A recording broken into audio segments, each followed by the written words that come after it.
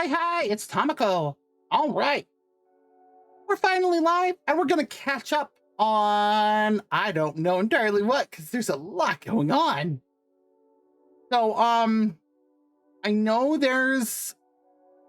I think it was an event type thing for Yatari, and then there's a TV special for Lucia. Where's there's the Hoyle launcher.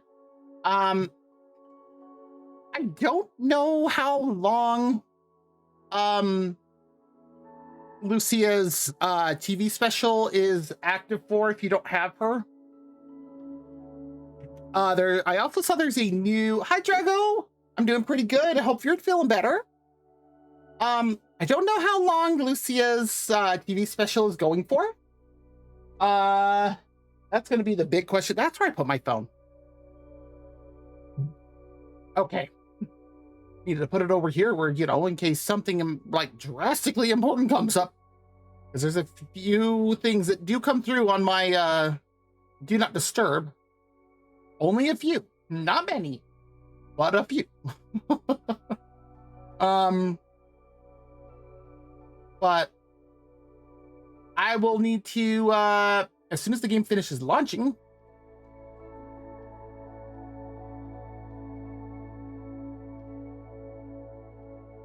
This song is Crescent Moon by Holiday on the Moon.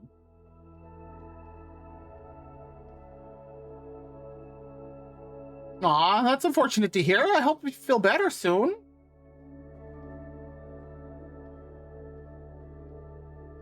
There it goes. Wait, I left the... Oh. Because I've been working on getting all of the stuff set up for my Monday stream, I still have crowd control active in OBS. I just noticed that as I've been pulling things up. And I'm like, oh. Well, okay. It's not that big of a deal. As I'm going through, I was like, huh. That's interesting.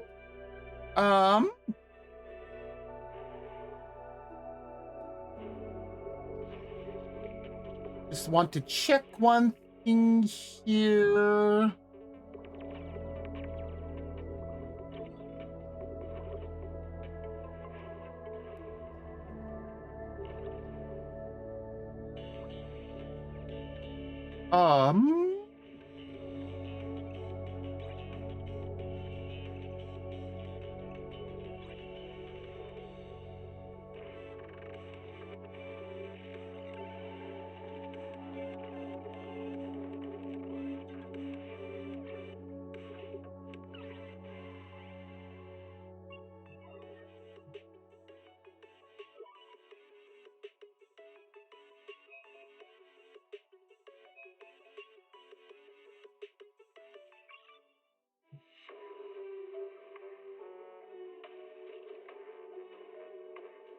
Just trying to check something on my captions because I want to make sure that they are working how I want them to.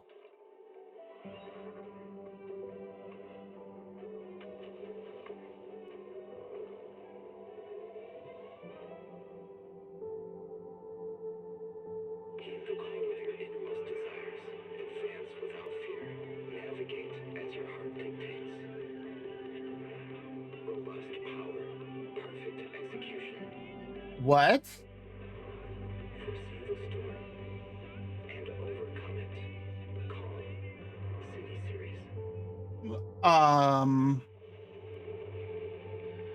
Aw, that's unfortunate to hear, Drago.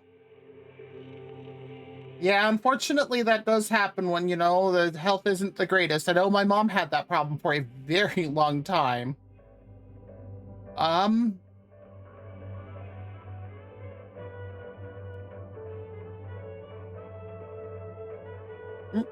Wait, what?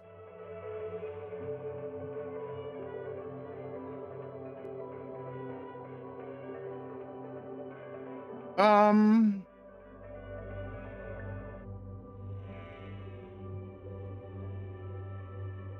Is this it? Okay.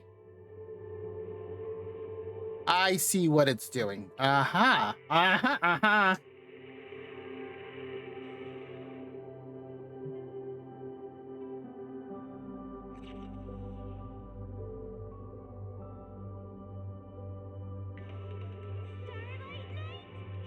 Um,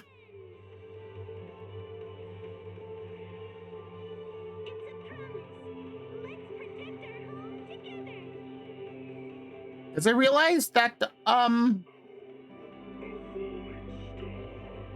yeah, I don't, whoa. Absolutely not.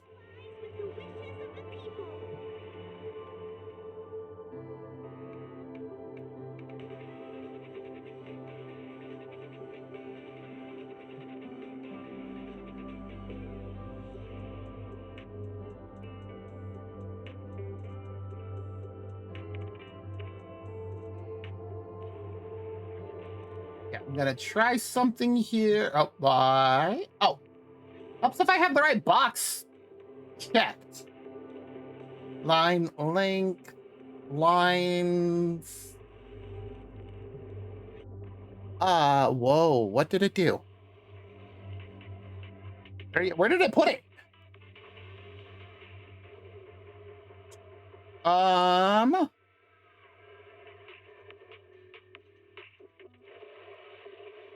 yeah.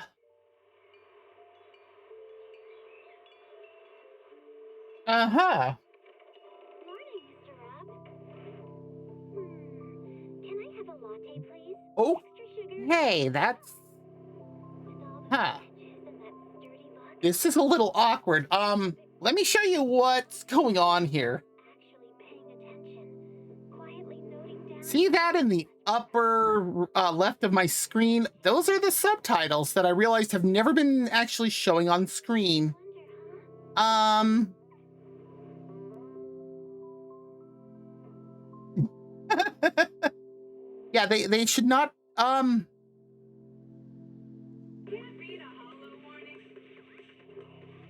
why, okay. I need to fix one thing first.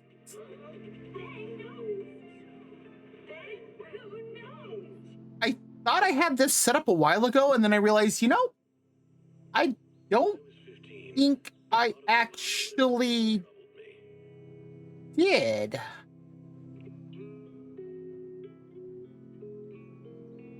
Oh, that's why. Alignment, vertical alignment, left top.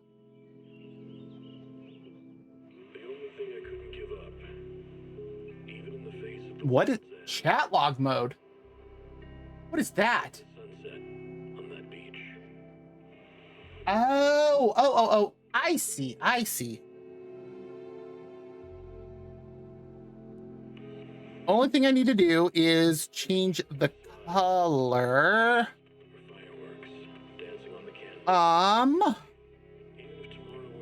Oh no, we can't do that. We cannot do that color, because that is just straight up red, and I know some people have red-green color blindness, and that is not good.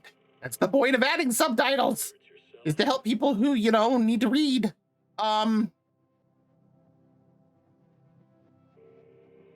lilac. Okay.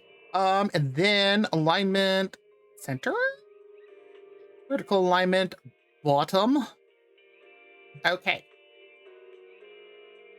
Hey. Hey.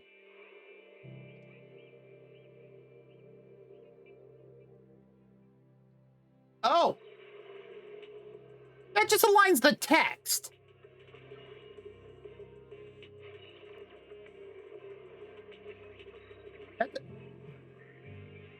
Wow. Whoa.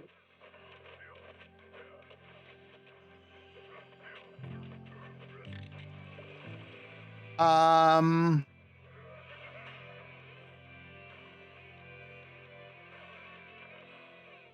Energizing combo sets. Hearty noodle. Whoa. That is not where I want subtitles to be. Oh my god, no. Absolutely not.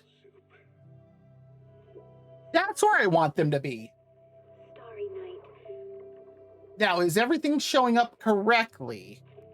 A flame. It's still going to be in the upper left of my screen for a moment, but Cherish with okay. her luminous Let me do this. We're going to do one more transition, and now it should be right above the clouds next to me. Ah, Yet the father. that's so much better. Flame and glare. And it maxes out at 6 lines. Sky. Okay, and this is like above everything too. So regardless of what's anything that does on my stream, I just need to do one more thing here. Oh, that's not what I wanted to do.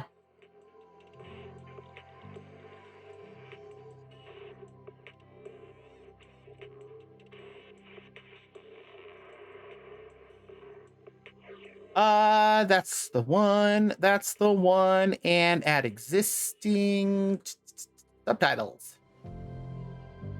Why?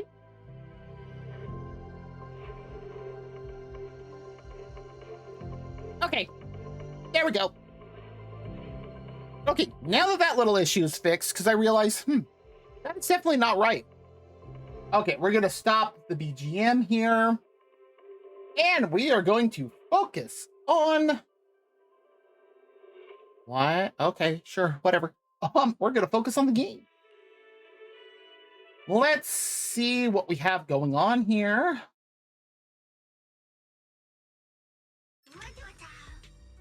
Ooh, free boopons. Actually, I don't know how many of those I have. A Chronicle of Counseling. By my Shifu's order, I now run this little fortune stall. Wait, we're running... Is Acho getting a break? That poor doggo deserves it. Bring me your worries, and I'll ease your troubles. Today, I'm in charge. Hang on, wait, everyone, please light up. So we get some polychromes, we get a tuning calibrator, some freeze chip, senior investigator logs, and Denny's. We have 9 days left. And it's only 3 of 5 unlocked, so we are not going to do this today.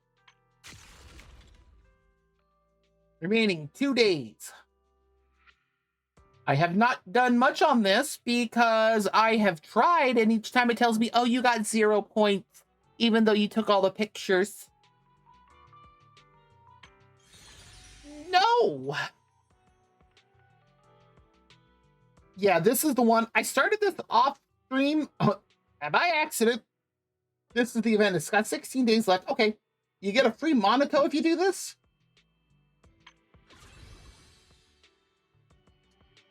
Oh, this is it. So we still have 2 weeks.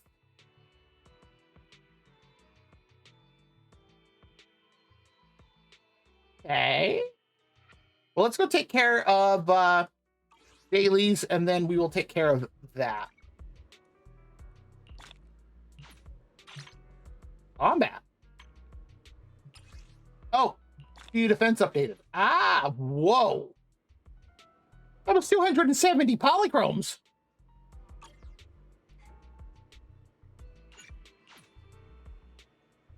Really? I only have 3 of... Okay.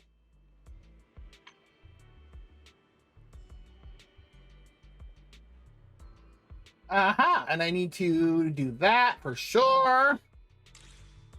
My battle pass is almost done.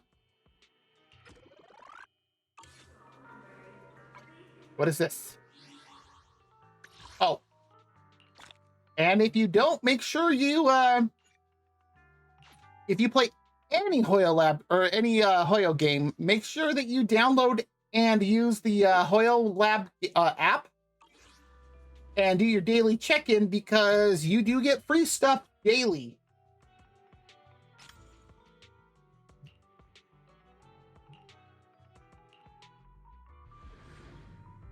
We are going to go see the fortune doggo quickly.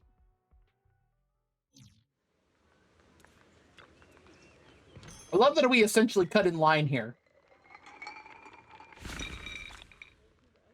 12,000 Denny's. Well, I love that the two ladies are over here like, what is that? You know, it's like, don't worry about it. It's just Beeline. What is new here? Oh, just new.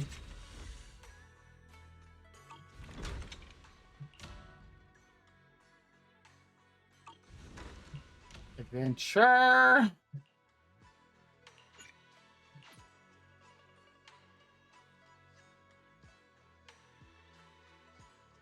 We'll see if those are the ones that I need. I'm never sure half the time because of how often it changes. Holy crap. Nope, it didn't. Okay, that's fine. Hot.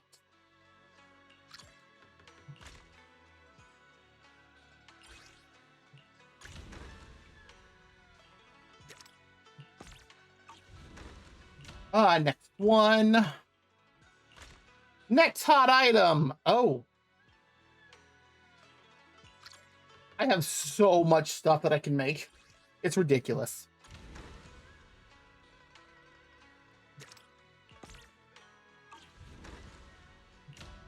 Next one. This one.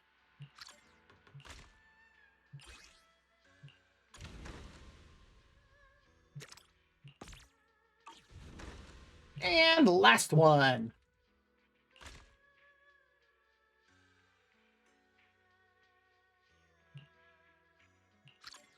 That is a lot.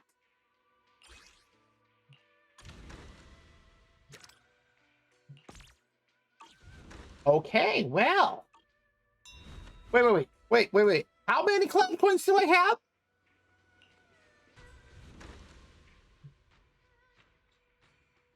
$71.5 million. Okay. The video store. Hi, ma'am. What's oh, you're leaving. Okay. Go talk to 20. Rent a videotape. You should. Oh, thank you, Billy. Who to? I haven't used Ellen in a while.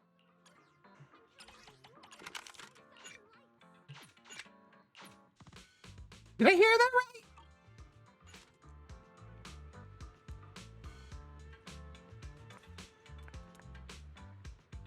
Who's saying something about getting 5,000 likes? Okay.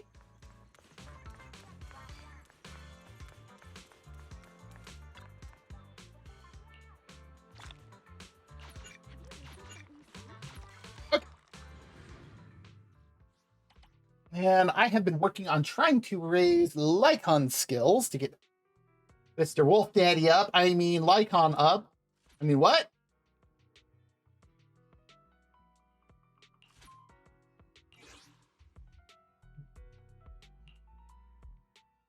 Not sure if I want to use any battery on this.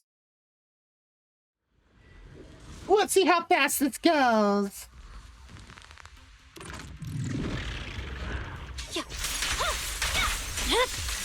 It's over. Scatter!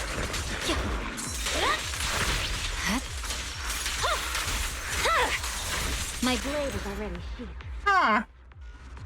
It's like they didn't stand a chance.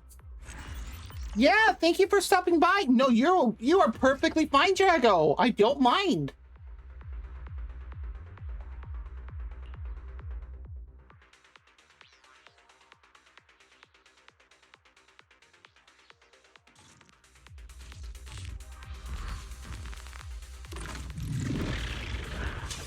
Oh, really?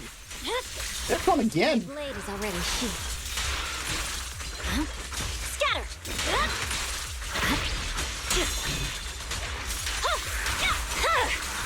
It's over. One of them thought they could hit me. They thought wrong.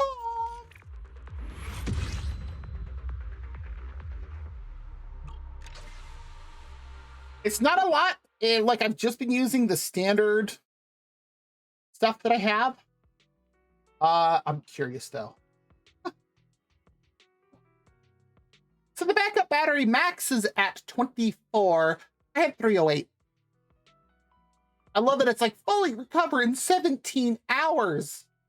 What, of keeping the game open? Because I don't believe that.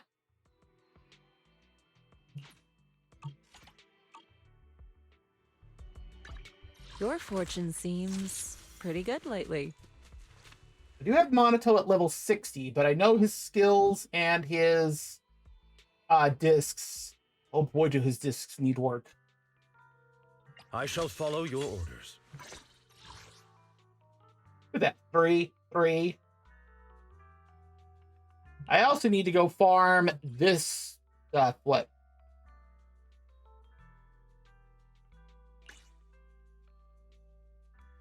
Oh, wait. Oh. Need 3. Oh, I need 7. Yes. I have to fight the ballet twins 2 more times.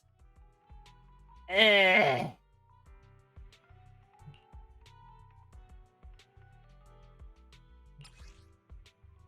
So basic EX, and then basics done. EX, 1 more. Not gonna do a hamster cage just yet. All right, let's do this one. I have a few frost chips.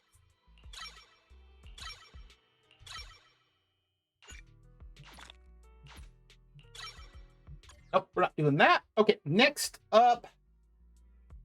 Upgrade suggestions. Okay, dodge. No, that's not dodge, that's assist.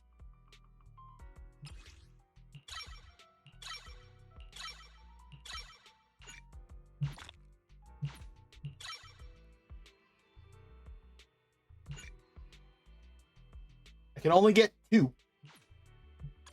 Okay, then we'll get this one up.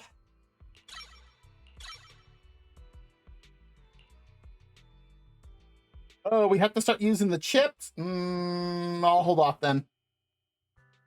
I'm still gonna need a bunch of frost chips to get his stuff up. I'll need to get 2 more ballet shoes, if. And I'll need to get a bunch of these. Teleport! I'm already there! Which one is this? Ethereal Pursuit.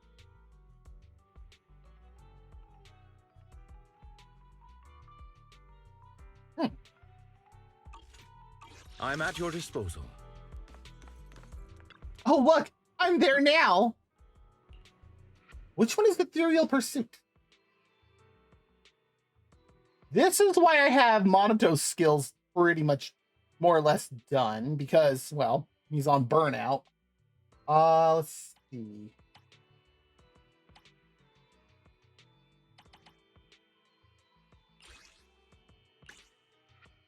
Oh, it's an armored hottie. One of these things. Oh, in fact, it's for Lycon, Chingy, Billy, and Zhu Yuan. Oh. Whom I also need to do I need to do this for Chingy and Billy eventually. Good to know. Weakness, ice and ether. This thing is just begging me to bring out my Miyabi. Like, it's rare to encounter something that has like resistance to ice. I think, what does Jane have it? Resistance ice. Yeah, so I still bring it out on the field. That's right, I bring out Miyabi. Guess who still gets absolutely wrecked by Miyabi? I guess I should go like this for stream. Yeah, that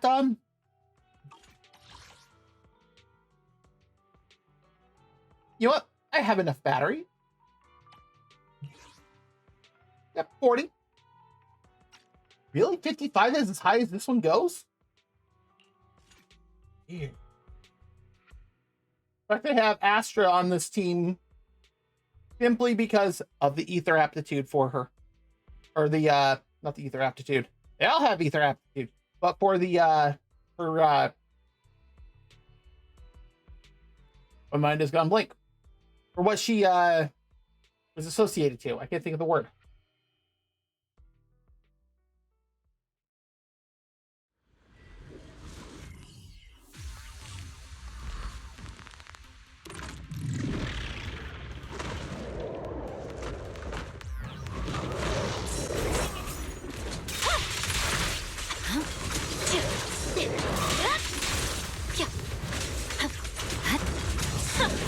You're done. Scatter.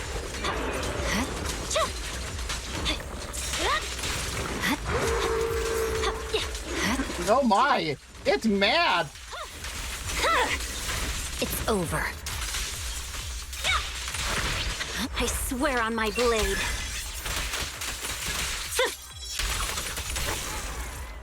Oh dear! The ether puppy has been put down! But that howl, it sounded rabid. We had no choice! Or something. I don't know. That took, what, 38 seconds? Huh. Nothing. Yeah. That one... All of these over here for that, these are all a cakewalk.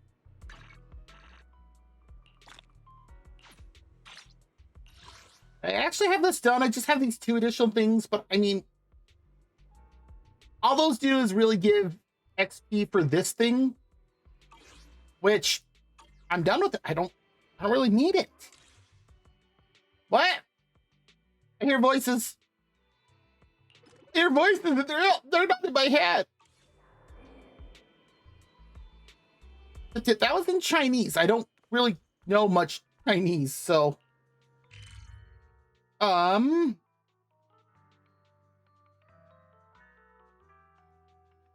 that's a lot of people I can go meet. Alice is hanging out in Fantasy Resort? Okay. What was that? That is not what I wanted to tap.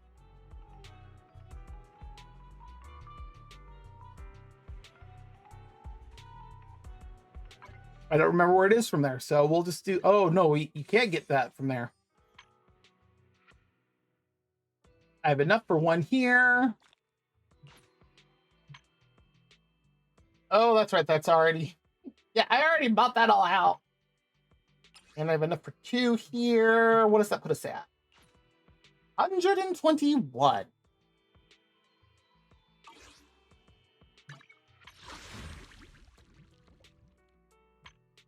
How many did Oh! I have 22 Wupons. And I want to get Beeline up to max.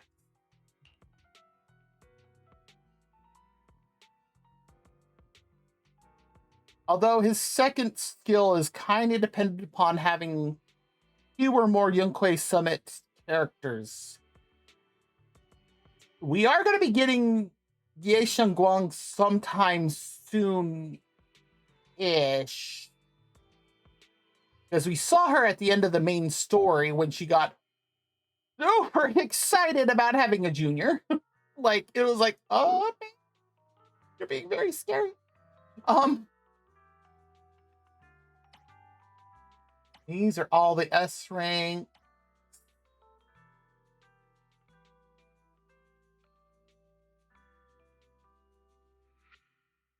Yeah, I'm gonna leave it on Beeline for a bit.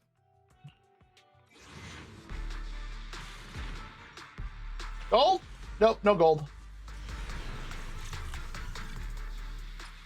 3 A's though. 2 penguin boos and a bullseye.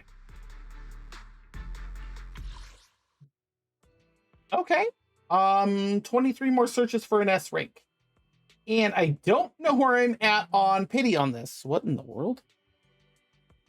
Oh, it's windy outside, so my tree's triggering one of my cameras. Fun. Go! Nope.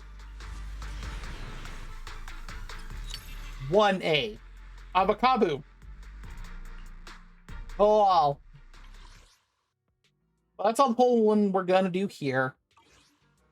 We are gonna do some polls in Genshin when we get over there, because oh my god, have I done some I've done some exploration in that game.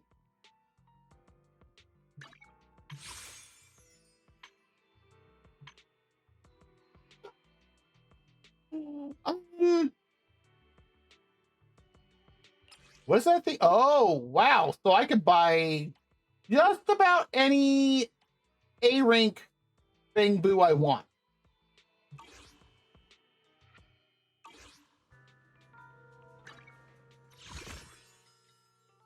Well, let's go.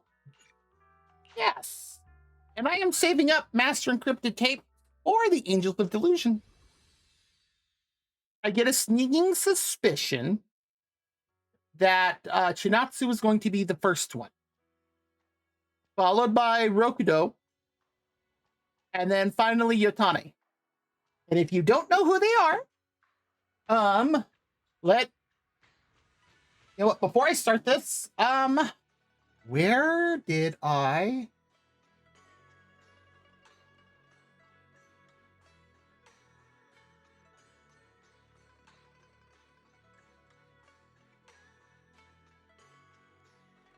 Is that the photo I want? No, that's not it.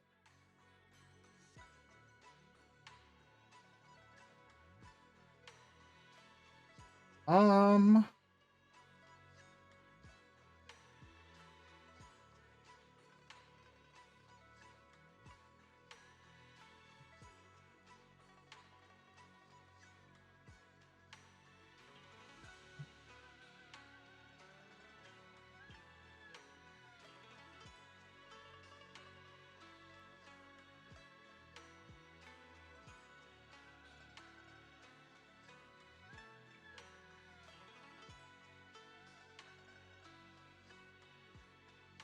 That's not the one I want. Okay, we're gonna have to go over here and do it the hard way.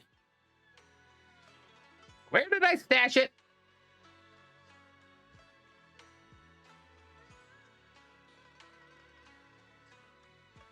I think I just clicked on the wrong thing.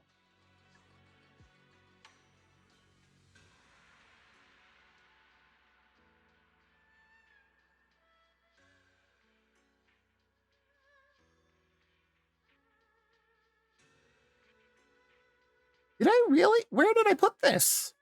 I found a great photo that somebody had put together showing all three angels. And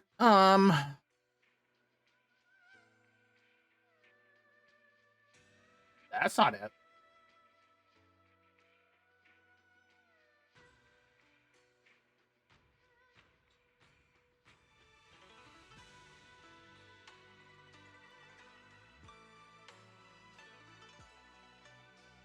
Um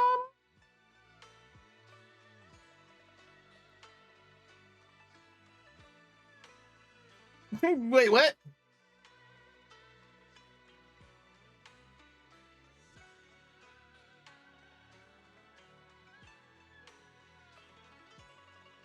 Where did I put this?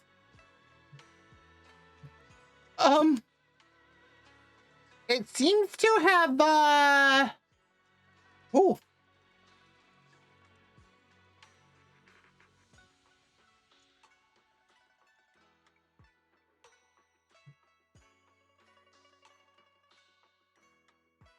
Wow.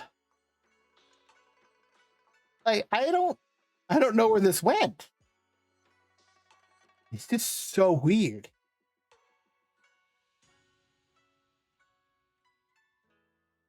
What?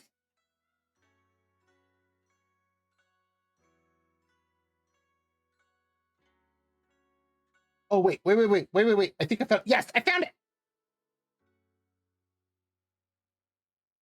What the heck? All right. Well, that's obviously a spam email. I'm like, no, no, no, no. Now, where's OBS? OBS. There you are. Wait, how did it open twice? Okay, sure. Why not? Okay, image.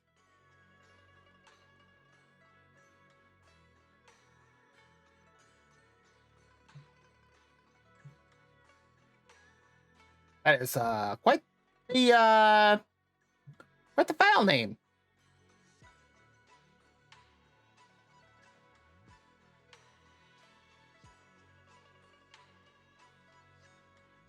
Looks like I'm gonna have to resize it slightly, but this is going to work.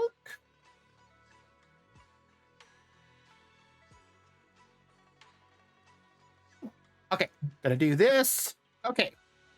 This is what I'm saving for. It is the virtual idols that they are going to be bringing up that have been here since the beginning of the game, July 2024.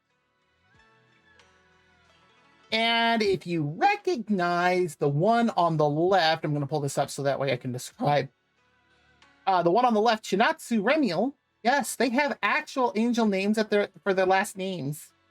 The one on the left was actually at the end of the summer event this year, or Astra's concert at the Fantasy Resort. He was just listed as Shy Girl. These three have been confirmed officially. There's actually a Chinese, Japanese, Korean, and English account for them now on Twitter. I will never call it by its other name. But yeah, they have all been in the game since the beginning. Hinatsu is the musician. Yutane is the actual like singer. He is a intelligent construct that is also so she is an intelligent construct that can use a digital avatar to look also human like the other two. And Rokudu says Rokudu on this, but her name is actually Rokudo, is the songwriter or the lyricist. And it's like, oh, okay. And yes, she has actual wings coming out of her back. There is an actual X-shaped scar on her back, and I'm like, oh, I really want to know more about them. And apparently, Rokudo also likes to play pranks on the other two. And I'm like, okay, you're just making them more entertaining already, and we've only seen one slight appearance for them in game so far. What else? What else are you going to show us? Okay, let's go ahead and get this started. Well, those 650 internet credits are useless to me. Only I could send them to people who need them. Well, Lucia said she needs to see you, but considering what I know of her, it's a bit too early for her to be dropping by, right? Oh, Ro, it's never too early or too late. She'll just drop by whenever.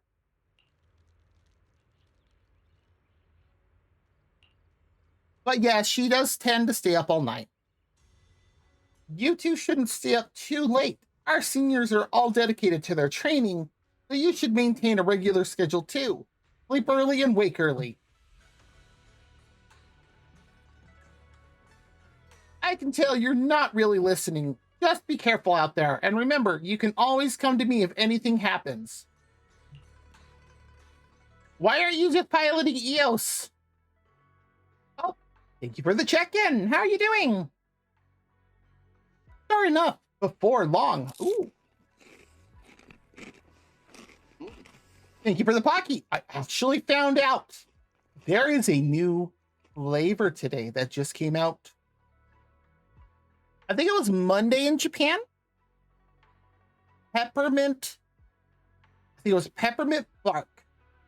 And I'm like, I need to get this.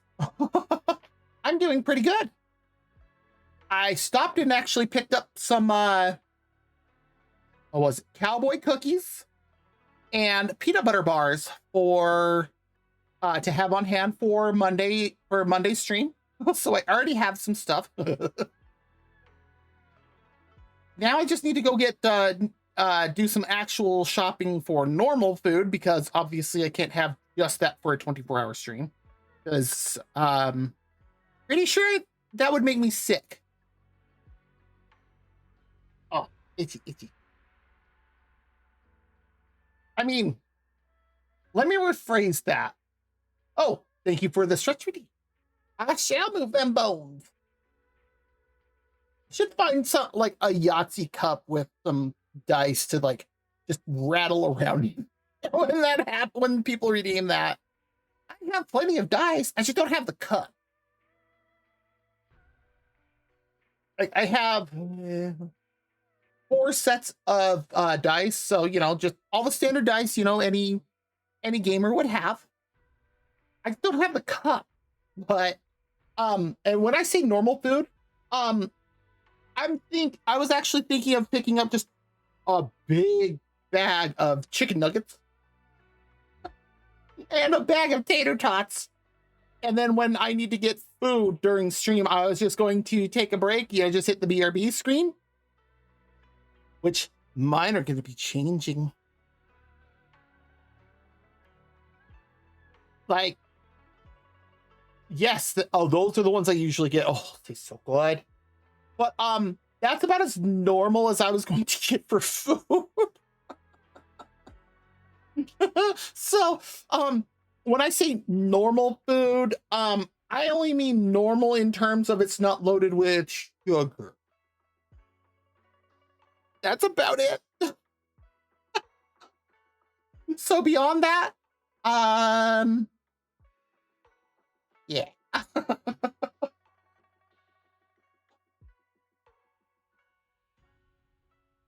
Oh, absolutely. Oh, I could not do no food.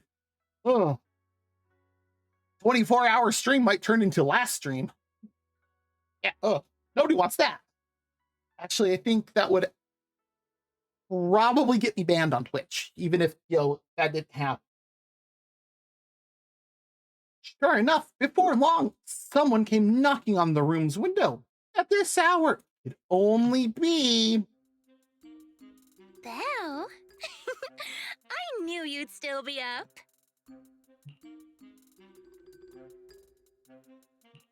Huh? Didn't you specifically tell me to stay up tonight because you wanted to talk? I knew I could count on you, Proxy. Anyway, the reason I'm bugging you at this hour is... I was hoping you could help me with something. Oh boy. Lately, my ethereal research has been like a Tarrasque mixer trying to get through the old metro tunnel in Cretan Hollow. Completely stuck.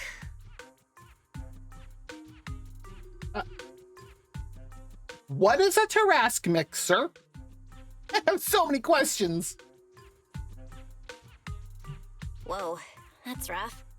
How are things going before you hit the bottleneck?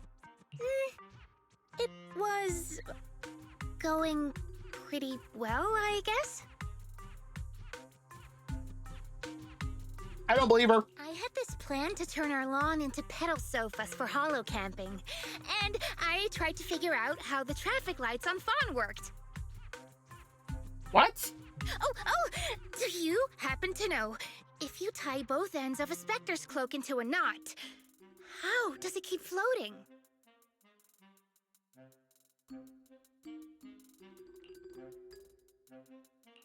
Wait, Lucia, where are all these research ideas even coming from? What do you mean, where? From the Hollows, of course. Just walk on in, run into a couple of ethereals, and boom! Research inspiration! And people thought that Bernice was a little bit weird.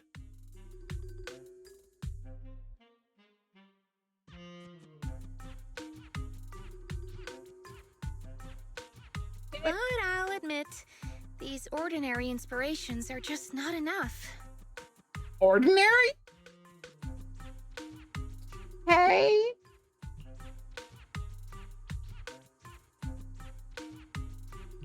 The inspirations are not enough? Or should I be asking, what about the other ideas you had before? Hey, that's a loaded question, Belle. Proxy, could it be you haven't read any of my posts on Spook Shack? I guess the titles of my posts haven't been catchy enough.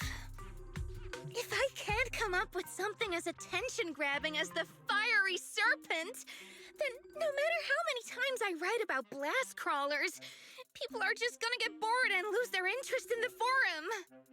And when that happens, where can I find leads on the night horror? What's a night horror? Some rare ethereal you're interested in? Well, it's kind of a long story. And I get the feeling we're going to be told whether we like it or not. For now, think of it as an ethereal. An ethereal that can enter people's dreams and talk to them.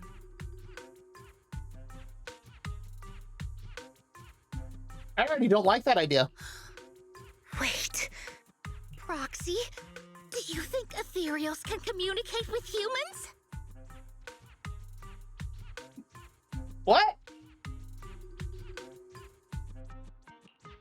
I'll indulge her. Anything's possible in the Hollows.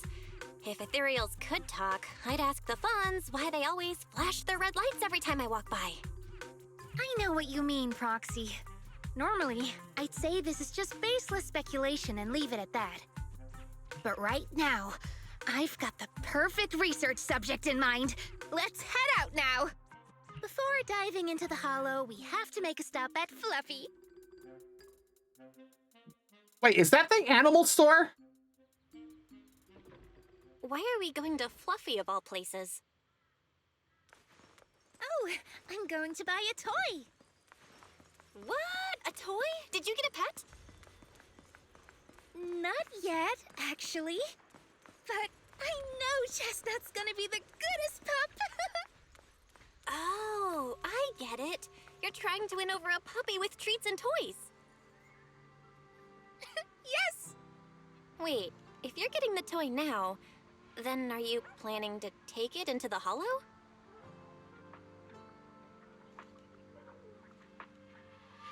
Okay, she didn't answer beyond that. Wait, look at this kid! Look at this!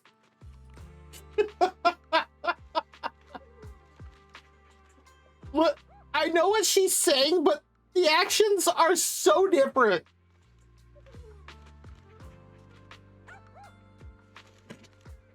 Finger wag! It's finger wag as she's talking to her mom.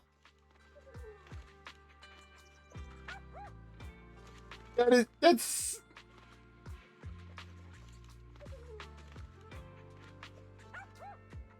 I want to try and get a screenshot of this. Come on, finger wag. I think I got it. I'll have to check that later. Hi, Karen. Hey there, welcome in. Looking for something special today? I guess. If I want a little doggy to come up to me on her own, what should I get? Is that insensitive to ask a dog, Thyron? Honestly, you don't need to buy anything to get close to a pup. Genuine kindness, some patience, and a little passion. That's all it takes to win a puppy's heart. Karen would know. It's true! I love that Karen's like, wait, no, seriously. Well, if Fluffy's shopkeeper says so, then it's gotta be true. Plus, Karen herself is... Yeah, I trust her. What were you about to say, Belle? Come on, say it. No. I'm not saying I don't believe it. It's just... Chestnut's a very particular little pup. It's an ethereal dog.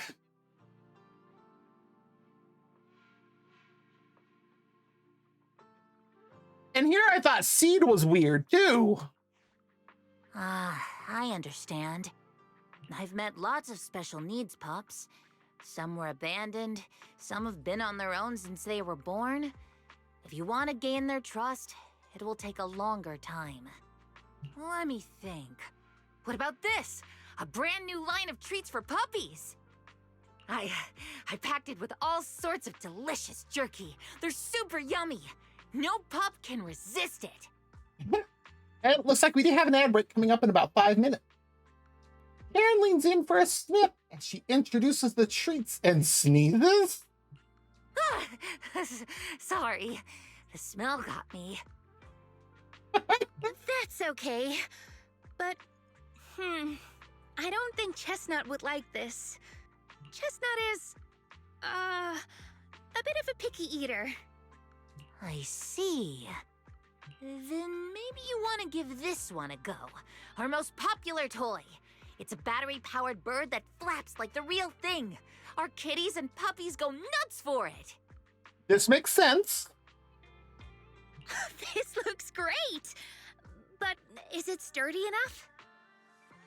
I'm afraid not.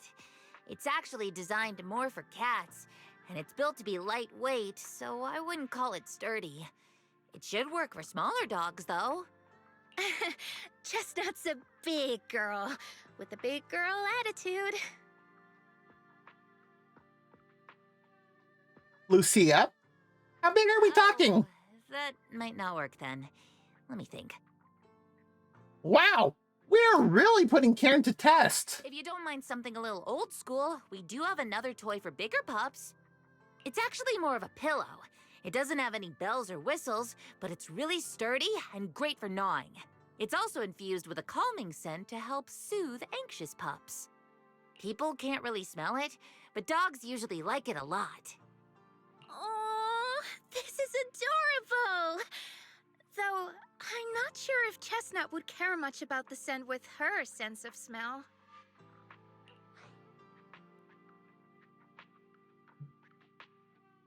Yeah. Is a big, picky, grumpy puppy with a weak sense of smell?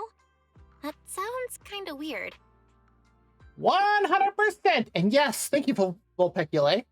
That is a reminder that I do have a 24-hour stream coming up on Monday, starting at my usual time, 4 p.m. Pacific, 7 p.m. Eastern. What's weird about that? Every puppy's different. Chestnut's just got her own little quirks. Like being an ethereal? I'll take this one, please. It's a chicken leg. Highly recommended by Karen. This is the most durable dog toy at Fluffy. A small cushion. Wonder which special pup Lucia plans to win over with it. Oh. Thank you for the toss drop. Hi, how are you doing? Helps if I click the right thing. Hope it helps you bond with that special little pup of yours. It's gonna help do something, I'm sure. It definitely will.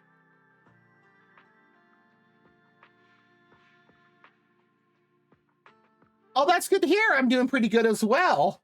I realized also that I did not have my subtitles fixed properly before, so you should see them now. Maybe. Are they not working now? I don't know. I'm gonna have to go through and do a bunch of I need to do a bunch of fixing up in OBS this weekend before Monday anyways, so I'm gonna be doing a lot of stuff. Lucia takes the cushion Karen recommended, then rushes off toward the hollow. Better catch up quick.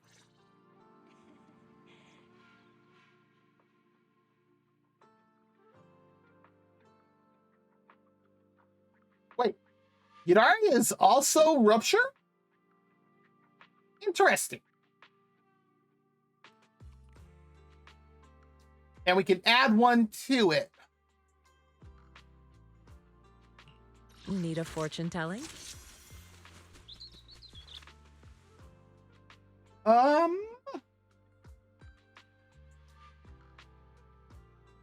We're gonna go with There's no harm Yishwen. in switching things up from time to time. No Bing Boo, though. Okay.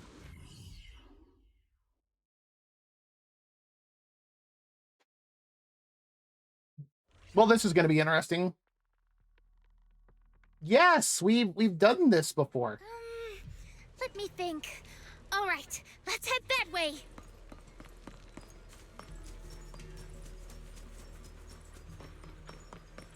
Helps if I don't get caught on things. Huh? Isn't that Called it. strange? This place was nice and quiet last time I was here. By nice and quiet, you mean there weren't this many ethereals back then? Not exactly. But the ethereals here were always pretty chill. They hardly... Thank goodness you guys are here. Annoyed he sounds I annoyed. was this close to being killed. That sneaky little hottie totally set me up. Yep, that's what they're called. A hottie. Huh? Which hottie are you talking about? Among the pack of ethereals that surrounded you, I didn't see any. Okay, it looks like our break has started, so if you need to get up, stretch, grab something to eat or drink, use the bathroom, whatever you need to do, go for it. We'll be back in 3 minutes.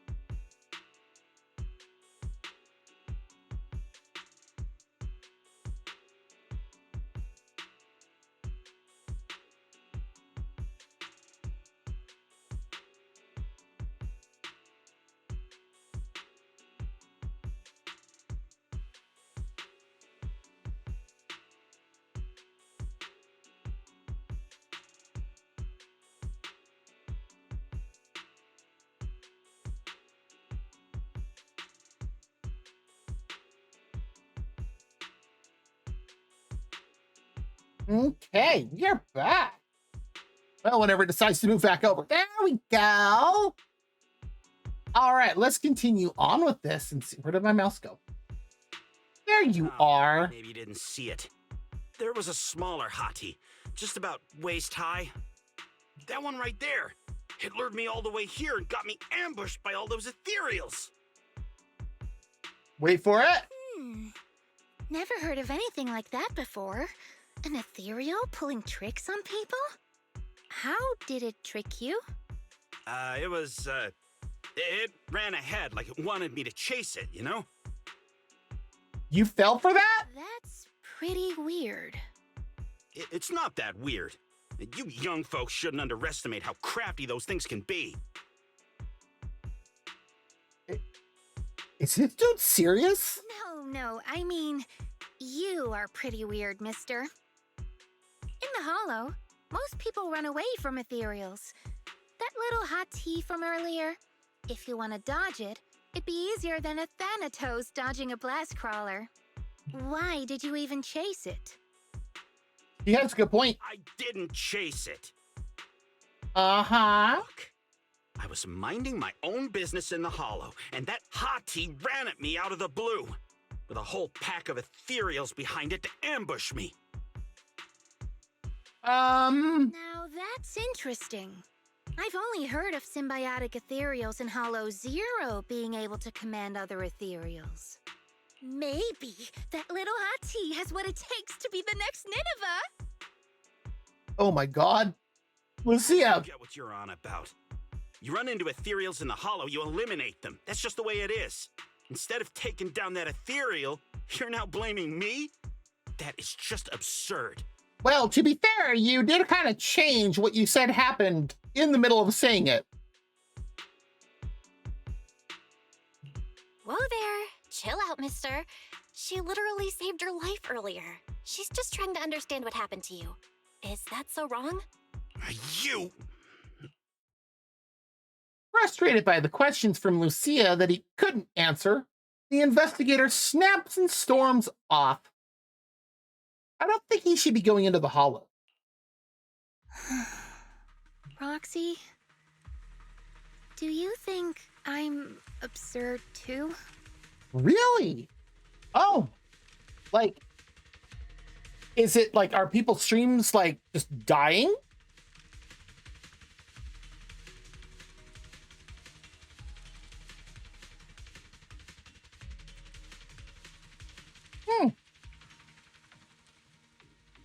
Oh, interesting.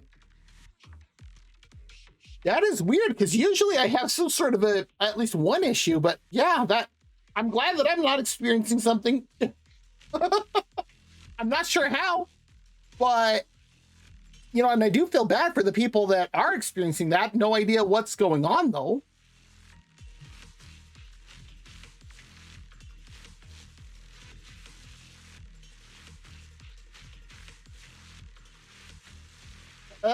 Yeah. Oh.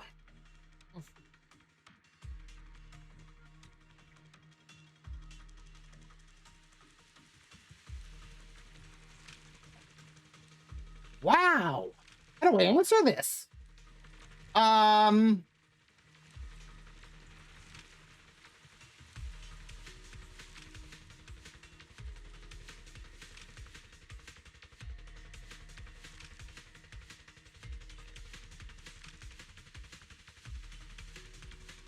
I guess I'll go with the first one. What do you mean? You've always been a little absurd, no? Just kidding. I've gotten used to your unique way of thinking. Ethereals are dangerous, sure, but that doesn't mean strangers are any safer, right? I knew it! Now we're totally in sync! Like how Arimon and Spectre always find each other in the dark! What? Plus, that investigator earlier was quite the weird one. I mean, that's the first time I've ever heard anyone accuse Chestnut of hurting someone. Wait, Chestnut? Who? You mean that little hot tea the investigator was talking about?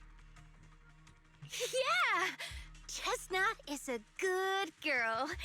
Ever since I met Chestnut, she's never harmed anyone from outside the Hollow. More than once, she quietly led me to injured investigators so I could help them. This one time, right around here, my carrot stopped working. Chestnut just happened to stroll by and guided me out. I was right. It's an ethereal. A hottie? Working as a rescue dog in the Hollow? Are you serious? And here I thought your ideas from earlier were wild. Forget Bang Boo, we've got rescue ethereals now.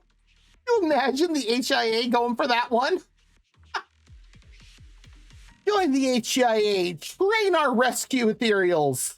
Just to have people go, wait, do what now? No.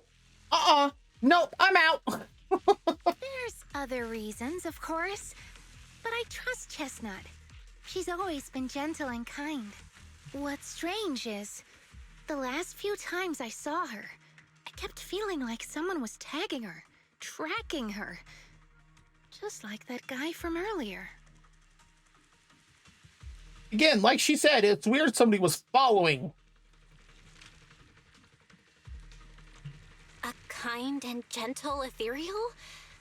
I need a second to process it. Those other reasons must be really important.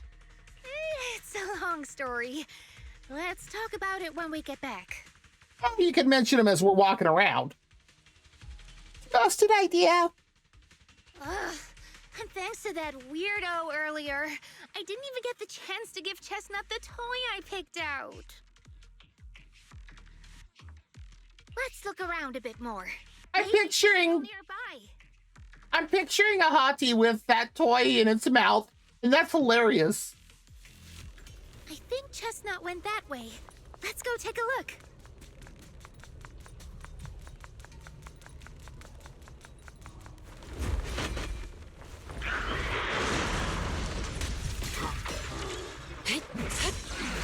I got you.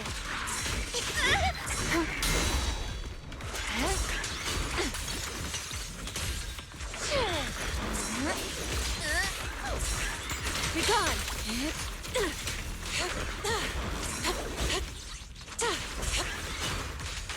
Focus. Obliterate form and spirit. Scatter.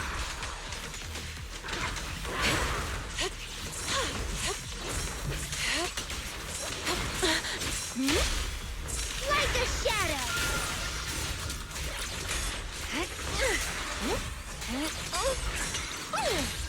The ending's already written.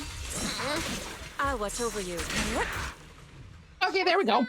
I know you're there.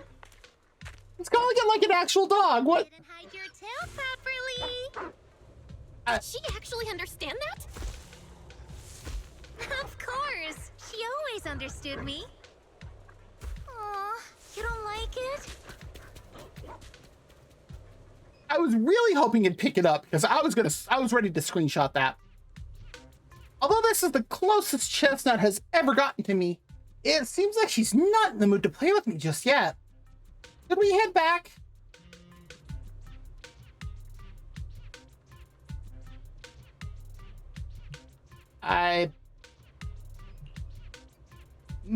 Because of me or Chestnut, but I think I know what you want to ask. Let's talk about it once we get out of here.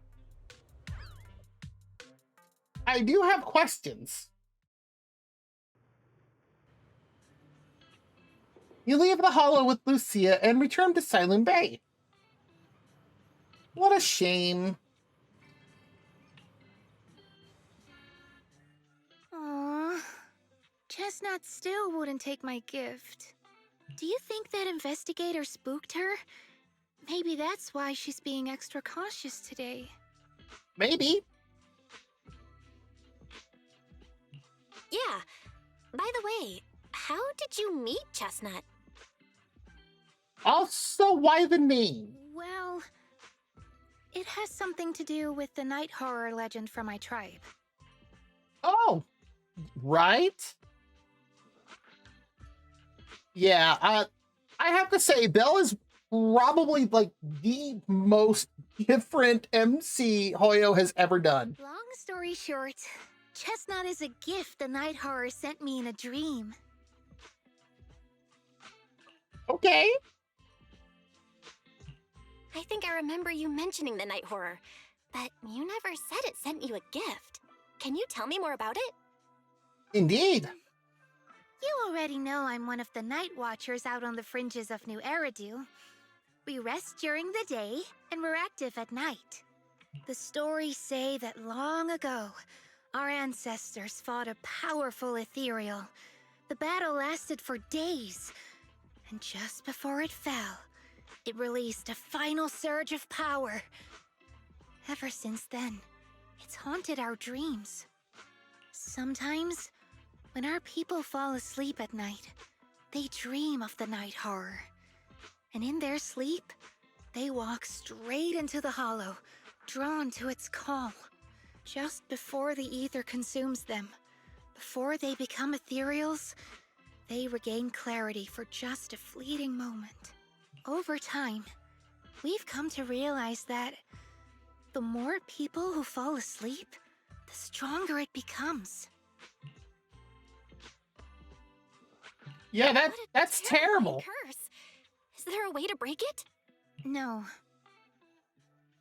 That's even That's worse. why we moved to the outskirts of the city and stopped sleeping at night altogether. If we must rest, someone always stays awake to keep watch.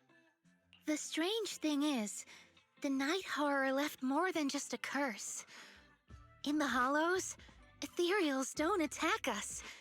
They see us like we're one of them.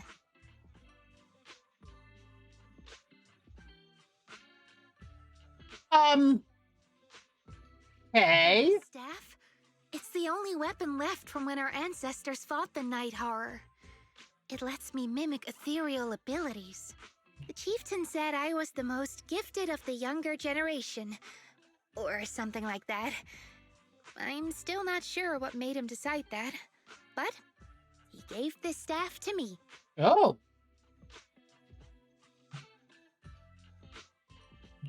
Wait, Lucia.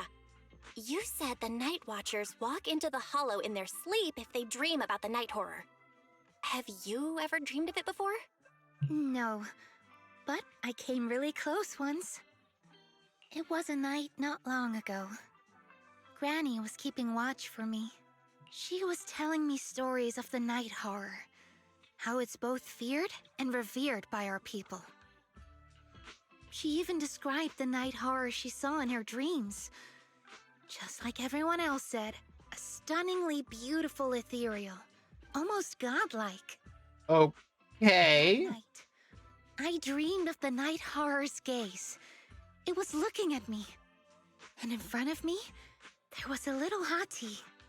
It looked tired, like it had been through a big fight. We stared at each other, like survivors meeting after a disaster, still cautious, still on edge. Not long after that dream, I met Chestnut right where the dream had guided me. She didn't seem eager to be friends, but she wasn't hostile either. And she treated the other outsiders kindly too. That's why I've always believed Chestnut is a gift. A little dog sent by the night horror. I know she's being honest. I have a hard time taking this seriously.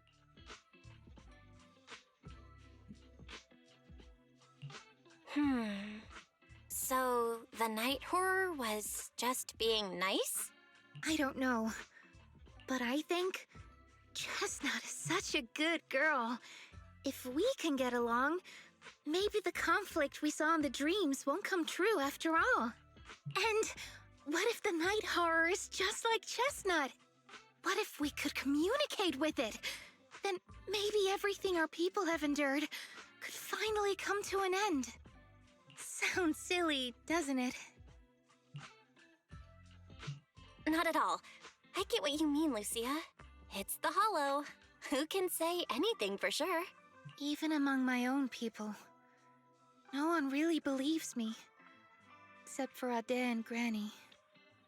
And one of them's no longer around, so...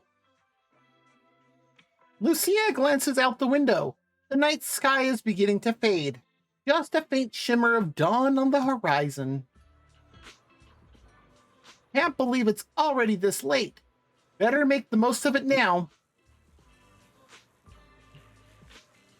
Nope. I finally got away from home, and there's no one to tell me what to do. So it's time to stir up some trouble. Today, I'm gonna pull an all-morninger. Yeah, haven't you heard? Getting up early in the morning can really mess with your health. I used to think that was just something only night watchers had to deal with.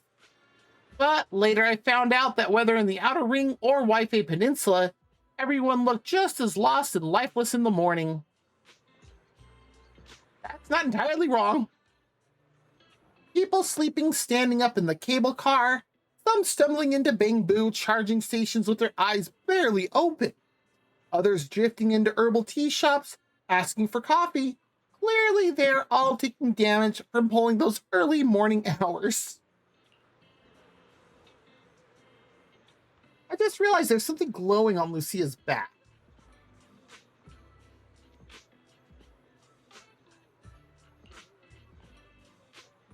Really? But they just need to get some sleep in the morning, like Grandma told me.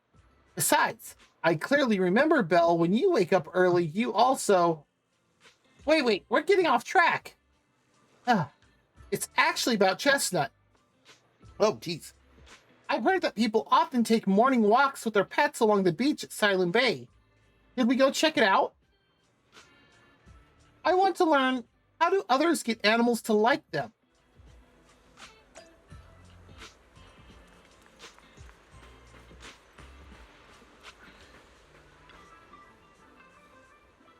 Wow. Want to say hi to her? Hey there, little birdie. So cute. It's rare to see a bird willing to perch so docilely on someone's shoulder. He's really friendly with people. Only my dog would rely on me like that. There may be a chance she's just being lazy, not wanting to flap her own wings, and just wants to use me as her personal ride. The little bird pecks the man's ear hard. After the man begs for mercy, the bird gently nuzzles her beak against the side of his face. Wow, you two are real close. I get it, animals can be moody sometimes. As humans, we need to be good at having patience, but also seize the right moment to create opportunities for communication. That's right. I trust she won't hurt me, and she trusts I won't hurt her. Everything else is minor, though honestly, this one did hurt quite a bit. Ouch. I get it. I trust that Chestnut won't hurt me. So next time if she ignores me again, I'll say something to make her angry. When she gets mad enough to bite me, I'll apologize.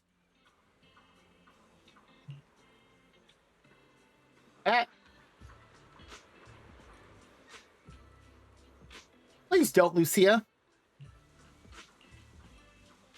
Exactly. It's just a little dog. What trouble could your Chestnut possibly get into? Oh, buddy, you have no idea.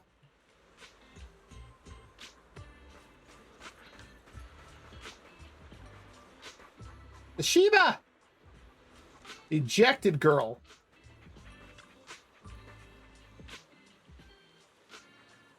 Hello, good morning. Bad morning, unfortunately. All right, got it. So what do you want me to do now? The cocky little dog barks loudly a few more times, mixed with some impatient sneezes. Then he lifts his head and turns around, clearly a sign he wants to leave. The girl walking him heaves a heavy sigh and turns to ask Lucia, "Sorry, what were you trying to say just now?" "I wanted to ask how you and your dog usually get along." "Oh, it's simple. He screams at me, I obey. If I don't obey, he screams and then I obey." I think we know who the master is in this one. "He always manages to cause even bigger trouble, and all I have to do is follow his bark and call. We are a heartless tyrant with endless energy and his poor slave. That's pretty much it." "Oh." "Of course, I've thought about doing something about it, like starting a grand rebellion. grabbing him and jumping into the sea, ending it all once and for all. But then I thought, I'm not even as good a swimmer as he is. What if he swims back to shore and tricks someone else with that innocent act of his? Wouldn't I just be letting another poor soul fall victim?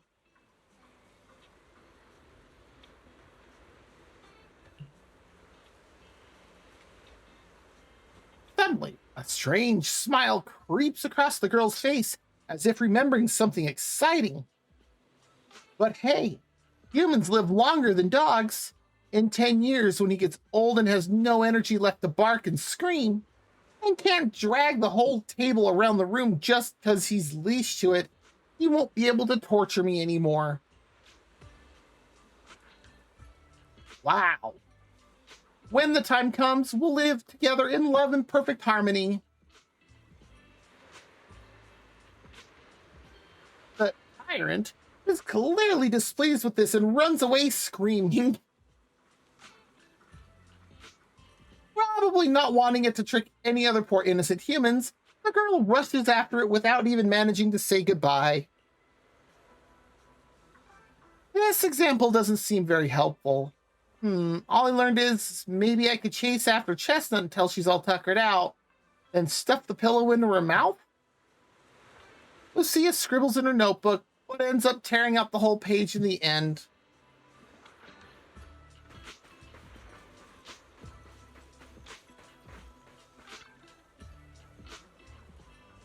Hey, Lassie, what's up? Hi, sir. Are you taking your turtle for a walk? The composed turtle raises its head slightly, nodding gently in acknowledgement. Okay. That's right. Old Buddy here was my grandfather's good friend. He passed it down to my dad, and when my dad passed it down to me. Technically, I should call it, you know what? Let's not get into that. I mean, some of these turtles can live like 100, 150, almost 200 years. So, yeah, they can outlive human. Your grandfather's good friend. Lucia counted on her fingers, trying to figure out the generational relationship between the two elderly folks. Many years ago, when I first got it from my dad, I was still young. Back then, I found it too lazy and slow, so I just kept it in a water tank. It seemed to know I looked down on it, so it gave me the cold shoulder too. But over these past few years, I've grown old and can't walk much anymore. It forgave me for neglecting it before, and now it's willing to keep me company when I go out to soak up some sun. That's nice. I wish I could have a quiet moment with my dog too, but I don't think she likes getting too close to me. Take it easy, young one. When words fail us, we can still speak through actions. Simply keep communicating with them, and they'll eventually understand.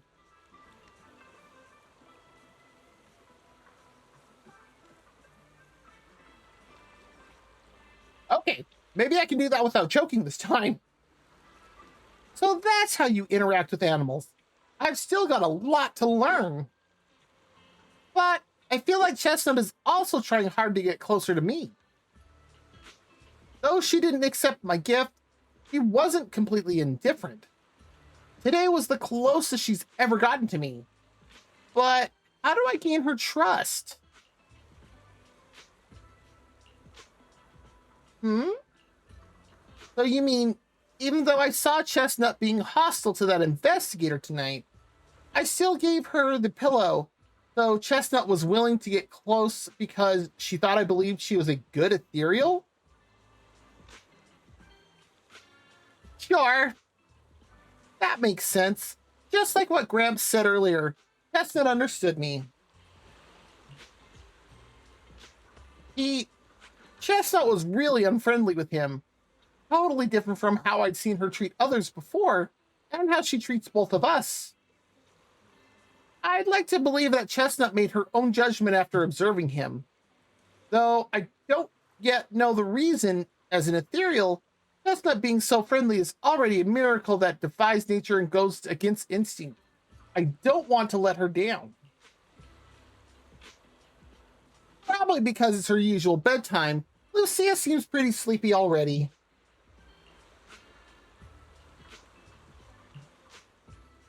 All right, tonight's Hollow Bedtime Tales ends here. Even for a planned all-morninger, this has gone on way too long. I need to get out of here before the Night Emissary's magic wears off. I'll come find you when there's any new developments. Like a princess from a fairy tale who must leave when time runs out, Lucia waves goodbye, pulls up her hood, and gracefully vanishes into the crowd. On to part 2!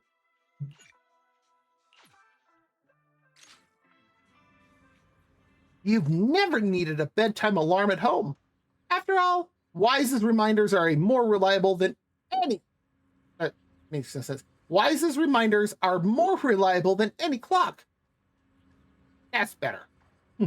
But tonight, a familiar visitor will be coming over.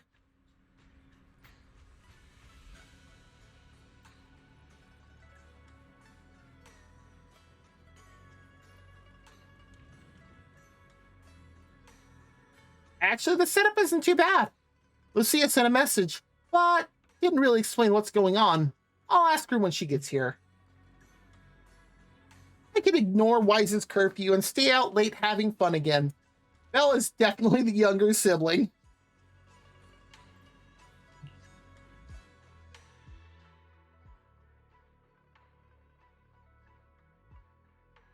As promised, your midnight visitor arrives in the dead of night once again. Belle! Oh, that sounds urgent. What happened? Don't panic. Take your time and tell me slowly. It's the night horror. There's word in my tribe that the night horror has returned. Uh-oh. Our old chieftain. He sleepwalked into Lemnian Hollow, and no one's seen him since. What? Was it an accident? Lucia fell silent for a moment, still trying to gather her A thoughts. few days ago, some people came to speak with the chieftain.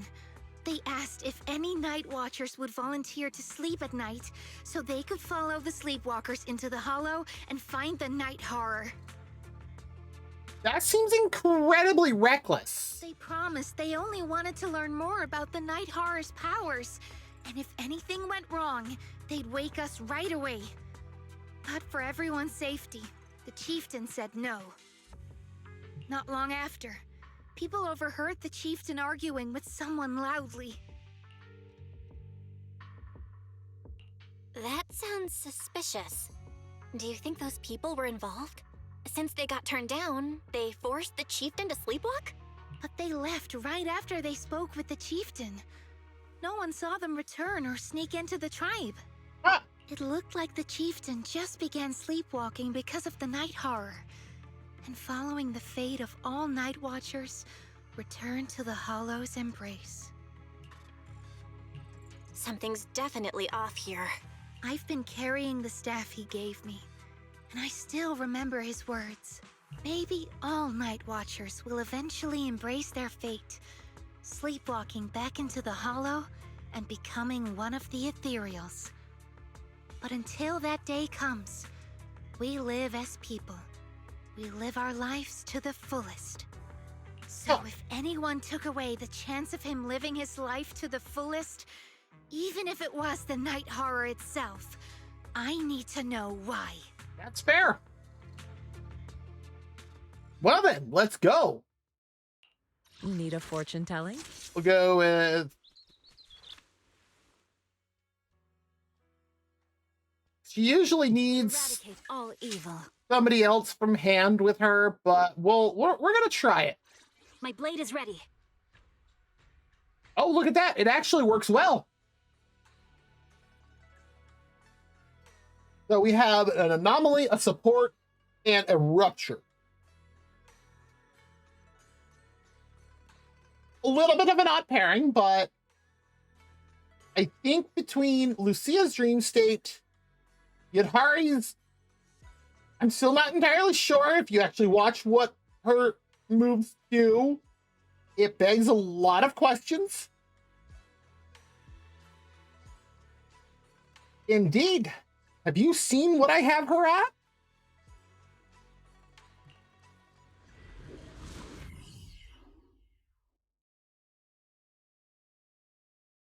Can't show it because it has to be locked in immersive storytelling, but this is the spot I was told about earlier.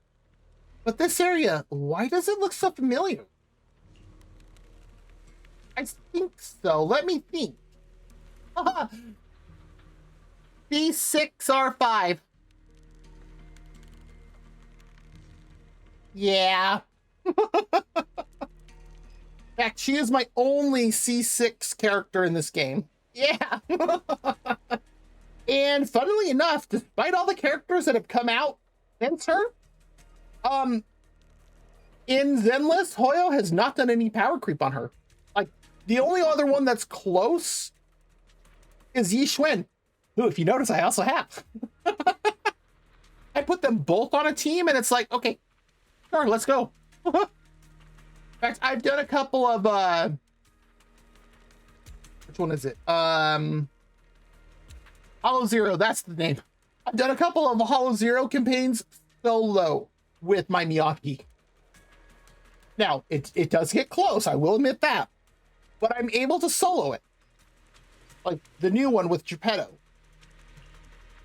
This seems to be near a path Chestnut often takes. I've run into her here a few times before. Weird. Is it really just a coincidence? Anyway, let's search around for any traces the chieftain might have left. Like what? Okay, ma'am, what is on your back? Oh, wait. No, seriously, what is on her back?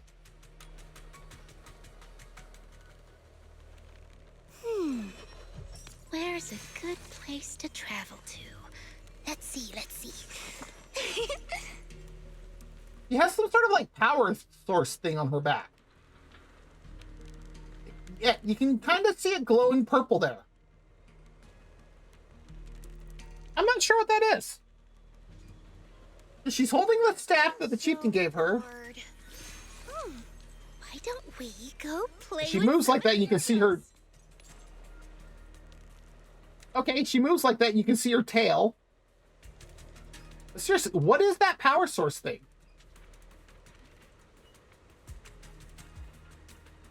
Huh.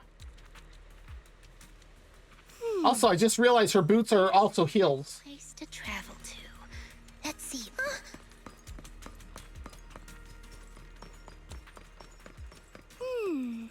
A crossroads. I see marks by the roadside. Let's check them out. Thankfully, there are these plants that haven't been corrupted yet. All this fluffy, dense moss around here. It would take at least a month to grow to this thickness and height.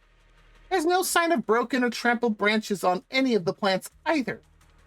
And there's definitely been no one in that viney area. They're covered in tiny thorns. No way anyone will be able to get through there safely. This isn't the right way. Let's go look elsewhere.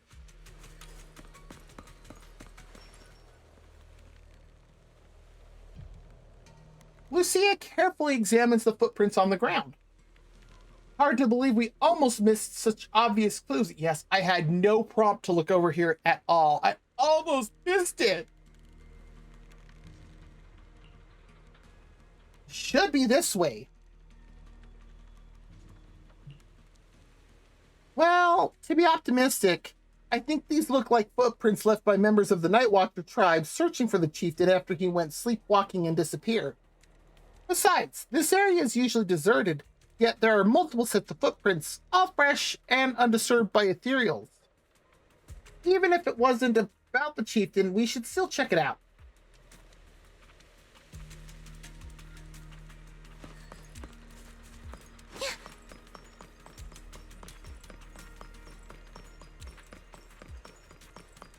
The ethereals seem kinda riled up today. Huh? How do you know that? They all look the same to me. See the glow? Good Lord, on the Hidari. cores? It's shifting fast. Much faster. About 20% quicker than usual. Whoa, you can tell?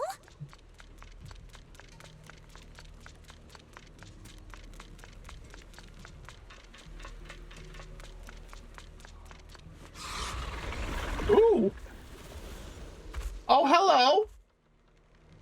Ah, it's a hater. You actually know this ethereal? Wait, did the chieftain? No, not like that. But if the chieftain had turned into an ethereal, he would be a far stronger one than this. Huh? Oh. Go chieftain, I guess. High-rank ethereals never get along. So if one is flexing its muscles here, it might actually be good news for us. I'm not following what you just said. But if you're calling it good news, it's good news. Yep. But first we need to deal with this little troublemaker.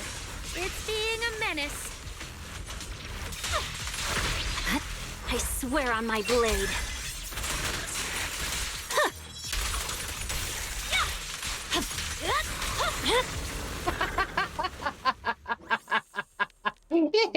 It couldn't touch us.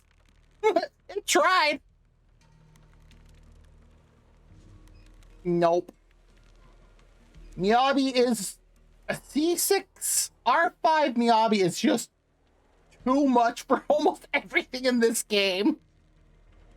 Lucia walks around the area and finds a few markers, which seem to put her more at ease. I hate to break it to you, but that ethereal we just saw was definitely a hater. They were all Exaltus priests before turning into ethereals. Oh, I'm shocked by that. From what I know, making a hater requires some prep work, so to speak. It's the Exaltus exclusive cheese.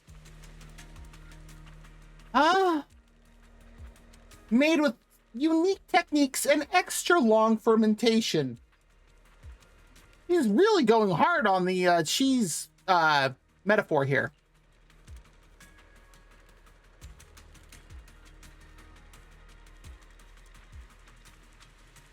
Sorry, I suddenly lost my appetite for cheese too.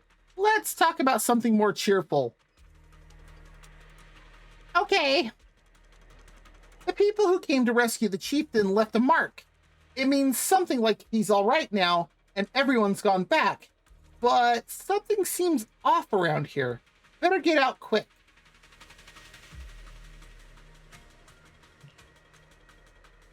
Sometimes, Night Watchers encounter more troublesome situations in the Hollows. To let our kin know about our predicament, we've established a unique and comprehensive system of markers. The message left behind this time, it matches what I felt. Hold up. I've got this feeling that something's making the ethereals around here restless. Look carefully. We might find something good. Oh? And I haven't seen Chestnut today. What I mean is, since the chieftain is fine, we should continue our previous research until we get new information. If I remember correctly, there should be an ethereal around here that'd be perfect for research. Yup. That looked funny. There were two Lucias. Lucia keeps scanning the surroundings, wondering why the ethereals are acting so strangely. No other clues nearby, huh? Oh, time for the comic book style. What was that? Huh? It's Chestnut. Chestnut? Did you come looking for me to hang out? Oh, you mean you want us to follow you? It already sounds like a bad idea. Come on, let's follow her. Hold on, just like that? Let's go! We've entered the Hollow so many times, but this is the first time we've had a tour service! A tour service? But I need to get a, oh, really?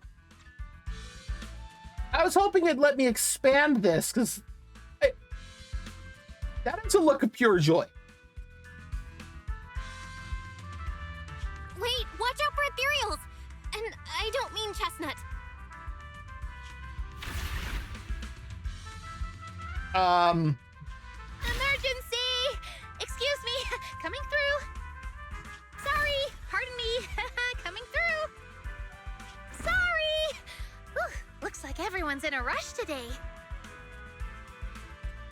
Okay. Weren't we supposed to be looking for clues? I think I just hit my steps for the day. Poor Belle. Oh, that must be Chestnut. Chestnut, what is it you're leading me to? Don't tell me we'll get all the way there just to find out she was chasing after a lost chew toy or something.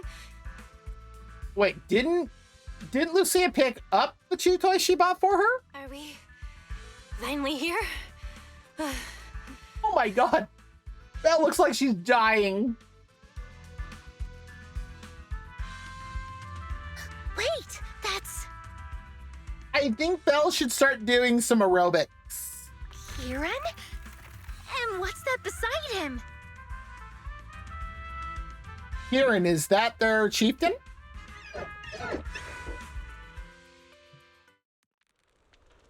Before Lucia could wake Kieran, more excited ethereals come swarming in. It's a party! And Chestnut seems to want to join the fight. Chestnut, I must be dreaming. So, Ahati is helping us beat up other ethereals? Watch out, Chestnut, here I come!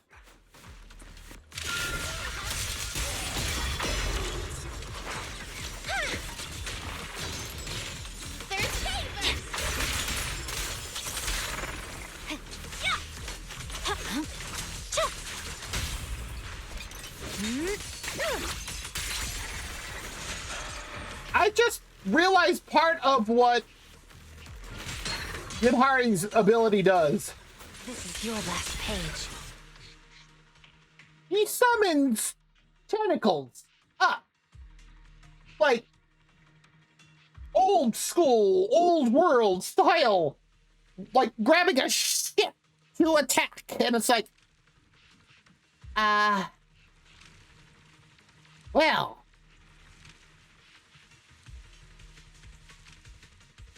Okay. It takes some time to wake up Lucia's fellow Night Watcher. Kieran? Kieran, are you okay? Well, this is the first time we've seen another one from her tribe.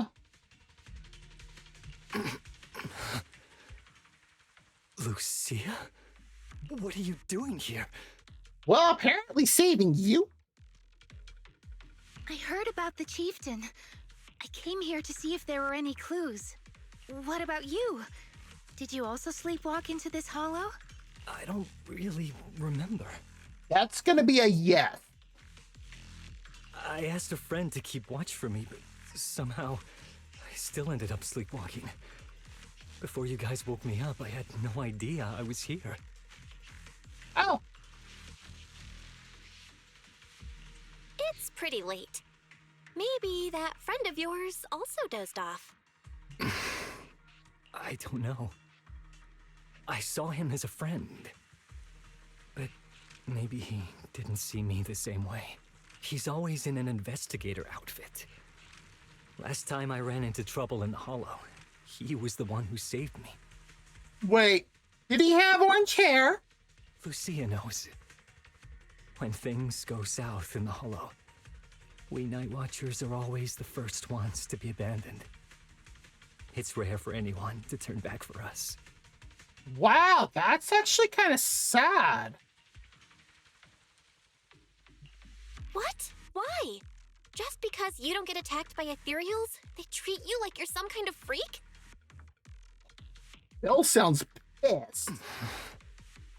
Mm-hmm. Especially when the ethereals come swarming. it really becomes apparent that we're Night Watchers. But then again, I guess it's not always intentional. Sometimes people genuinely can't tell. In the chaos, a Night Watcher in a helmet doesn't look that different from a frenzied maniac or a vicious striker. That's crazy. But there's something strangely funny about it, too. Sorry. I shouldn't laugh at it. In dangerous situations, people tend to turn on anyone they see as different. When panic hits, those so-called teammates usually choose to abandon us first. Wow! And they always say things like, "You'll be fine. The ethereals won't attack you. Just hide here. We'll come back for you when we can." That's messed up! Most of the time, no one comes back for us. That's why, after that guy saved me, I really thought he was a true friend. Clearly not! I understand what you mean. But has he been acting strange lately? Strange. Well, lately, he's been asking a lot about the night horror. And really digging into things like how we communicate with ethereals. Does that count?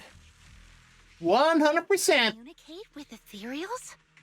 Yeah, he saw me trip over a beholder engine once. It just looked at me and left me alone. Didn't attack me or anything. After that, he got it into his head that Night Watchers must be able to communicate with ethereals. It has the power to calm them down. By the way, speaking of calming and communicating with ethereals, isn't that your specialty, Lucia? What? Aaron points at Lucia's notebook and staff, looking confused. You mean those ethereals I summoned?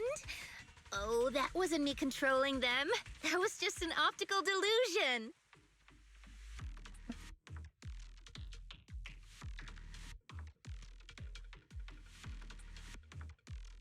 Oh my god. Optical delusion. I have to grab this. Wow. Here's some visual effects on top of simulated ethereal attack patterns. So it looks like they're there, but it's all just illusion. Why didn't she say it like that? I see. But what about this thing? What's this thing? Aaron, all confused, points at Chestnut, who is crouching quietly nearby. Oh, that's Chestnut. She says, just, calmly and matter-of-factly. This ethereal's been sitting there quietly this whole time. I thought maybe it could understand us. Wait, is it one of your illusions too? Ah, yes, totally. When sitting still, she doesn't use much ether, so she looks really well behaved. But if you try to make her do something, she can be a little slow. Lucia waves her staff at Chestnut, pretending to cast some kind of magic. Chestnut instantly starts wagging her tail and puts down. This illusion isn't doing very well. I'll have to practice more later. Aw, I was gonna ask her to do something else too. I'm so glad they animated that. This ethereal looks insanely real. I've seen some of your illusions before, but this one... Seems like you've improved your skills again. Congrats. I guess so. Thanks. But even with the staff passed down in our tribe, you still can't really control ethereals. Does that mean what the guy's after? Controlling or communicating with ethereals was never actually possible in the first place?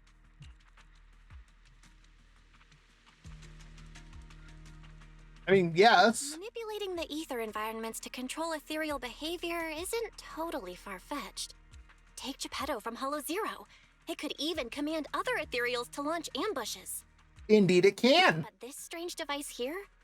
I doubt it can pull off anything close to what Geppetto could do. Yeah, like Geppetto can full on command multiple different types of other ethereals. It's actually kind of annoying the first time you do it because you're like, what's going on? If we're talking about massive symbiotic ethereals like Geppetto, then yeah, it could definitely manipulate the ether environment in a large area. And it does look like we have an ad break coming up in about 5 minutes. But I feel like we don't really need something that extreme to influence ethereal behavior. Oh? If we just want to change how ethereals behave, then maybe suppressing or stimulating their ether activity levels could do the trick. How As so? expected from our ethereal expert. Have you seen anything like that before? No, but the ethereals we encountered earlier were unusually agitated, as if they'd been provoked by something. Do you think it could be because of this device? They keep saying this device. Are they referring to our staff? And don't forget the chieftain's disappearance. What if someone's using the Night Watcher's abilities to try and communicate with ethereals, or to test how much they can control them? That seems like a bad idea. Are you saying that someone's been experimenting on us? Using our ability to sleepwalk our lives? For research? Yes, sounds like it. That's also bad. They probably want to exploit the Night Watcher's abilities to locate the night horror and research how to communicate with ethereals.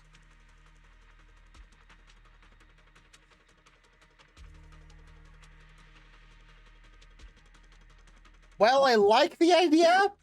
I do not like how it's being implemented. This is, like, terrible.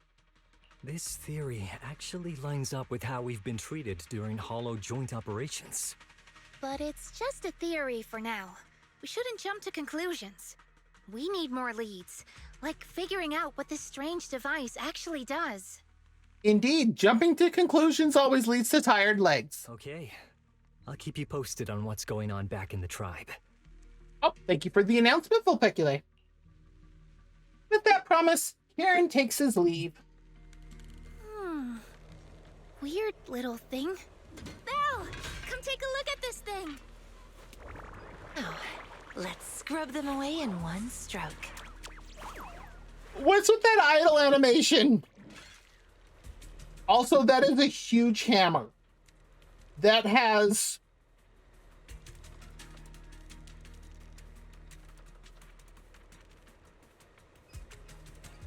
those are rotating saw heads. And he stretches like a cat does. They'll make quick work of the enemy. You know when cats stretch and then they make their tail go on end? Yeah. Oh, this is the device. This device looks like some kind of ether amplifier. If I'm not mistaken. I have no idea what I was about to say. If I'm not mistaken, the way it channels ether is somewhat similar to my staff.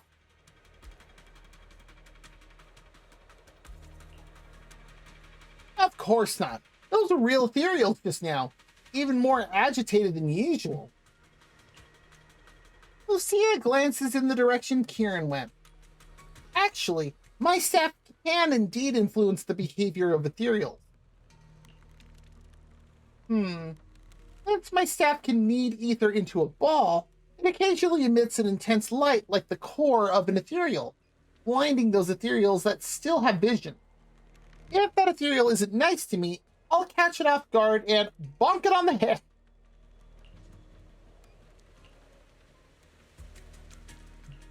Just kidding. I noticed you've been kind of out of it. Lost in thought 1 minute, nervous and talking nonsense the next. Feeling better now? Let's talk about this machine first. Looks like it's what's making the ethereals around here so restless. The chieftain's sleepwalking and Kieran's blackout, they're probably connected to whoever put this thing here. But who could have done this? The person behind it all? Do they also know about this staff passed down from our ancestors? You and Lucia turn toward the source of the sound. A familiar figure comes into view. Chestnut is back and brought along the cushion from before. Chestnut? Wow, you like this pillow, don't ya? Okay, that's actually pretty cute. Thanks so much for today. Will you come play with me again next time? It does look like the ad break's about to start. So if you need to get up, stretch, grab something to eat or drink, use the bathroom, she'll go come for it. We'll be too. back in 3 minutes once that ad break starts. Who will come to? Me? Poor Belle. It was nice meeting you, Chestnut. It's so excited. At Chestnut's enthusiastic invitation, you pet its head and tail. It's just as hard as you imagined, and you can even feel the violet ether flowing through its body. But this violet ether forms such a friendly puppy. It's truly fascinating. No wonder Lucia always wanted to find a way to coexist peacefully with ethereals. So we actually got to pet Chestnut. Wow. After you and Lucia... Oh, there goes the ad break. So like I said, if you need to get up, stretch, grab something to eat or drink, use the bathroom, go for it. We'll be back in 3 minutes.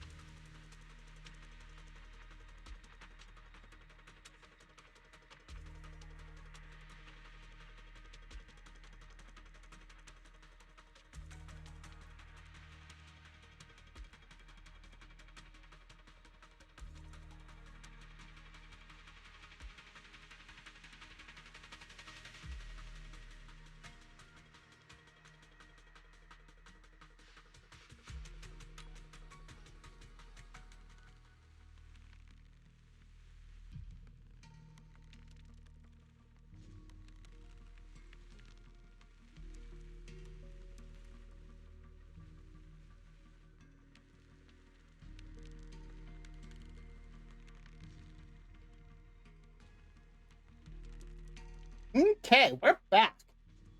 After you and Lucia spend quite a while playing with Chestnut, you reluctantly say goodbye and return to Phylum Heights. So we had some fun times with the pupper. Albeit a ethereal pupper. Oh, I want to know what Wise had to say about that. Dawn approaches. It's about time Lucia usually leaves, but she seems to be deep in thought about something. Oh, it's nothing. I was just wondering why the chieftain chose to give me the staff. If a family in Eridu had been holding on to a secret weapon, you'd expect it to go to someone powerful. Someone who could last the longest in the Hollow. Or someone who's best at taking down ethereals, right? Maybe. Not that the Night Watchers believe whoever slays the most ethereals is the strongest, but I don't exactly have any other qualities that stand out. But you really know the ethereals. The staff is a relic left behind after the Night Watchers confronted the Night Horror. Giving it to the person who understands the Night Horror best totally makes sense. I'm gonna agree. That does make a lot of sense. See? Actually, I've always had doubts about the true purpose of this staff. For decades, our chieftains have used it to fend off ethereals and protect our people from hollow disasters. But for me, defeating ethereals was never the goal. I wanted to understand them. Even among the Night Watchers, some say I've strayed too far from tradition. Oh? Right. You've always had a special interest in ethereals. I don't think I've asked before, but what made you want to study them in the first place? That's the $1 million question, actually. Ethereals. Especially if you've seen her Some character are born demo. From the Hollow itself. Some are the continuation of life in the Hollow. Some of them feel like projections of who we are in the Hollow. Others are quite literally the people we once knew. I keep wondering, when someone is corrupted and becomes an ethereal, when they lose their sanity and identity in the Hollow, is there really no way to bring them back? If we see the Hollow as our enemy, then it's nearly invincible. No matter how strong you are, I don't think anyone can wipe out every last Hollow. I think if you give me Abby a chance, though. But if one day we could uncover all the secrets of the ethereals, or if the Hollow itself could answer us, then maybe there's still a chance to bring our lost loved ones home.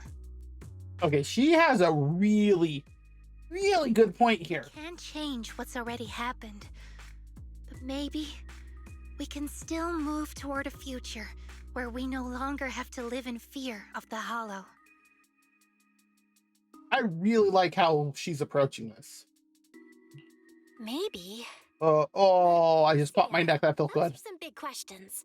Perhaps the old chieftain gave you that staff because he believes in your search for the truth. Is that so?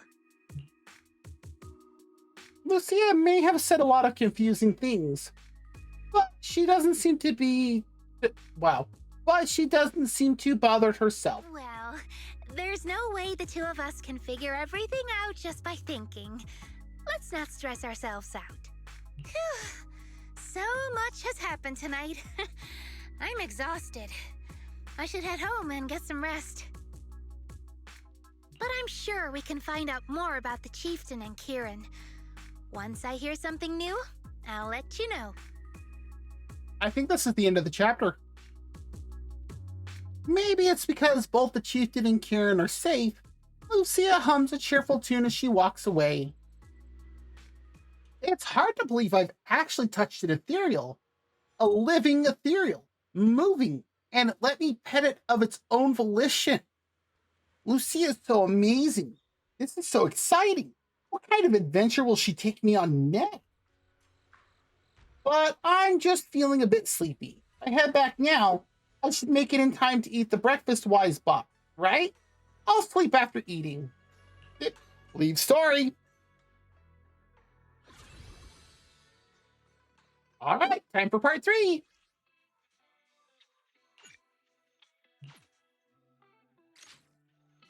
While wandering around Phylum Heights, you run into Yudhari. Now this is a rare visitor.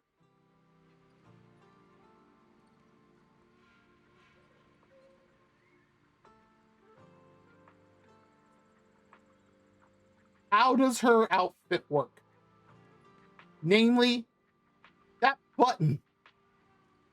There's one button.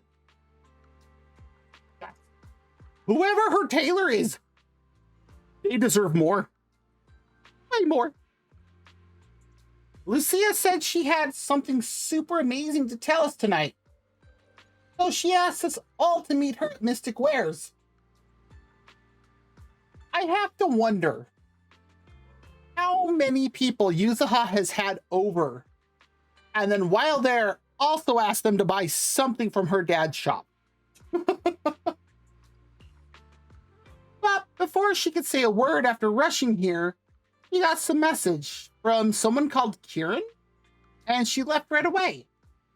Yuzuha and the others were also completely confused, but since their families were waiting, they headed back home. Though I think you might know what's really going on. Kinda. If you know about it, then I can rest easy. Lucia says she and Chestnut are waiting for you and wants you to meet them at this spot. Yudhari hands over a page with notes, clearly hastily written and torn from Lucia's notebook. Let's wait until you get back, then you can tell me what really happened. Also, what is it with sea thyrans and slapping stickers or whatever on their tails? We've only met 2, and it's weird that it's happened twice, but whatever she ditched us for had better be worth it, or else she's going to have to treat us all to Yumcha Sin at the very least.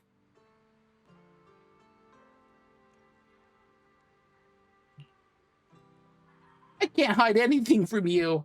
Yeah, I was gonna say, Yudhari's too nice to say something like that. I can't hide anything from you. We'll wait outside the hollow for you to bring Lucia back. But who is Chestnut? Don't ask, please.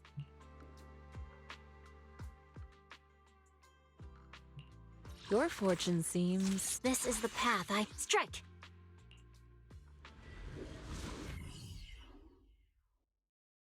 This seems to be a pretty good team comp. Oh! Oh! Oh! Thank you for the scritches. Oh, it feels so good. Oh, thank you for the scritches, Gerard. Well, hello, Chestnut.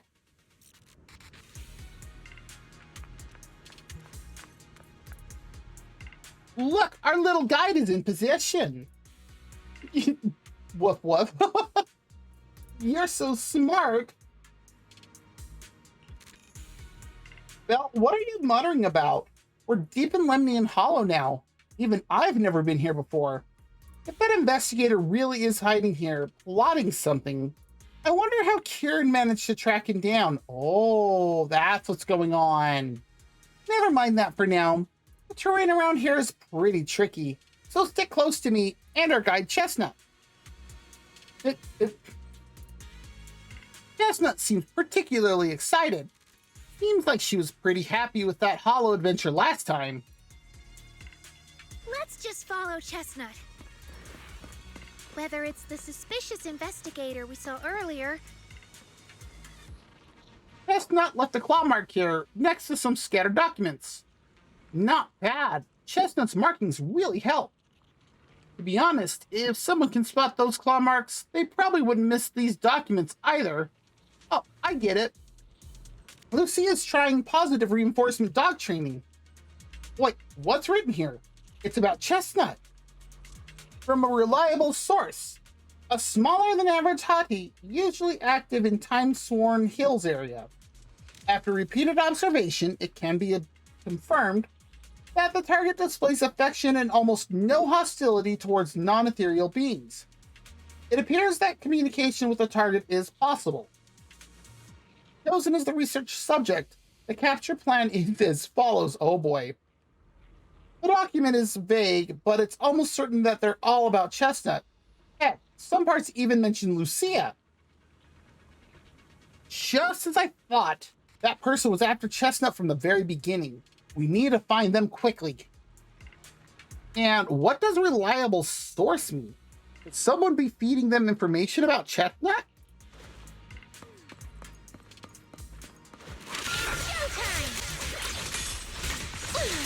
This is your last page. Lucia, I'll careful. This attack is gonna be tricky.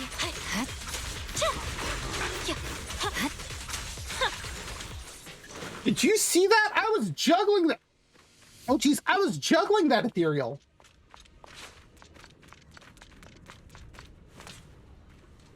A broken phone.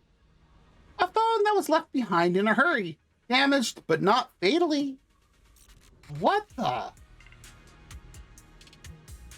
Lucia immediately turns the phone on, though she does know how to use electronics. Thank you for your referral. Our collaboration has been going quite well. However, allow me to bring the news of that hottie to that gentleman. I'll be seeing you next time. Oh no. Even if we have the chance to meet again, you likely won't recognize me anymore. So farewell. What does that mean? Looks like his partner betrayed him, or perhaps we'll find an ethereal. I'm gonna go with the first one. Huh? You mean the guy who accused us of siding with ethereals might have already turned into an ethereal?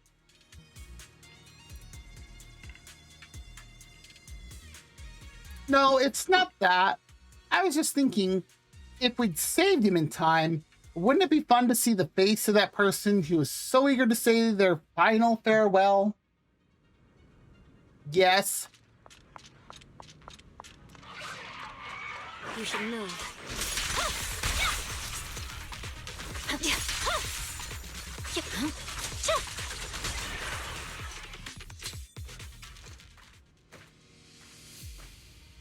That was fun! Ooh, ether for miasma. Chestnut seems to have torn open a briefcase here. Nothing inside likely also belongs to the investigator. I'm not sure what happened, but that person or ethereal must be nearby. Oh, it's a Dullahan! Yeah, you were right, Lucia. He's close. Sorry. I'll have to send you back to the Hollow. Ugh. I feel like there's an endless stream of ethereals heading this way. Who's up first? Yep. They know exactly what they're after. If this keeps up, we're toast. We need to take out the amplifier now. Well. Oh, hi, Karen. The device is broken. Guess you'll have to pay me back for that, huh? Oh! You. As expected from one of my own. Uh-huh. So much for being close to the ethereals. When it's time to strike, you don't even flinch, do you? Kieran? Oh, did I surprise you? Honestly, I was more surprised by you and the old man. You mean the chieftain? He sleepwalked into the Hollow because of you? Yeah. I figured someone like him, sitting at the top for so long, would have caught the Night Horror's attention. But nope. He's swallowed by Lemnian Hollow just like anyone else. Why are you doing this? Because he was just a coward, standing in the way. A few days ago, some higher-ups came looking for him. They made him an offer, but he turned it down on the spot. When I confronted him about it, he acted like he was some righteous hero and told me off like I was some kind of traitor. You are a hypocrite, just like him. No wonder he gave this staff to you.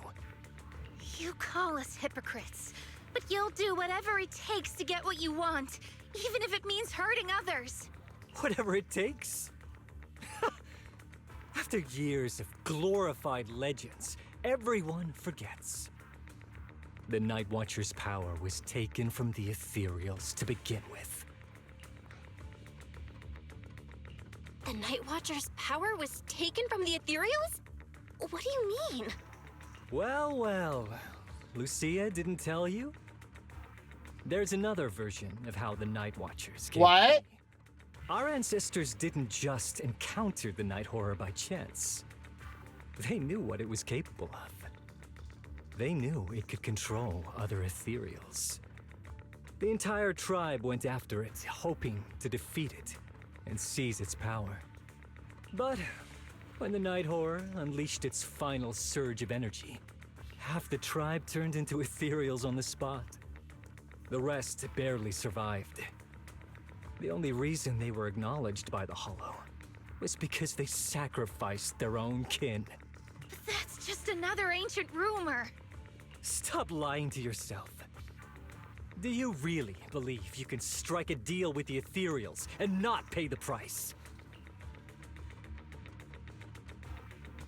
Stop twisting the facts. Even if that story is true, it's got nothing to do with what's happening now. What exactly are you trying to say? We've spent our lives hiding in the shadows, shaped by traits we never asked for. Just because the Ethereals don't attack us, those who live in the city see us as freaks. Like we're invisible. Like we don't matter. Get on with it! When disaster hits, whether it's in the city or in the hollows, we're always the ones they abandon first. Back when New Eridu was founded, public security declared all survivors had been safely relocated to New Eridu. And us? We were still running for our lives. Caught between companion hollows, stumbling over the bodies of our own kin, crying as we counted who didn't make it. Tell me, did anyone come for us? Lucia, don't you want to change our lives for the better? Even if we were to leave all this behind, it shouldn't come at the cost of our people's lives. Who are you waiting for to come and uphold justice? And you think this is the best way to do it? Wow, this dude is messed in the head. Seen as kin by the Ethereals, walking freely through the hollows. This is the Night Horror's blessing. We should use this gift to earn power, to gain recognition. Isn't that what we deserve? If it means a better future for everyone, then what do a few sacrifices matter? Wow. But the price you're paying for that future, is it really your so-called gift? Or is it the lives of your own kin? What is it you really want? A place for our tribe to survive? A stamp of approval from New Eridu? Or something else? Those sacrifices were just inevitable casualties. It's nothing compared to what we gave up when we first fought the Night Horror. Besides, after the early trials, I finally found better test subjects and stronger allies to back me. Everything's going smoothly now. I'm sorry, early trials? Better test subjects? Are you talking about me? Lucia, you're so full of yourself. Though I too used to think you were some kind of prodigy, summoning ethereals out of thin air. But now, you're just a coward with a fancy stick, putting on cheap tricks, hiding behind research, while running away from your fate! I'm sorry, I can't take him seriously while he's smiling and yelling like this. I couldn't care less whether you live or die. What is it you're after? Chestnut or the staff? Obviously both. Uh-huh. That staff was entrusted to me by the chieftain. After everything you've done, you still have the nerve to ask for it? And Chestnut is my friend. She is a free ethereal. I will not let you take her away. Oh, save the speech. I've heard it all before. The Night Horror is watching over the conflicts, gifts from your dreams. But you've never even dreamed of the Night Horror. You are just making up stories to hide the fact that it never chose you. The only reason you stumbled upon this rare hottie in the first place was because I slipped up. And I'm here to fix that. It's time things go back on track now. You treat our people with even less care and compassion than Nineveh does the Hornets. Wow. I don't believe a word you say, and I won't let you hurt anyone else just to feed your ambition. You didn't really think that half-finished prototype you destroyed earlier was my only backup plan, did you? Not everyone can stand to see the Night Watcher's rare gift go to waste. My ally supports my research generously. Aha! Even thrown in a little extra firepower. So hand them over. Your magic stick. The gullible little ethereal you tricked. And you, my new test subject. If you surrender now, maybe I'll even spare you from getting torn up too badly before I put you to use. Really? You're excited too? Don't get hit. You're done. Scatter.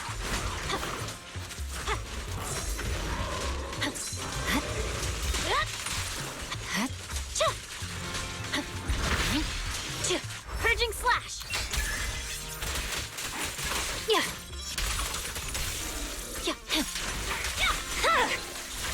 Weakling.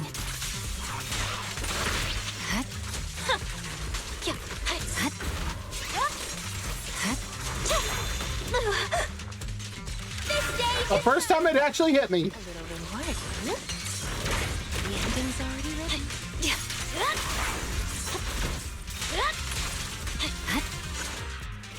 Oh. Chestnut, watch out! So, looks like the staff didn't make you stronger. Why don't you give it back to me? I won't allow you to disgrace the relic of my ancestors! Chestnut, Good popper! I will never give the staff to you. Instead of using it to hurt people or treating it as a bargaining chip, I would rather use it to make new friends in the Hollows! Go, little Monty! What?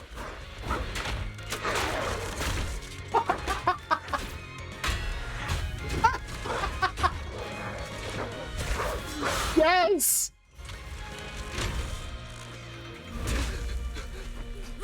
They aren't illusions? They're real ethereals? You're a monster! See? The Hollow has answered my call.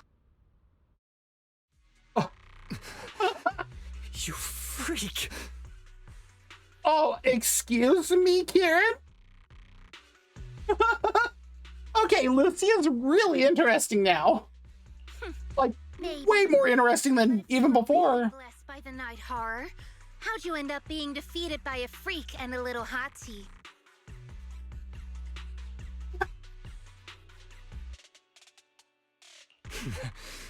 I underestimated you. No. What you underestimated was what you kept talking about. The gift. You always saw our abilities in the Hollow as some kind of superior gift. And you see the city people as enemies who abandoned us. And when it came down to it, you forgot that we've been acknowledged by the Hollow and chose their machine instead. I was only borrowing their power.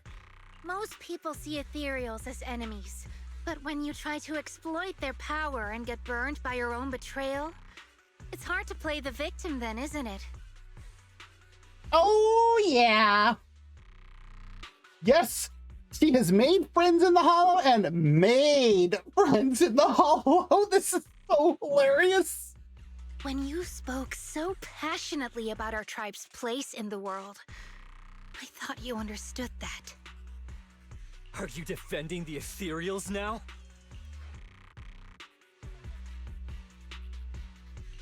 Wow, that's not what she said at all.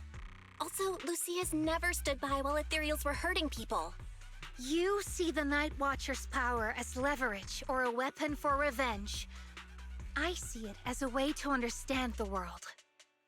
That's actually a good point. I want to learn about Ethereals because the Hollow is their home.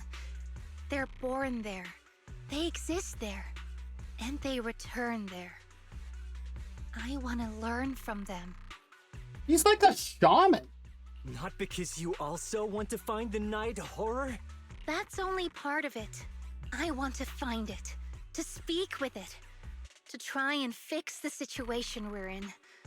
But that doesn't mean I'll stop trying to understand the other Ethereals along the way. Wow. Yes, that lets out an annoyed sneeze from the side.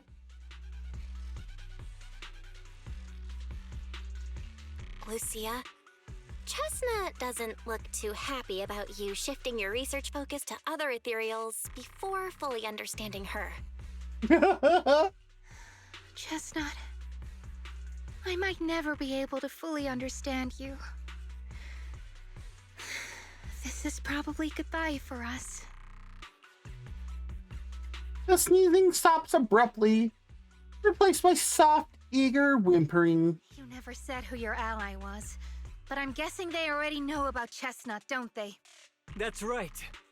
I won't lie. I did promise my ally I'd bring back an ethereal that could talk to humans. He's very interested. So, make your choice, Lucia. Stay with her, wait for them to find her, and watch as she's dissected, destroyed? Or let her go deeper into the Hollow and never see her again. No need for threats. I know what you mean. People like us, strange, sometimes invisible to others. If we don't live among our own, it's nearly impossible to find someone else who's just as special, a real friend. But Thankfully, I met my friends. Friends with genuine kindness, some patience, and a little passion.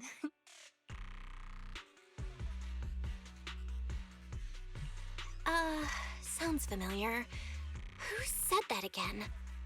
Wait, wasn't that what Karen said? The way to get puppies to like you? Friends. You mean the kind of friend who sends 2 messages in the morning when they wake up, then leaves you unread all day until finally replying right before bed?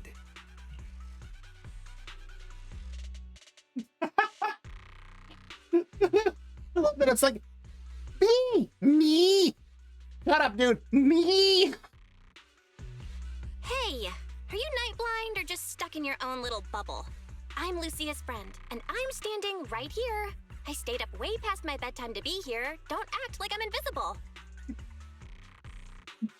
Now both Chestnut and Belle are annoyed. Way to go, dude. See? Staying close doesn't mean you have to talk to each other all the time. We live in different moments, but that doesn't keep me and my friends apart. Now, before I say my proper goodbye to one of my best friends, Chestnut, and hand you over to public security, I've got one last question. That's the least that Kieran deserves. That ether amplifier of yours, what are its side effects? What? Right before I summoned the brave little hotties, I felt a strange power surge through me. Oh? This area, only that amplifier could have caused something like that. But what's the price? You think that machine summoned those hotties? It's impossible. You've destroyed that thing completely. And as your tribesman, I didn't feel anything unusual. Oh! Maybe it's time you face it. You're just something that can't be explained. You're a... Smack him with your staff. Wait, if that word is all you've got left, then maybe just stop talking. Smack him, Belle. Smack him. Freak!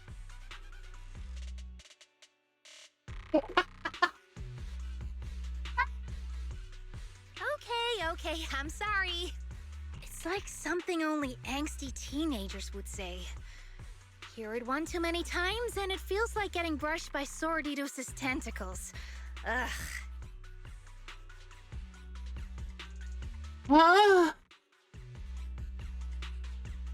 I don't think I want to know. Anyway, I'm taking you to public security. Our tribe isn't some lawless land. Good. Now, it's time to say goodbye. Reluctantly, Chestnut turns to face Lucia. Except we can also make sure that, you know, he is properly dealt with PubSec. Since, you know, we know 4 members of PubSec, 4 members of HAND, the mayor, I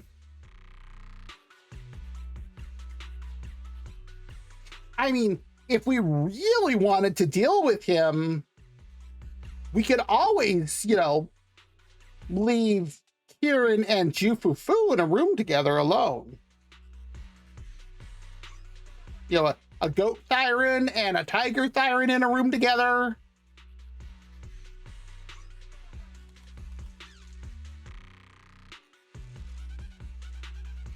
Yeah.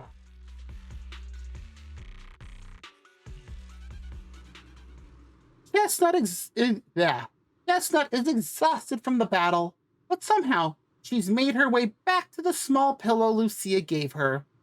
They lock eyes, both alive, both relieved, and neither ready to say goodbye. Aww. Okay, new wallpaper. That's adorable. He's right. You'll be freer and safer if you stay away from me. Head for the deepest part of the hollow, as far as you can go. Be wary of humans the way they're wary of you, but don't hurt them. If we're lucky, maybe we'll meet again. And look, Chestnut's wagging her tail. Good girl, Chestnut. Go on. I will never forget you. Aw, poor Lucia. Oh, another one.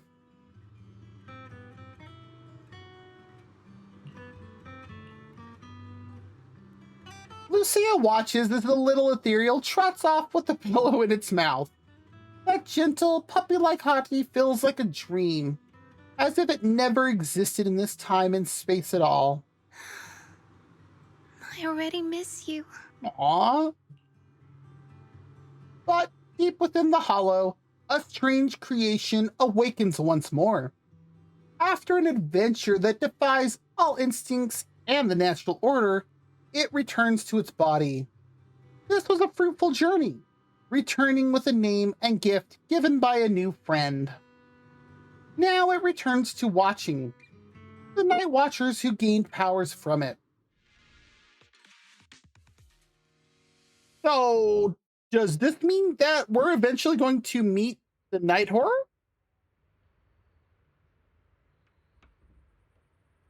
I have questions. I have so many more questions now after this. Lucia said she needs to deal with Kieran first, and we'll be back in a bit. Oh, Sleepy, let's take a break. So much has happened. Wonder how Chestnut is doing. Will you ever see her again? After taking a short break, you are woken up by your phone's notification sound. Fair enough. It was a message from Lucia.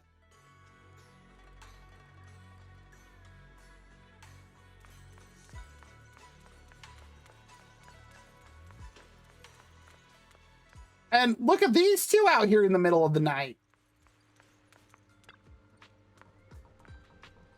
Belle, you're finally here. I borrowed a vacant house from Monato so Kieran could stay there. The chieftain said someone will come pick him up, an officer who's familiar with our tribe's affairs. That investigator who turned into an ethereal wasn't exactly a good person, but Kieran still has to take responsibility. Yeah? With this settled, you can get back to your ethereal research. The ally Kieran mentioned still hasn't surfaced. Someone might still be out there waiting to take advantage of the Night Watchers. It's unsettling.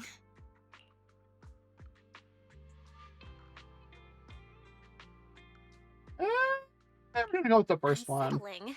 That doesn't sound like you, Lucia. But either way, you're going to keep up with your research, right? Of course. Even if I won't be seeing Chestnut as often anymore. And I can't upload our videos or tell the world there's an ethereal in the Hollow who can actually communicate with humans. Chestnut gave me the courage to keep going. I've made some real progress this time.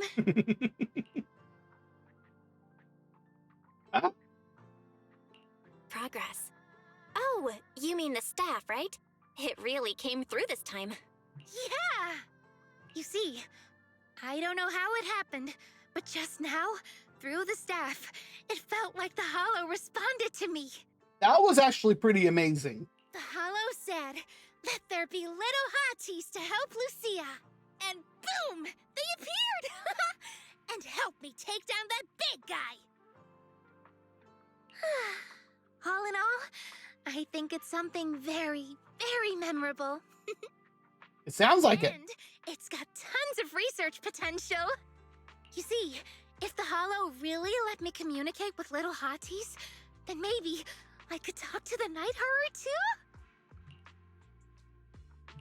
If you really could talk to the Night Horror, what would you ask? If I ever got the chance, I'd ask, why did it give the Night Watchers the trait that makes ethereal see us as kin? Can our dreams stop leading us to madness and turning us into ethereals? But I want more than asking questions. I have bigger ambitions. Oh? Maybe someday, everyone could hear the Hollow respond, just like the first Night Watchers did. Maybe we could even communicate with it, so we won't have to live like nomads. Wow, that answer is a long way off. But I think if anyone can reach it, it's you, Lucia. I agree. Yeah, there's still so much left to learn. Time for a break, and then the journey continues. To deal with Kieran, Lucia had to return to the Night Watcher tribe and hadn't been in touch for several days. After going to bed early for a few days straight, you're actually starting to miss the feeling of staying up late. I bet Wise was happy though. A few days later, at Swabian Temple, late at night. Belle, ever since you came to Youngquay Summit and started following the same strict routine as our senior disciples, I haven't seen you stay up this late for so many nights. Don't tell me. You and Lucia made plans to become Night Watchers together.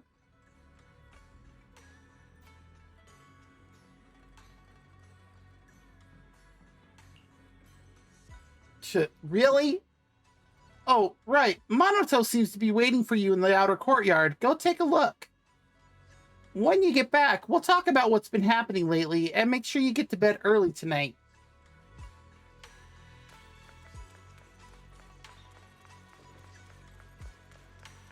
Hi, man boobies. I mean Monoto.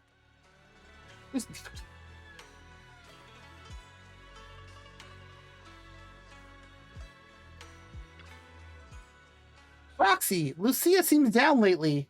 Yuzaha and the others think you might know what's up. If I see any more what's up, I can't see your face, sir. Actually, we've seen her posts. You still sad about parting ways with that ethereal puppy? I I just saw her at Fluffy. Let's go over now. Although Lucia's always going on and on, like, we gotta be friends with ethereals. We can never quite follow her train of thought. But as her human friends, everyone really likes her. Plus, she's always so cheerful. So what's been weighing on her lately? A lot. Anything else? Because I usually get there before they finish whatever dialogue, so... Oh, miss, I remember you. Would you mind if I asked a few quick follow-up questions? Oh, this'll be good. Product feedback. Oh, you mean the sturdy little pillow I bought here? Yes. Sure, go ahead. What do you want to know? Thank you so much. So, did your puppy like it? Yeah, she loved it. That's true. I'm glad to hear it. Next question is, how's the wear and tear? Pretty worn out now. Probably. Oh no, I'm so sorry. We'll keep improving the pillow's material. Wait, are they actually making it there, Fluffy? But the material's already been reported as too hard by a lot of customers. If we make it any sturdier, I'm worried some smaller pups might hurt their teeth chewing on it. Wait, does Canon self-test some of the products?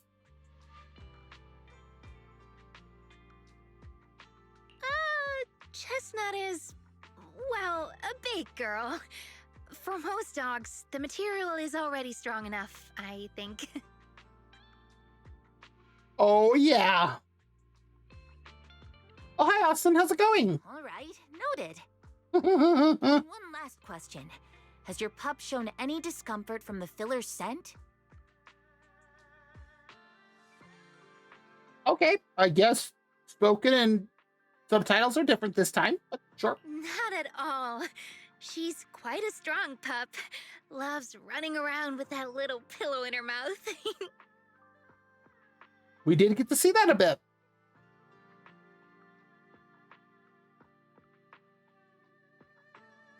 Oh, nice. Yeah, how are you liking the game? Wonderful. Thank you for shopping with us. We appreciate the feedback.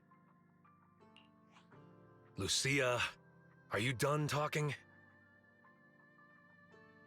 Rude, Monato.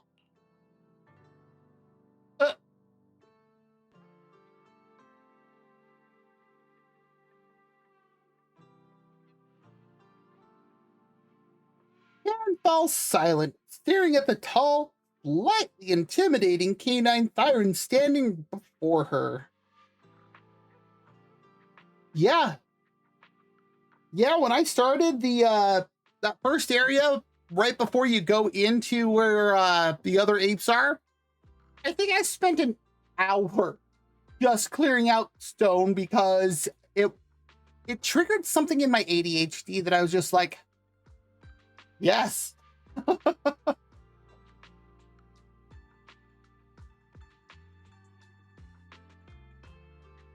Huh? What's with that look? What were you guys talking about just now?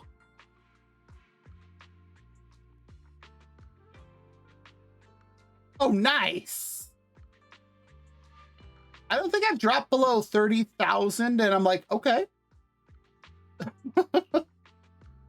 After a whirlwind of explanations, you finally convinced Karen.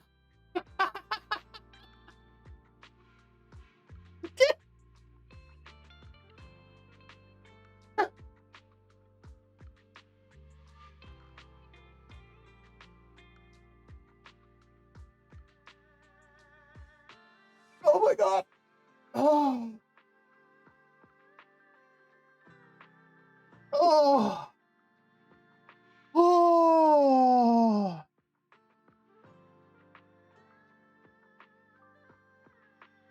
Oh, I started getting sparkles. Wow. Oh, get wrecked, bot.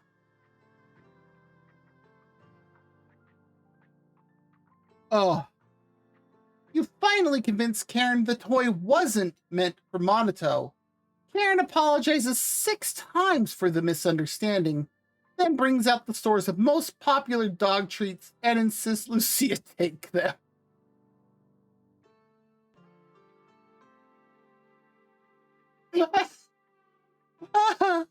Oh, jeez.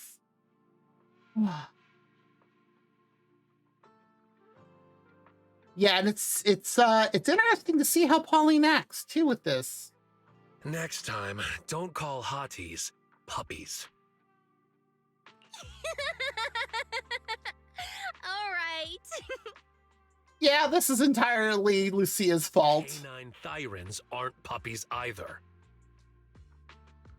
Oh yeah. Yeah.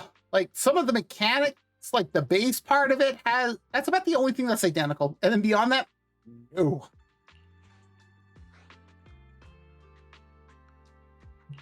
Yup. Fierce canine thyron or bulky hottie.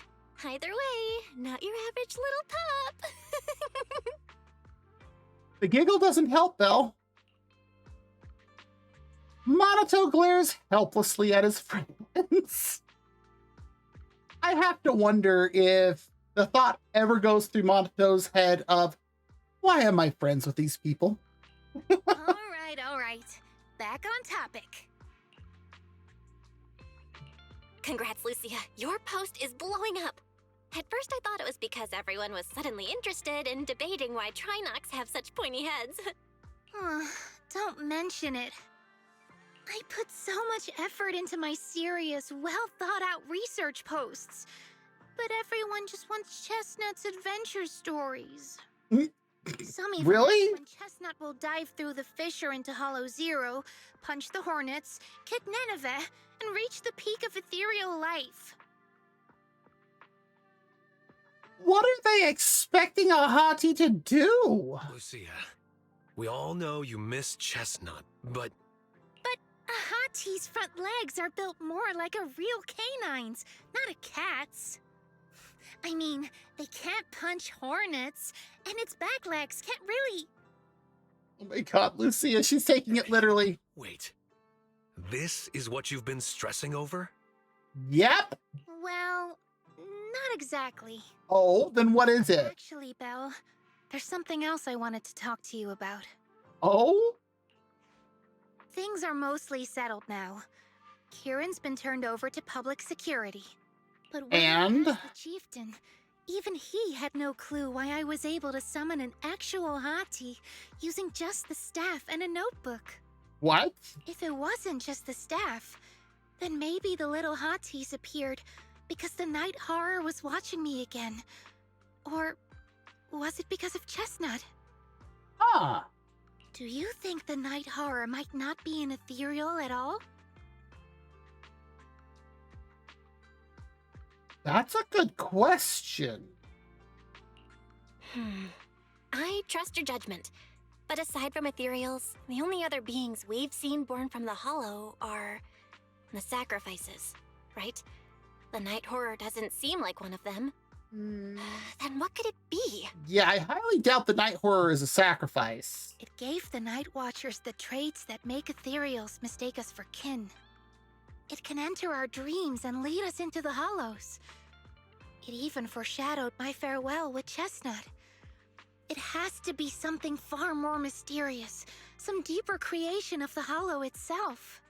But I still know far too little about the Hollows. Like you said, the answers might be a long way off. At least I can restart the research I put on hold. So, who's coming with me into the Hollow to see if an Avaris actually bonks its horn when it rolls over? Wow. You already promised Wise you'd sleep early today. Let's leave such night outings for next time. Lucia isn't disappointed. She happily waves to you and leaves, scribbling away on her little book. In the night sky of the unknown and on this dreamless journey, there are plenty more truths regarding the Hollows, waiting to be discovered by this Thyron girl full of curiosity. And there's all 3 stories.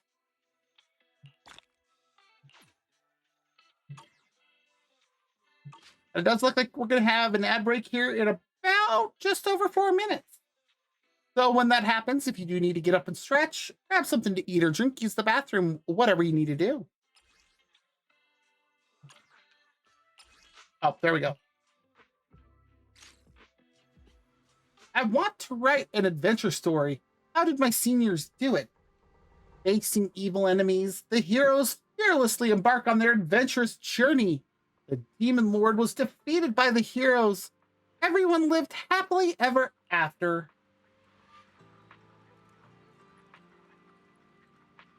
Now that's what I call a perfect ending. But is this where the story ends? I should ask Belle about this. She knows everything.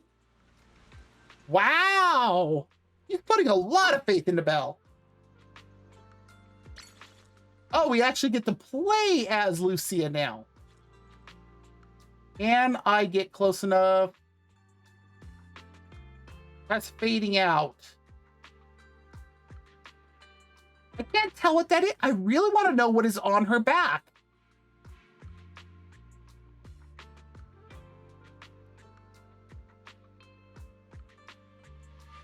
Oh, thank you, Vulpecula, for the announcement. What is that?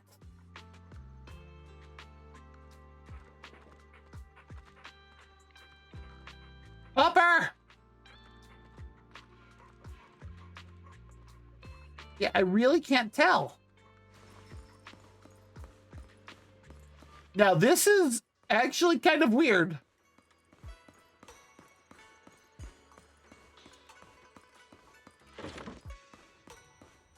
Whoa, Belle's in her normal clothes.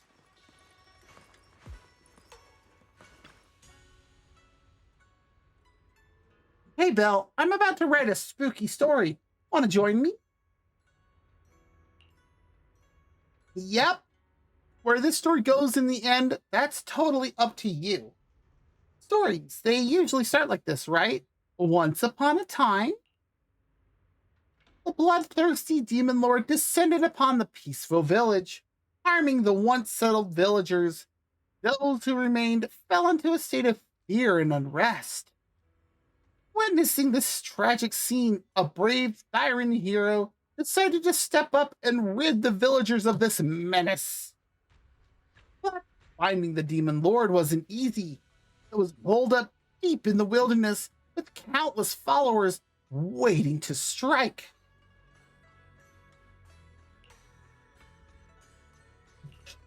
You think the Thyran hero can defeat the demon lord and restore peace to the village?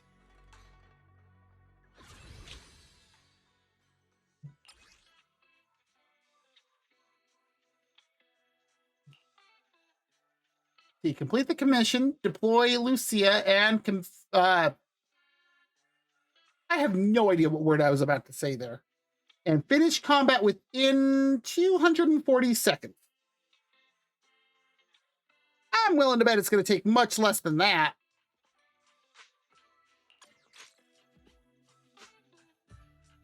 Really? We get Lucia, Monato, and Miss Esme. Okay.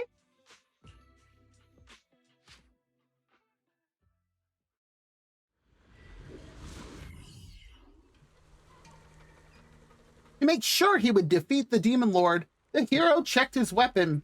He had no sharp spear, no gleaming sword, but he got the fangs and claws given by heaven to the Thyrans and a brave heart. So it's Monato. Monato glances at the massive weapon in his hand. Don't sweat the small stuff. They're always different from what's in real life. Besides that, he got an awesome friend, one who is ready to join him on the quest to defeat the demon lord. Who's that? The role of this loyal friend will be played by me. All right then, who would the brave hero and his loyal friend be ready? Wow, I totally misread that. When would the brave hero and his loyal friend be ready to hit the road? It's kind of urgent. Let's say now.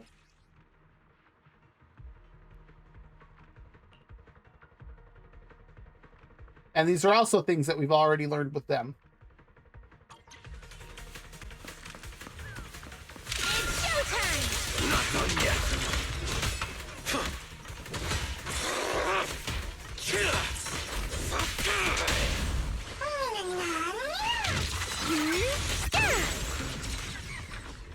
of my way! We'll pause it there because the ad break has started. So if you need to get up, stretch, grab something to eat or drink, use the bathroom, go for it. We'll be back in 3 minutes.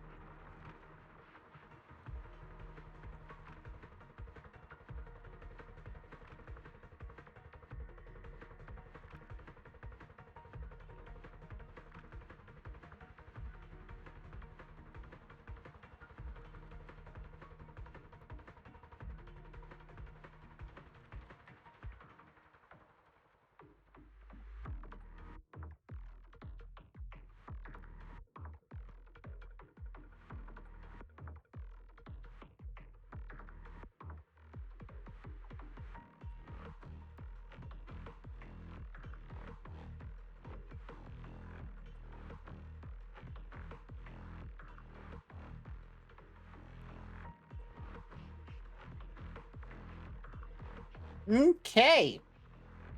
Our ad break is done. Welcome back. Let's continue on with this battle. What is this? Oh, that.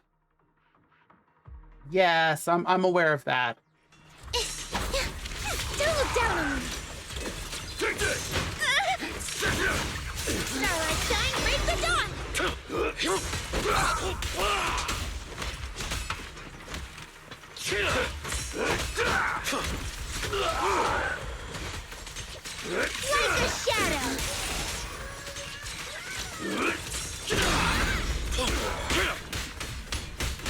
Yeah, beat him, Monato, beat him. Running away? Too late! Ooh. Nowhere to run! Less than a minute. The Siren, with his valor, was unstoppable. After fighting through countless brutal battles, he finally stood before the Demon Lord. Even the fearsome Demon Lord was no match for him. Facing his defeated enemy, he raised his weapon without hesitation. But in his final moments, the dying Demon Lord suddenly cursed. Look at your eyes, your fangs, your claws. You think you've beaten me? But one day, you'll meet the same fate as mine. The resolute hero, unfazed by the Demon Lord's words, instantly accomplished the heroic feat of slaying it. But that eerie smile on the Demon Lord's face before submitting to execution, it filled him with unease. Got any plot twists? One day, not long after, the hero discovered he was gradually transforming into the appearance of that demon lord. Despite his best efforts to explain, the once grateful villagers now went out of their way to avoid him. Wherever he went, he could hear whispered speculations and the sounds of people fleeing in terror. In the midst of turmoil, he found himself growing increasingly agitated and short-tempered, as if his soul was gradually slipping away. His companion, heartbroken by his condition, became determined to find a way to break this curse. Lucia, should I play along with your story? Like, give you some roars? Or do something? Nope, no need. There won't be any hero scenes for a while, and you'll get your turn to shine later. Alright, I get it. So the newly crowned Demon Lord should go hang out somewhere deserted for now? Okay.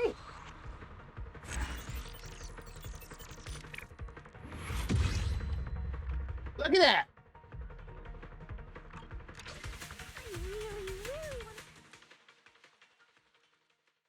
What was that, Lucia?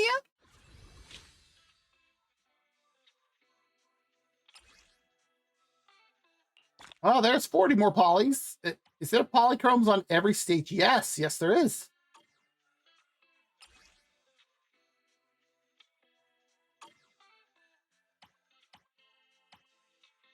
Oh, so that's 3 more battles and then the last part of the story.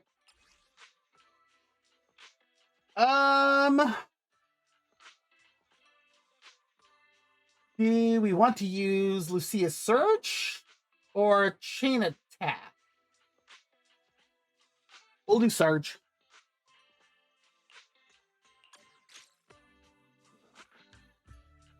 Oh, with the Yadhari this time.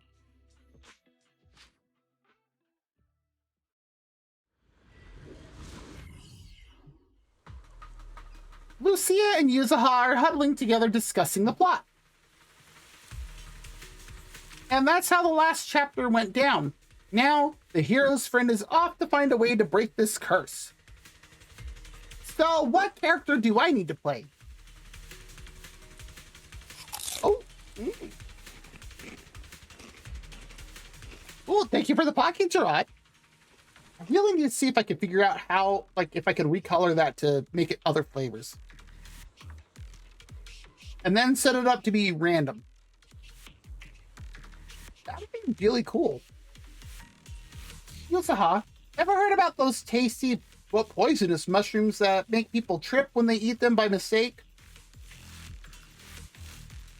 What now? Yeah, I've heard about that. Speaking of which, Tama is really good at identifying different mushrooms. I would hope a raccoon could. There was this legend among the Tanuki clan. Deep in the wilderness, there was this rare and mysterious mushroom that was supposed to be super delicious.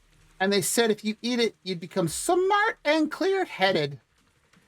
And so, the hero's friend invited the girl of the Spirit Tanuki clan to set out together in search of the delicious mushrooms. Ah, I get it now.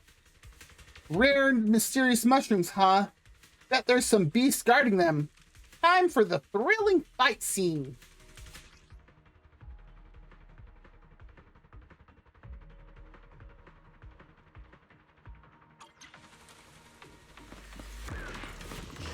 Pretty cool, huh?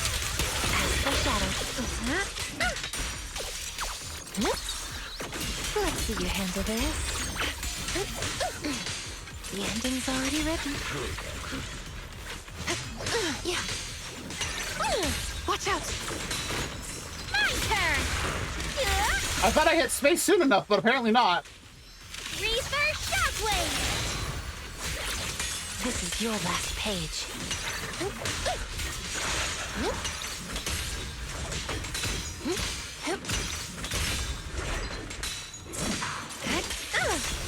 Now, Oh! cuties, crush them!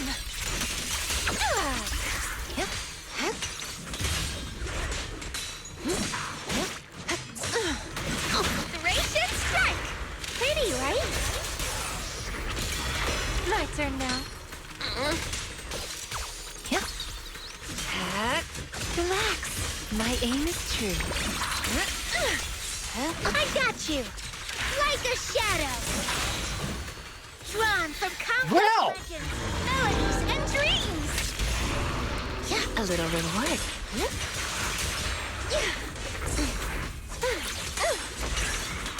Where are you going?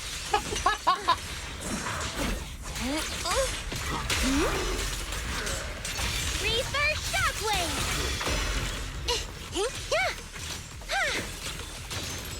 Reverse chainburst! Cleaning up! Starlight shine, break the dawn! Well, that was interesting. I've never seen Yidhari's ult until just now. That was something.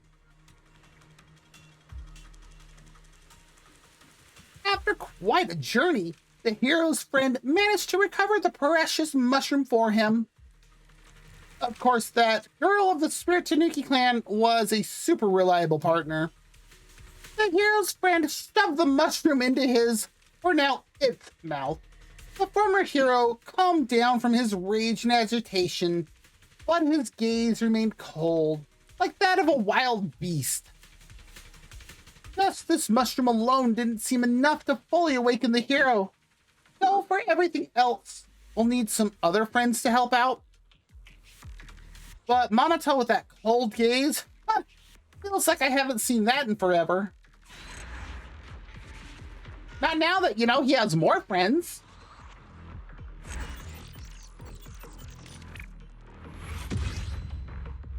$240 seconds, and we did it in 142.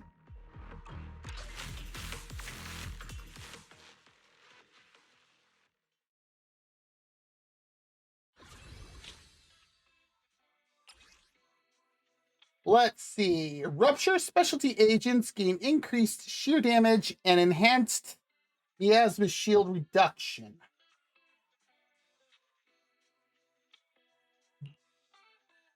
I get the feeling that's the one we're going to want.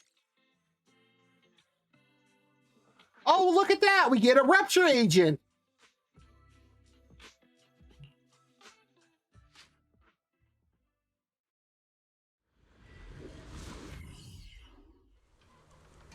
Facing loot.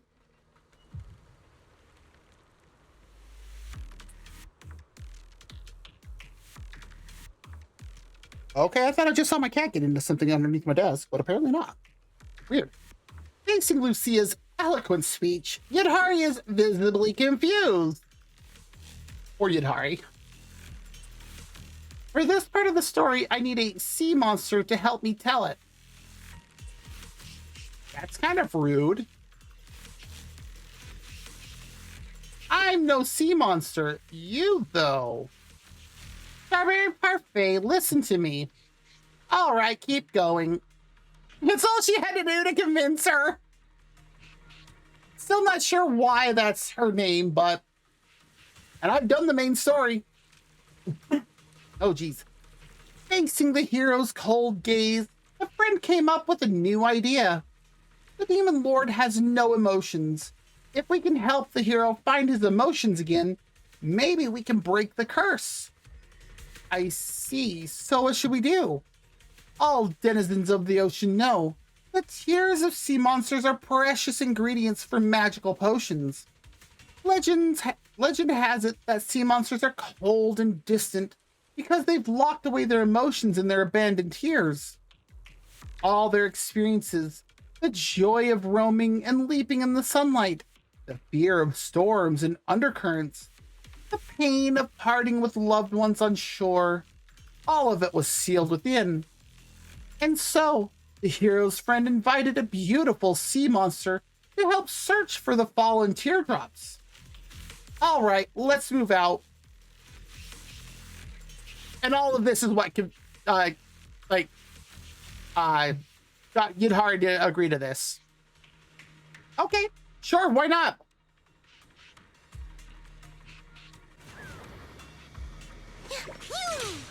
This stage is mine! Get behind me, the ending's already written.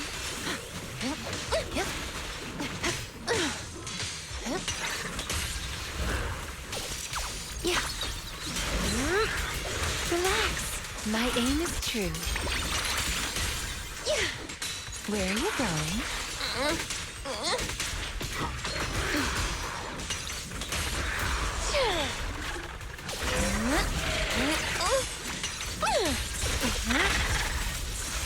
Like a shadow. Slumber in the mist. Third chain burst. It's up to you, partner. Perfect timing. Now, little Oh, here we go. crush them.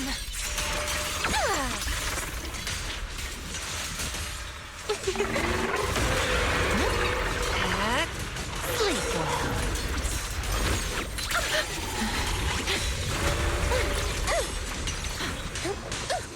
We got two sea monsters there.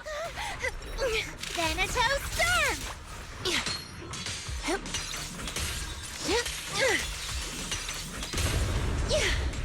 Oh, look, she purified it. The ending's already written. Pretty, right? The name And of there we go, the other old. Reaper Shockwave.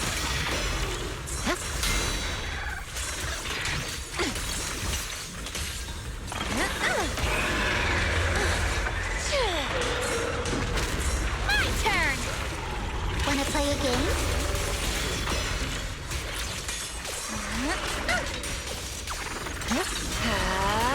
Let's see you handle this. This is your last page.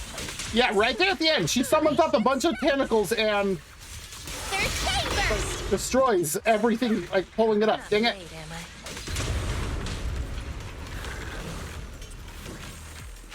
Get behind me. After quite a journey, the hero's friend managed to retrieve the sea monster's tears for him. That went pretty smoothly.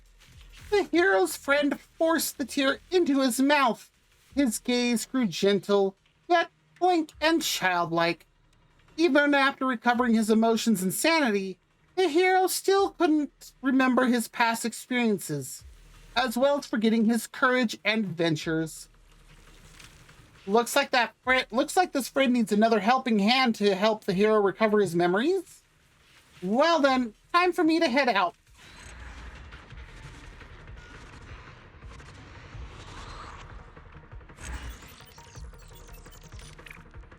$206. Ooh, we were pushing that one. That Miasmic monster was a little bit tougher.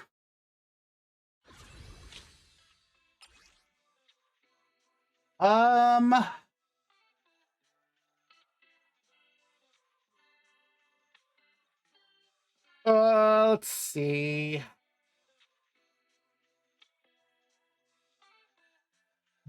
We'll go with chain attack.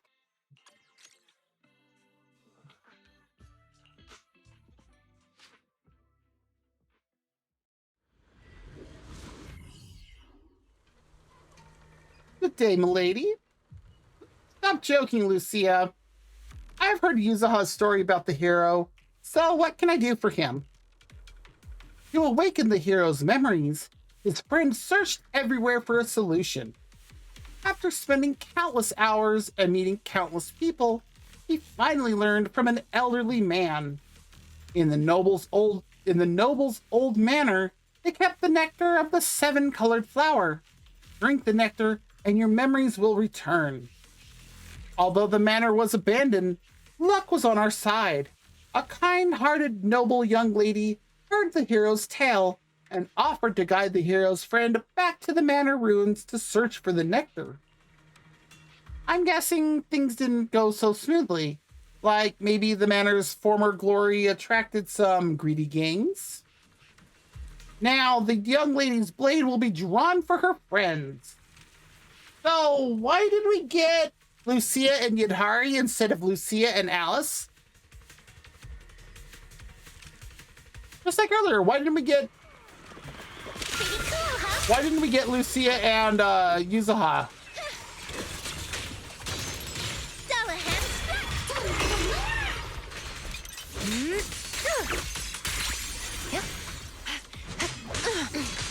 Where are you going? No kidding. You think I'm just gonna let one of you run off like that to come and get me?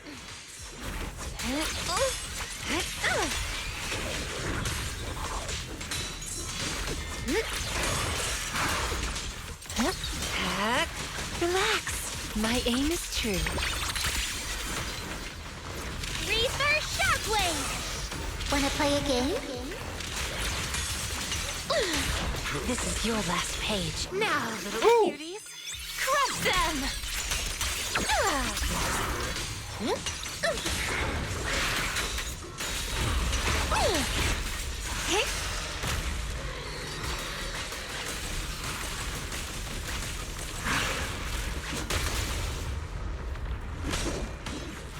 Sir, I believe you missed. The name of the No. night, emissary! Pretty, right?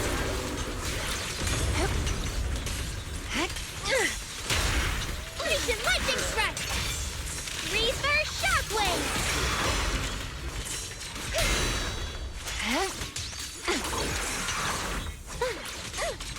Like a shadow!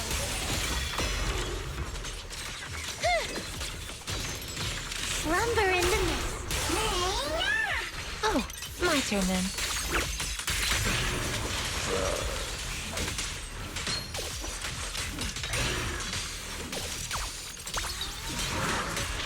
Oh, The ending's already written. it's it was that last hammer strike, just like, no, be gone. Just like the last two times, the hero's friend successfully obtained that magical nectar.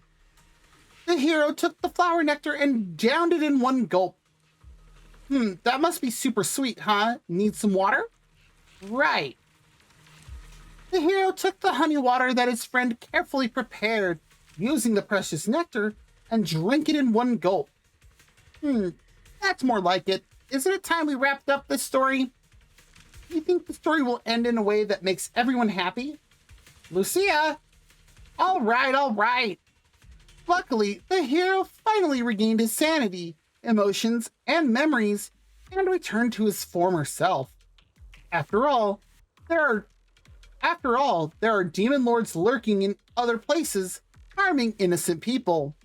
Now, the hero can once again embark on a righteous journey to vanquish evil. Oh, that's good. Lucia's story seems to be going pretty smoothly this time. Quite different from those unsettling plots we've seen before. Everyone loves a happy ending, and I'm no exception. Really? I love that Alice is calling her out.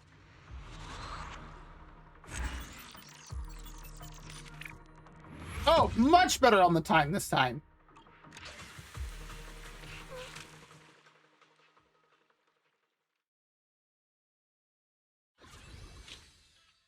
All right, last one. Lucia's story has come to its end. Everyone at the Spook Shack has really gone above and beyond to help her out. Still, I can't shake the feeling she's hinting at something. Hey, Belle, what do you think of this story?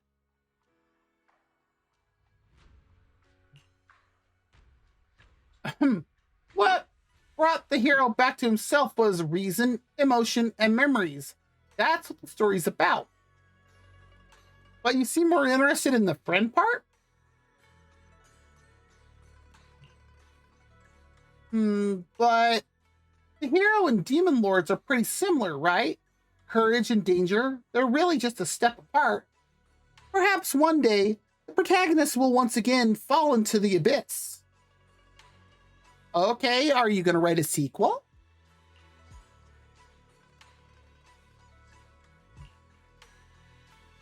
Is that so? All right, if that's what you think, I'll believe so, Belle.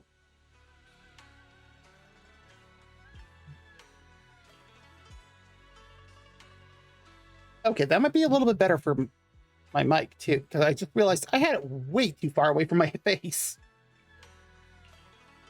The protagonist of this story will, with the help of their friends, forever and ever continue their adventurous journey as a hero. carrying justice and courage in their heart.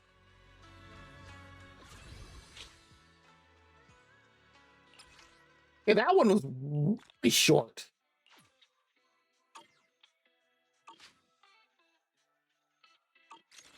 And with that, we are done with Lucia's thing. Oh, wait, we're still in Silent Bay, aren't we? Yes, we are. And there's the Lemnian Hollow. Well.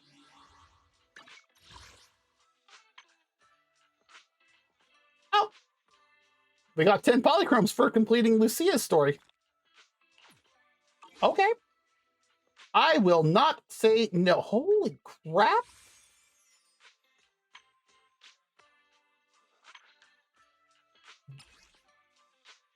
All of that was worth 3 more tapes.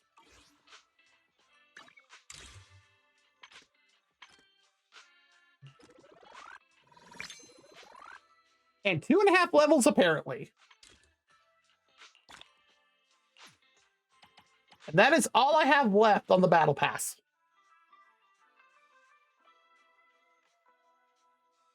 And I still have just over 2 weeks.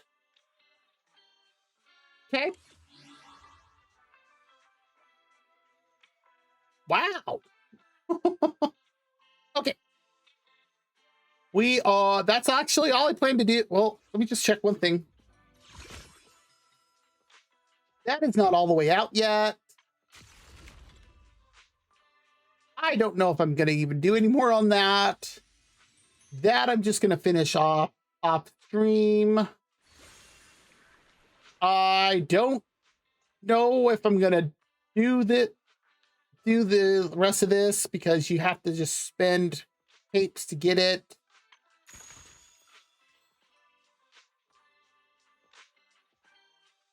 I'm not even sure what this is.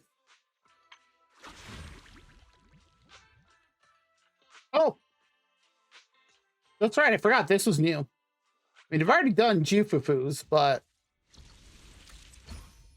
for some reason I can do it again. That new Hollow Zero Phantom Paths, and then it looks like Shield Defense updated. Okay. But yeah, what?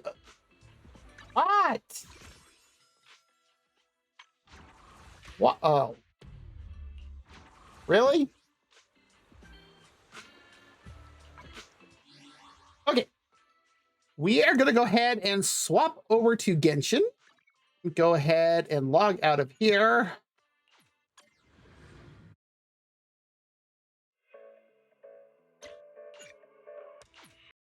I really wish that Zenless had the same thing that Genshin is now added, to where you can exit straight to the desktop, and you didn't have to make that little quick stop thing there that you do with the main page. There's the launcher, Genshin.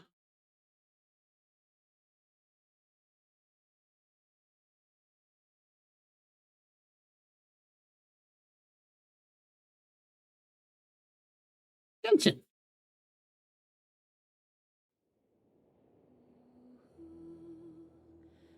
That was weird. Why did that give me a loading screen like that?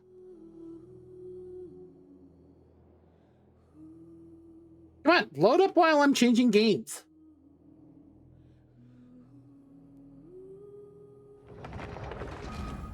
Thank you.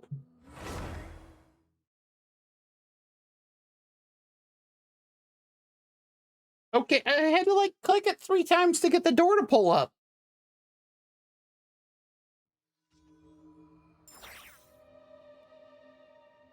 Huh?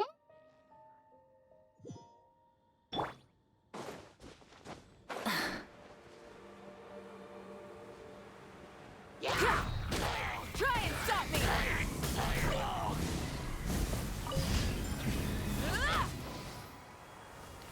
That was it.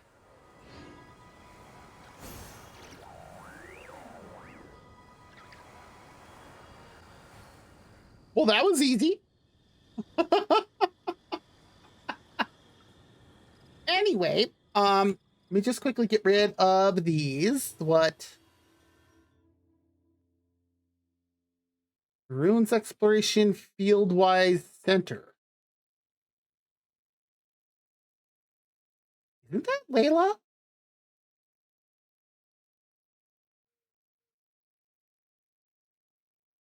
Returning once more to Samario, you reunite with old friends and set out to investigate a strange incident deep within the desert. Oh.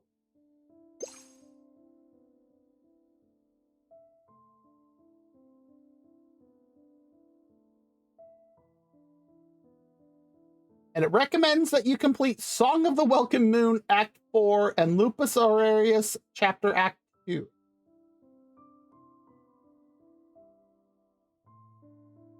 I know what the second one is, and this is the newest Archon Quest stuff, and it's like,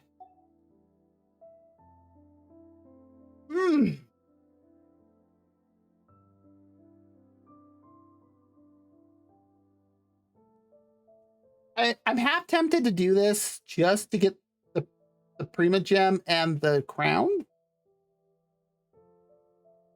It looks like you also get a copy of Calais, except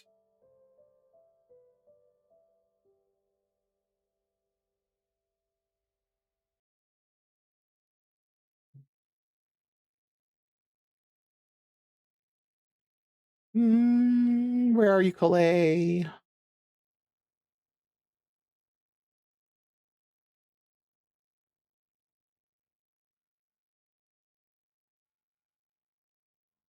Ever at C10.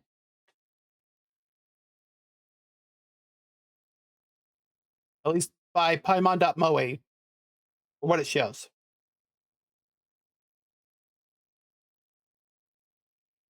C10.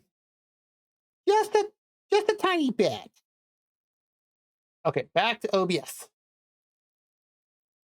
That one was new, though.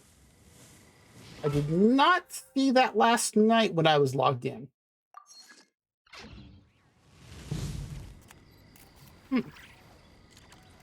Interesting. But now, when I say I have been grinding for Primo Gems,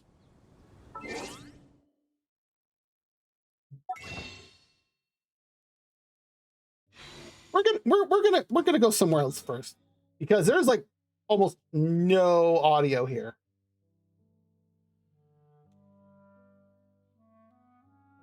We're gonna go stand in Nodcry because the music here is absolutely fantastic.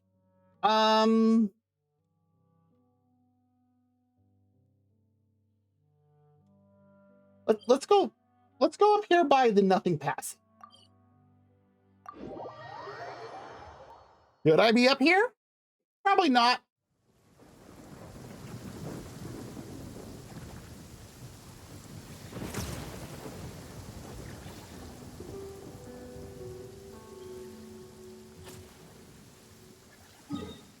I think we're gonna go stand by something else. There are lightning strikes, and I'm like, instead of confining themselves to the heavens, We're God gonna- should broaden their horizons in the world below. there we go. This has constant music. Okay. But yes, when I say that I have been grinding, doing exploration, doing some of the quests that I have, because I am wanting to get Farina's weapon, and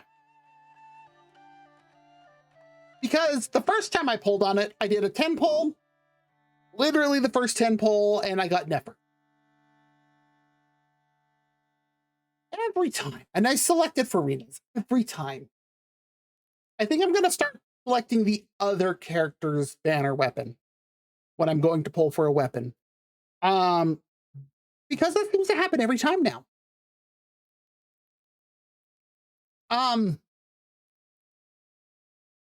Oh, sure, I say that, and then the music stops. Figures. Where is it? Where is it? what is my wish tracker? Here we are. I'm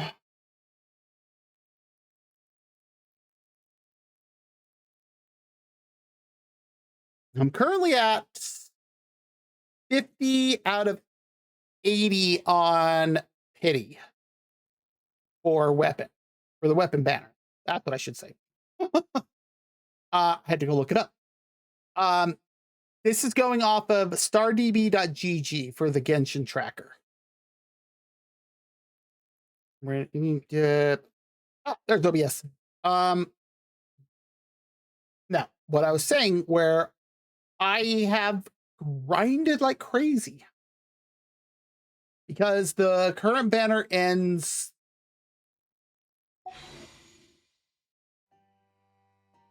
Thank you. Really? Okay, whatever. The current banner ends in like, I think it's just under 3 days. I'd really like Farina to have her signature weapon. So, do you see that Primo Gem count?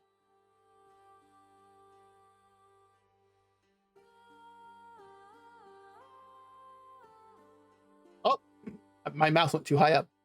You see that Primo Gem count?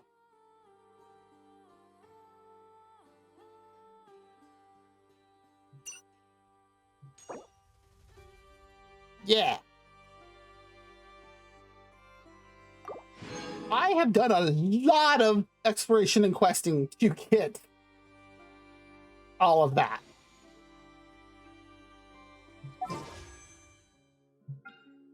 And as you can see, I have a guaranteed for her weapon.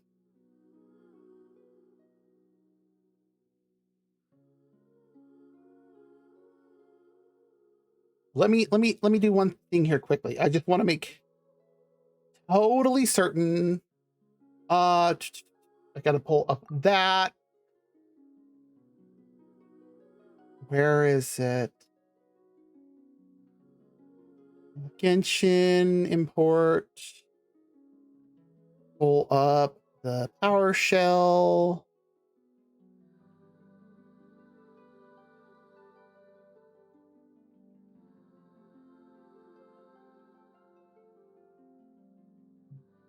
Quickly import from anything that I might not have done so far and make absolutely certain. Yes, I am at 50 out of 80.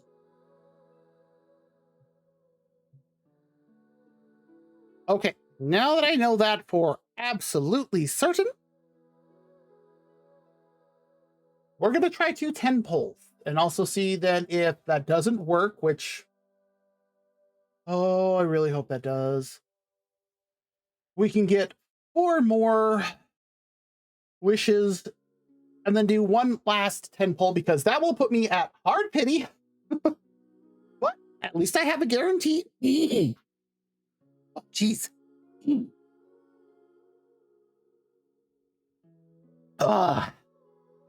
Water. But that'll put me at hard pity, but I have a guarantee for Splendor of Tranquil Waters. So.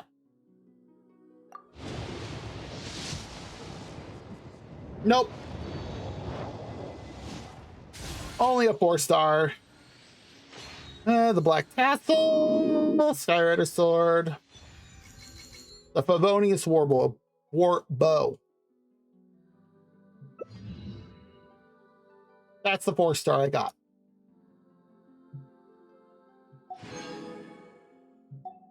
Oh, that puts us at 60. All right, here we go. Come on. Come on. Come on. Show me gold. Show me gold. Come on, come on, come on. Yeah.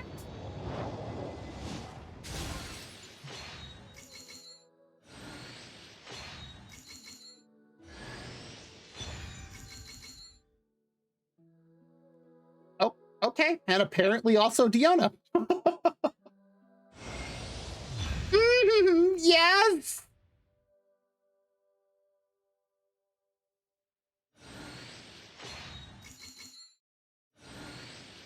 That's such a weird name for a bow, the slingshot. Other black tassel. Farrah's shadow. Sharpshooter's oath. Okay. That does mean we were able to get it without having to get 10 more or 4 more polls. I'm so glad. It was so hard to get all of that done.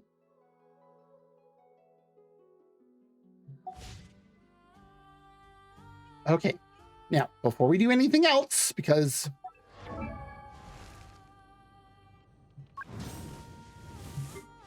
ma'am, I'm here.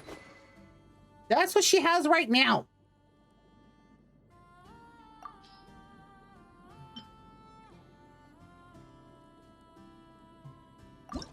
Now, I probably can't get it very high up, but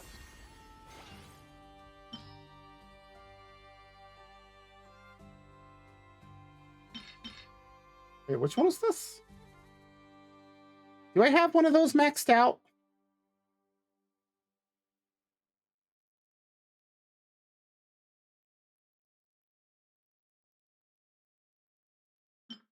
That's cool. See, I don't have a Harbinger of Dawn. Unless it's on somebody. See, there's Nefer's weapon.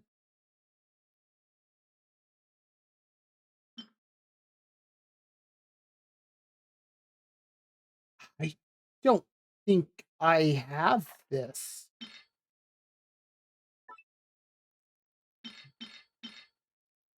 Okay, we're gonna get those all out of my way. Okay. We're gonna try and get this up as high as we can. The music has stopped again.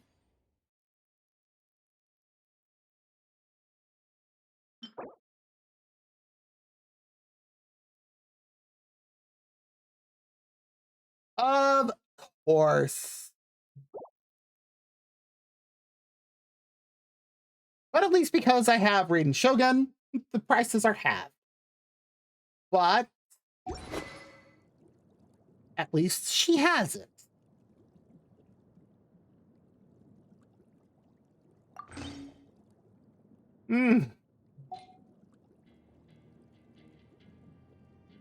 Looks so much better.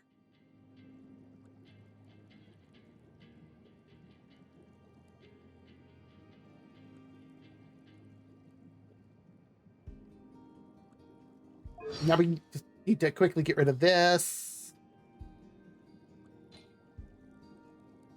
Yeah. I'm so happy about that. But seriously, I'm not joking. Like, look at that. Oh. Yeah, you see this? This one is the one that was the... You know what?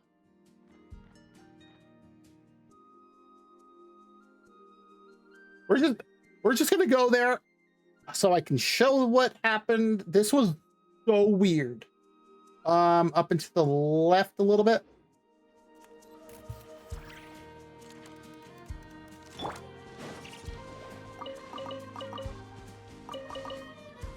Did I get all of them? Okay, now we can. I was gonna say, I don't think I got them all.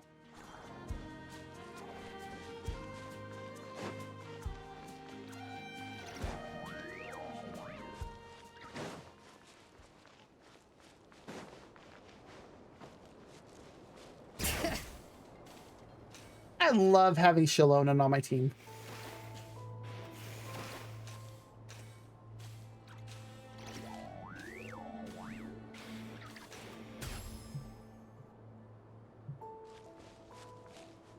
Yeah, see how there's that tiny bit of red down there? What is up? Mountain goats. There's a little bit of blue. Oh, there it is, actually. Right below us. But yeah, I accidentally came across this like mini quest type thing as I was running around trying to get stuff. And as usual, Paimon couldn't see it. And then just stares at us like, what happened? You were just like staring off into space. Are you okay? And it's like, Paimon. Paimon, you know we are the fourth descender. You know we're not from to that. You should know this is normal by now. But this is what I where should be right in here.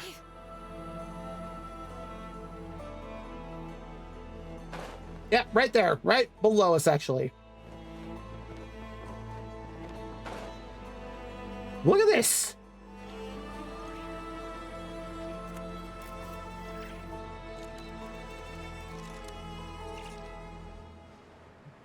We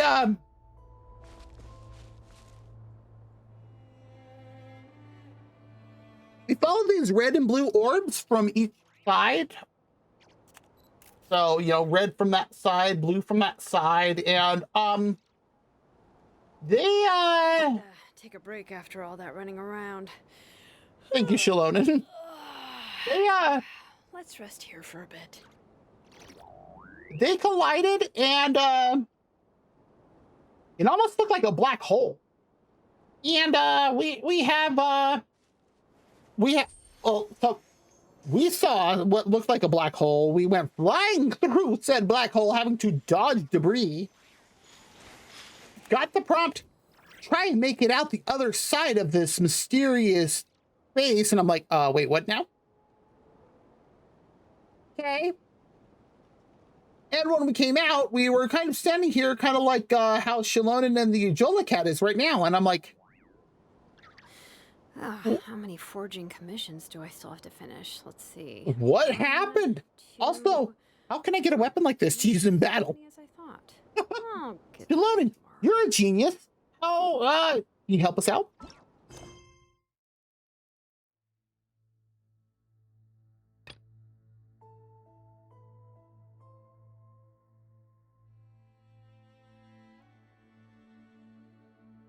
Polka beneath the moon's oracle.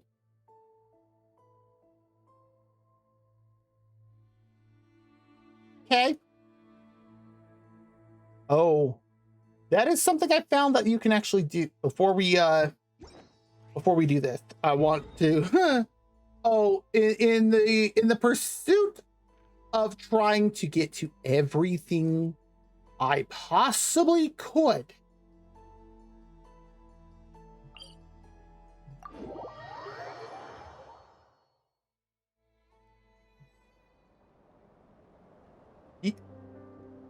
But it's almost like they didn't want me to talk about this. You see the light? We should take a break after all that running around. We teleported, Shalonen. You're just lazy. Yeah, anyway, the light that's in the column that looks almost like a divine nail. It's possible to climb to the top of that, despite the fact that it looks like it goes up beyond the sky, which we know is the false sky if you've played through the Netlin Archon quest. And it's been long enough now that I'm not even going to say spoiler warning for that, because, well, yeah, you can climb to the absolute top of this pillar. There's nothing up there. I checked. And that's why I was like, can I do this? I can. Is there anything up here? Oh. There was nothing up there. They literally made something where you can't see up top, and they didn't even put, at minimum, a common chest. I was very sad.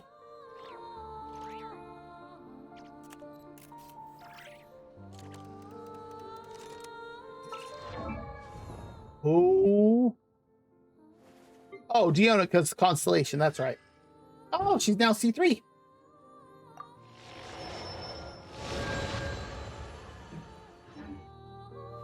But yeah, that is, I actually have a screenshot that I took from when I was up top there.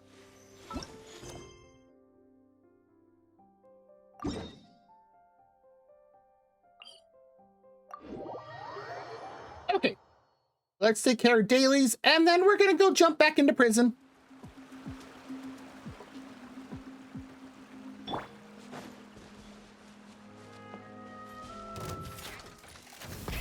Rev the engines! Use this first.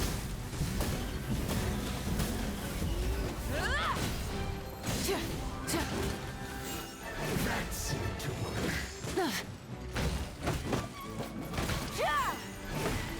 Burn it down! What an Use this first. Okay, bye-bye. Of death. I could have avoided, but I didn't wanna.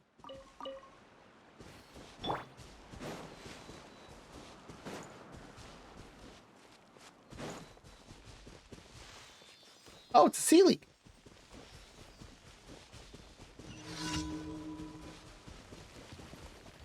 Yeah! Light up the blazing sun!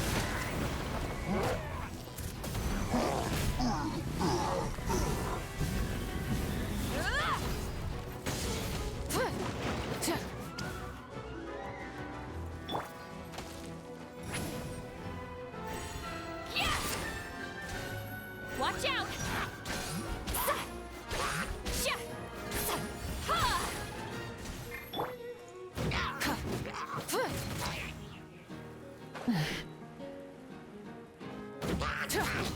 No, no. You don't get to do that.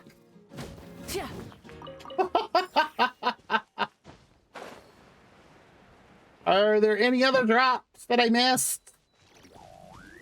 I don't think so.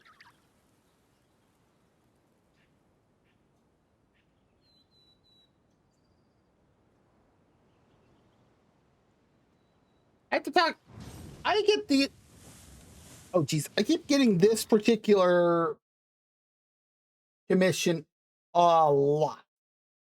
Actually, we're going to stop up here first.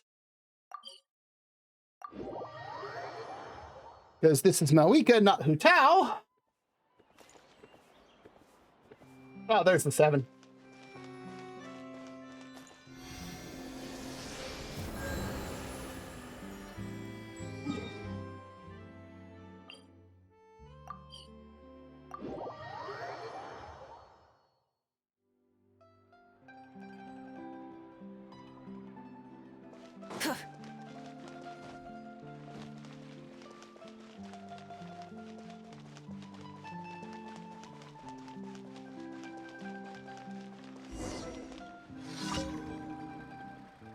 Yep, these kids are playing hide and seek.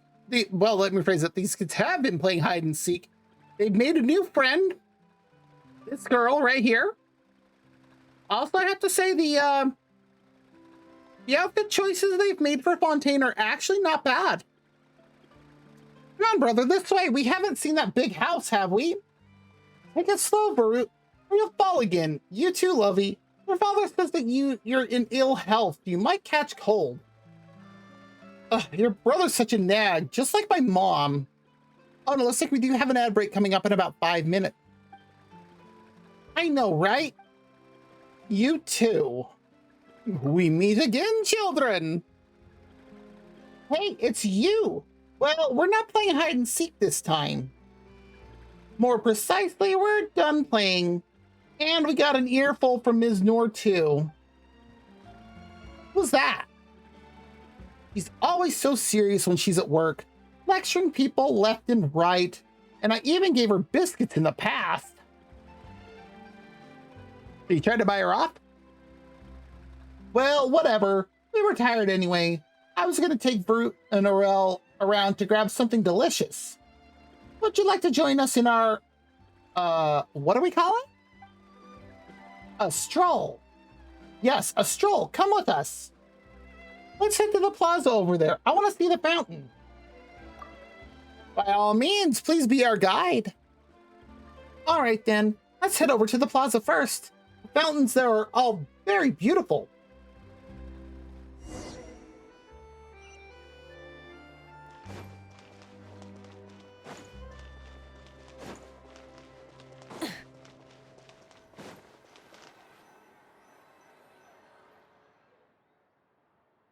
Wow, I just love to jump in and tread water or use the fountain to take a bath.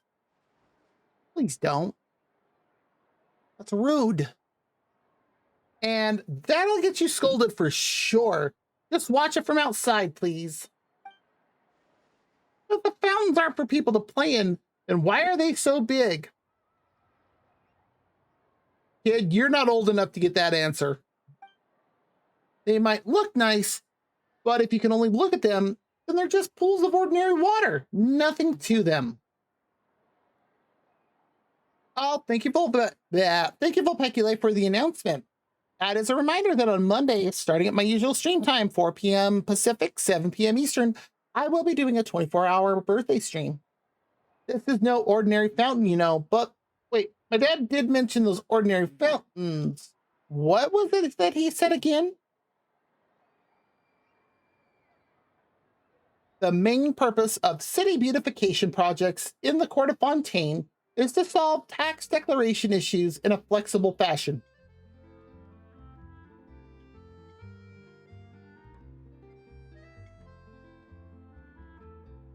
So for anybody that doesn't know what that means, it means they need to spend tax allocated money before it gets taxed in a different way. They're just trying to avoid paying more taxes on top of something, so they spend it on this. Mr. Delarue was explaining this to me. You even sound like my father back there. No wonder he likes you, Aurel. I mean, he always takes that stack of books with him when he talks to you. I didn't understand a word of that, but I bet my brother's killing the mood again. Lovey, let's find another place to play. I mean, you don't have to study today for once, right? All right, let's go see some other places. Let me think. The Steambird should still be open. Let's go over there.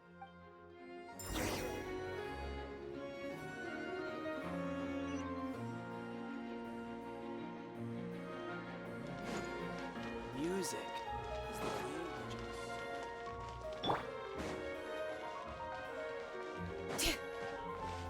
I don't need to take your path.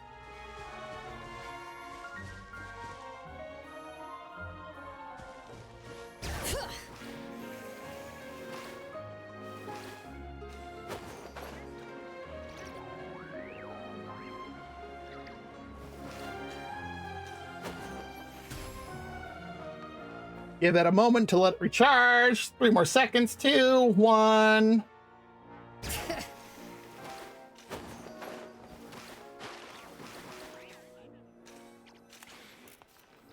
And we're there. So this is the Steambird. It doesn't look all that special, really. Wow, so they really do have a machine bird here. Cool. Yep, right there. Right? My father often takes me here to purchase a newspaper. He absolutely loves the Steambird. In fact, he could spend all day just reading the newspaper. Sometimes he even cuts pieces out and sticks them in a book he keeps. He calls those his reviews, and sometimes he even reads them out to my mother and me. We don't really like hearing them, though. We just say, yeah, and oh, and is that so, and stuff. But he enjoys reading them so much that he doesn't even notice. Simply put, a review is a set of opinions that the reviewer expresses from their own perspective. Lovey's father, Delarue, is a scientist at the Fontaine Research Institute. At the same time, he's also a reviewer who writes reviews on the Steambird. Yeah, and he sure loves his lengthy reviews of, well, everything. Oh, he's one of those. And it does look like our ad break is just about to start, so if you need to get up, stretch, grab something to eat or drink, use the bathroom, whatever you need to do, go for it. We'll be back in 3 minutes.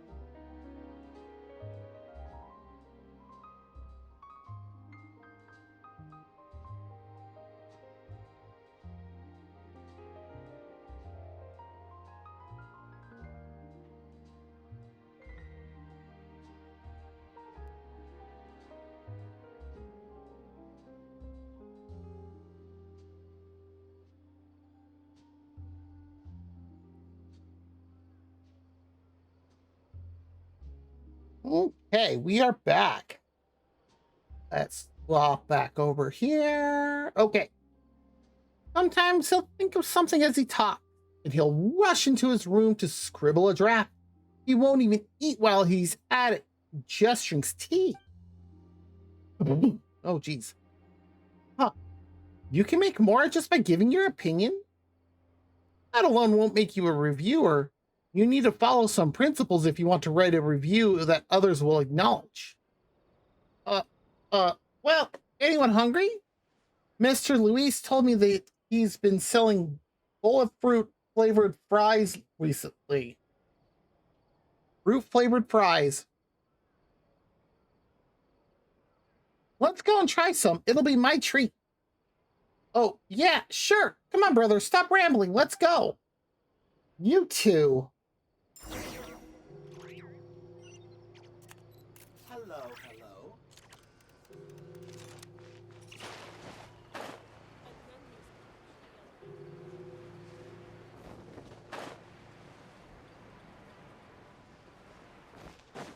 No way.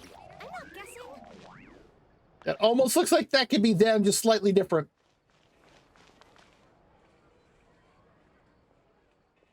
Mr. Luis, I'd like a few servings of the bowl of fruit flavored fries. I almost screwed that up. Ah, if it isn't Lovey, I'm afraid I'm out of that for the day. There were too many people at the port, you see, and that's why I just looked like that. But I told you about this while back, didn't I? And I even brought some friends with me. I'm sorry. There were too many customers today, and I forgot. I do have some ordinary fries here, though. Please, take them on the house. I'd rather take them on the plate.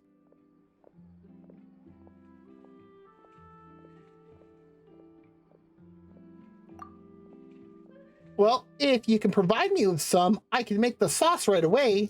I do have some of the other condiments left over. I'm sure I have so many of them. Yay, you're just awesome. Thanks. I'm very sorry. It seems that we always trouble you somehow whenever we meet. Oh, don't worry about it, kid. Oh, hi. My cat has decided to come back and see me. When you move too far away, I can't pet you, you silly.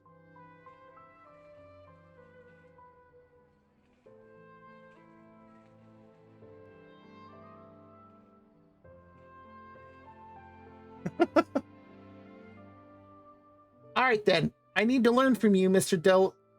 Mr. Delarue says that I'm too solid, which will make becoming a reviewer in the future hard. Never mind that. I'll watch over the two of them. As for the bowl of fruit, we're counting on you.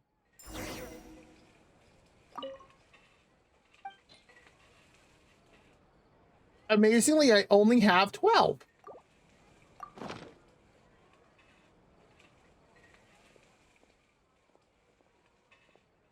These should do. Please, give me a moment. Louis starts making the sauce. And we're done. These fresh from the oven fries are on the house. You can eat them right away, but be careful, they're hot. Nice, tuck in, all of you, they're great. Oh, and Arel, don't tell my father about this, or he'll lecture me again. Don't worry. In any case, I doubt Mr. Delarue is all that interested in fries. Well, what about me? You just eat up. As for my share, you can split it amongst yourselves. I don't really like eating fries. In that case, I'll help myself. Come here. Come on, here. You should try some too. This is all thanks to you. Right. I have to go buy Mr. Delarue some coffee later. Wait, you can't do that. Mom has banned Dad from drinking coffee for a long time now. Every time he drinks coffee, he will cough nonstop in his room. He even goes hoarse in the process. Jeez. Dad says that he does all this for work. But what sort of work makes you suffer like that? Is this the price he mentioned for writing excellent reviews? The work of a reviewer sure seems hard.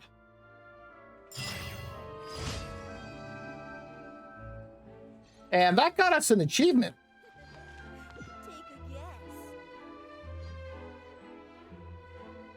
No, I don't think I will take a guess.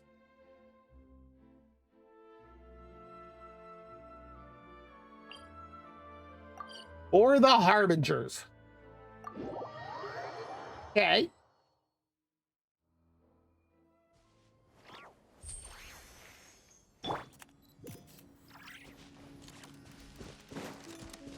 Ignorant and vulgar. No more words.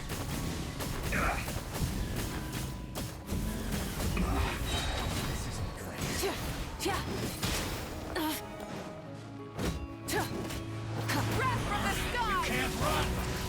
I miscalculated.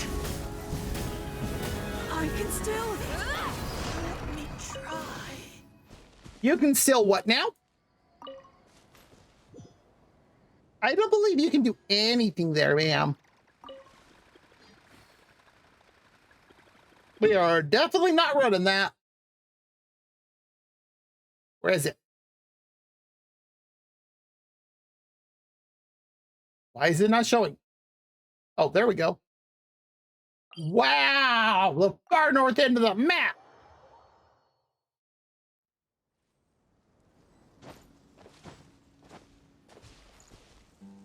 Fine.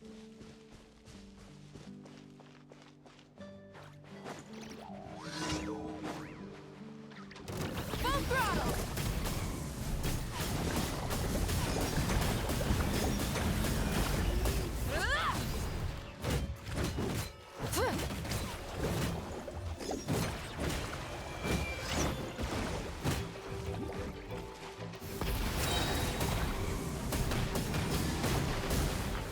Incinerate! Yes, come closer so I can kill both of you. That was brilliant. Any more of those starfish things? Need them for Mistress Nouvelette.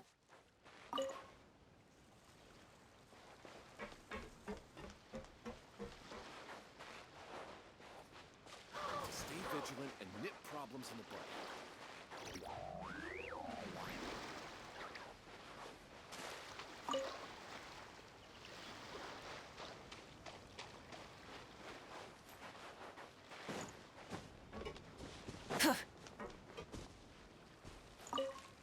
Oh, hey, look, I can replace the 3 that I had to use.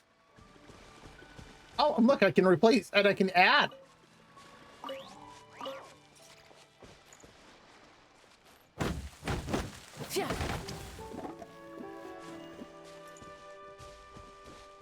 I don't know if I've ever had this one before.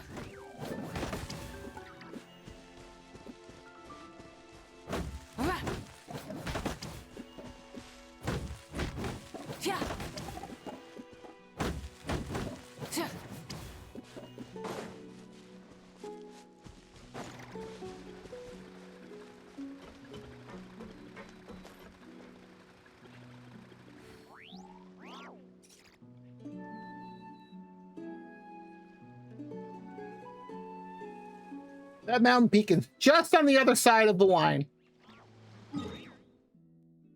Yep.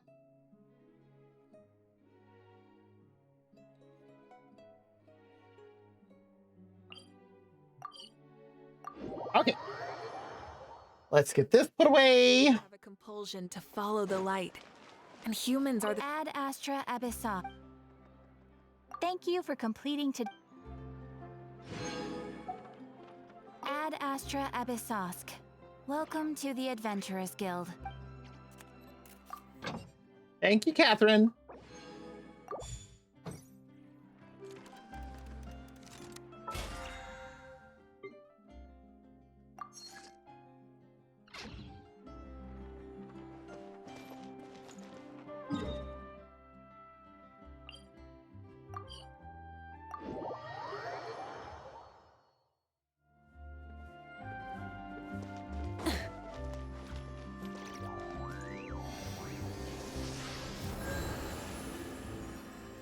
Okay. So where am I doing that?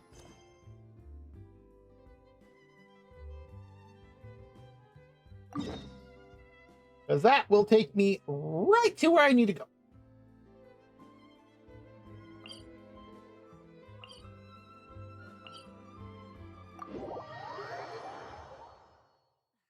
Instead of confining themselves to the heavens, God should broaden their horizons in the world below. Hey, isn't that Vidoc over there? This mustache does not fit this man. Seeing you at this time must mean you've already saved up a lot of credit coupons. Or at least enough to skip work. Seems you're getting into the swing of things around here. Wow! That second dialogue option. Impressive. Very impressive. So, now can you tell us about the hidden rules you know? If that's what you want to know, I guess you couldn't have come at a better time. Why? Huh? What do you mean it's a good time?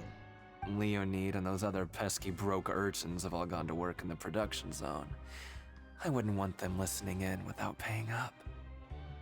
We get it! Just tell us already! So, you know those pipes that make strange sounds? Don't ever, ever go near them at night. Even if you manage to avoid the guards, you might find something even more terrible there. Like... Something even more terrible? Like what? A group of cannibals.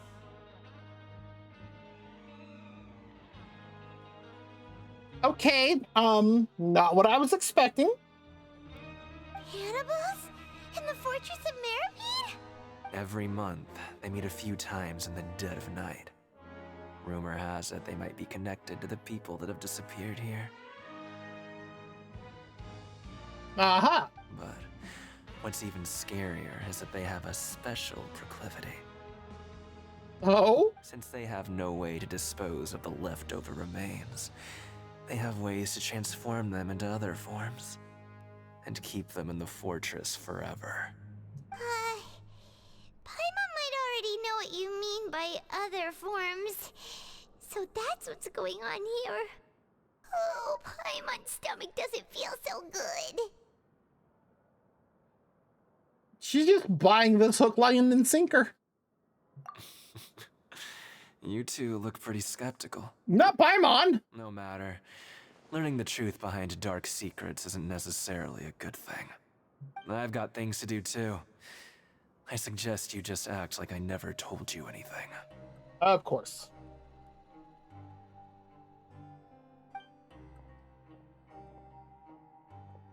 Traveler, can we just trust him on this one?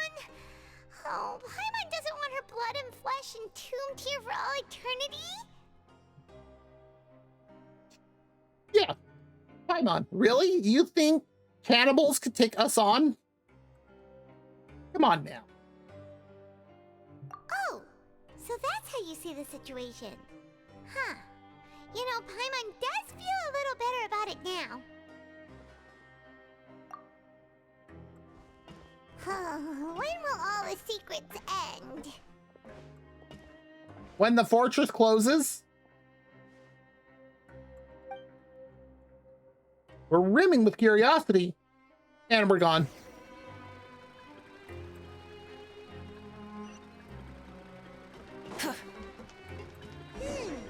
Vidoc isn't here. But the guys who went to work in the morning are back. Let's go ask them. Just stay away from me. Rude.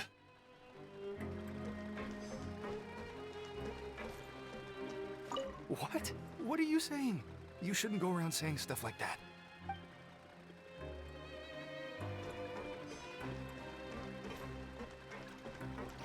What are you talking about? Listen, you should keep your nose out of other people's business. Oh, but we like to sniff it out. Their attitude sure is suspicious. Like they're trying to avoid us. But if they're being so obvious about acting weirdly, do you think they might just be trying to lure us in? Oh, very possible. Oh, this is all getting way too creepy for Paimon. So you mean we still need to investigate some more? Okay, if you say so. We did. Well, rather, you did.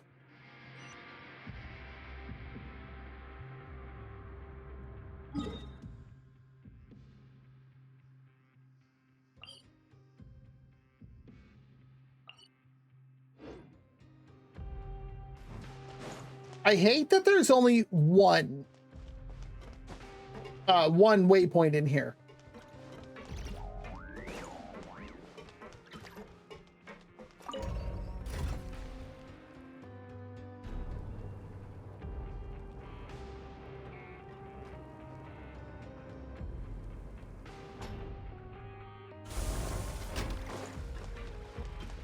Oh, I could have gone to it.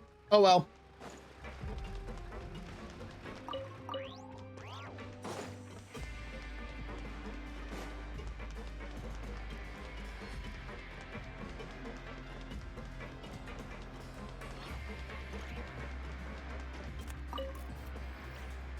Hello, Fielding.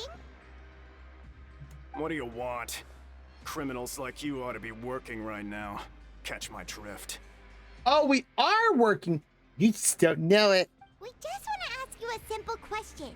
Have you ever discovered anything odd during your nighttime patrols? Why are you asking about something like that? Whatever happens at night isn't your concern. All you need to worry about is getting enough sleep. Well... right! We've heard it happens a few times every month. Paimon has sensitive ears, so it makes it hard to sleep. Hey, yeah, we actually did it kind of well this time. Really? I see. But it's not like I'm on duty every night. I can imagine. And now that you mention it, I recall my colleagues talking about something like that before. They say that strange things tend to happen at night on pipe cleaning days. Lots of us don't willingly take those shifts. Yeah, I wonder why. So, what happens at night on pipe cleaning days? They just conduct regular cleaning of the fortress's drainage facilities. There are 3 pipe cleaning days per month, and it just so happens that today is one of the scheduled days. You can try to confirm the sounds tonight if you want, and if they're real, then I can report the issue to my superiors for you. He's so helpful. Oh, okay. Then we'll keep both ears out tonight. If that's all, then I'll be leaving now. I advise you not to try anything funny, though. Even if I'm not on duty tonight, someone will still be watching you. That sounds kind of wrong. Don't worry, we don't want any time added to our sentences. Oh, he left. So what do you think about the pipe cleaning days he mentioned? Right, both are a possibility. But Fielding did say that tonight is a cleaning night. Paimon knew you would say that. Alright, sounds like we'll be up all night tonight then. Paimon just hopes the guards don't catch us.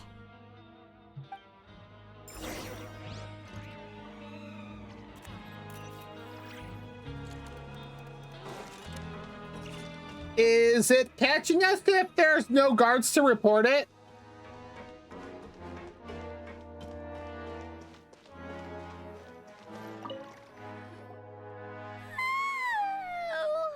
I'm so tired. But we can't sleep yet. They'll be cleaning the pipes tonight, so it's the perfect chance for us to investigate. Whatever. Just be sure to wake Paimon if she dozes off. Paimon's worried something might happen if you go alone. Looks like we're about to fall asleep. Oh. Hungry Paimon. Did food be hungry like that? Huh? Traveler? Did you fall asleep already? Oh dear, chromatic aberrations. Yep, emergency food. Oh, that child's vision.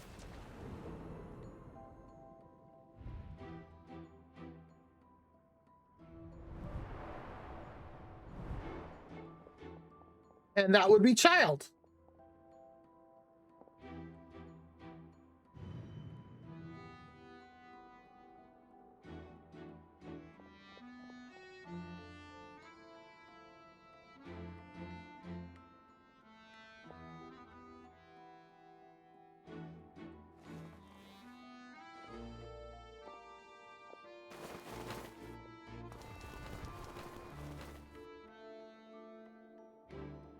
Oh, those three.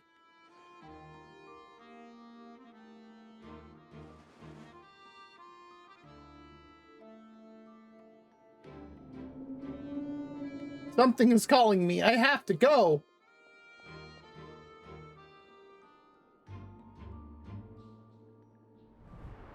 Traveler, come on, wake up!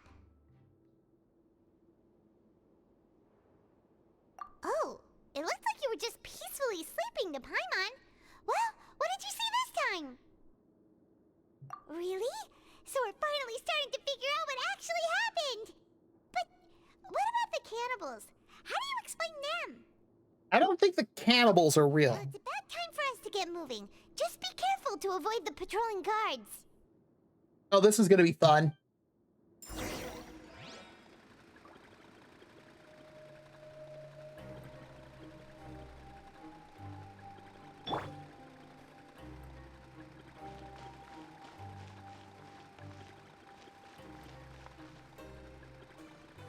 Oh.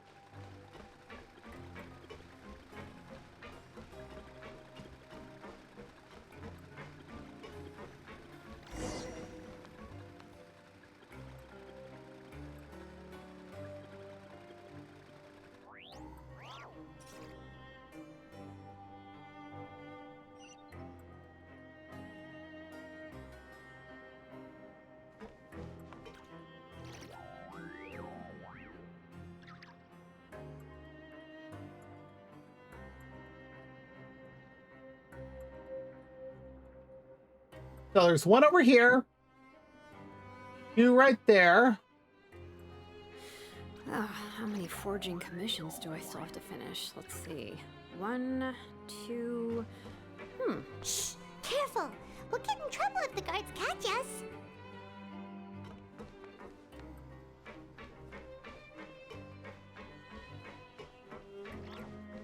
Hey, not this way. We need to get to that pipe, remember?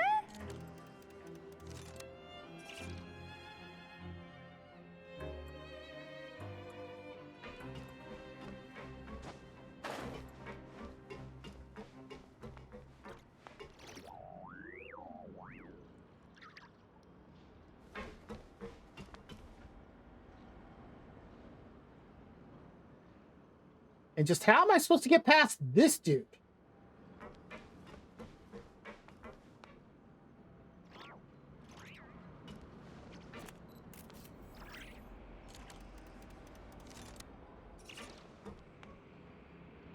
Never mind.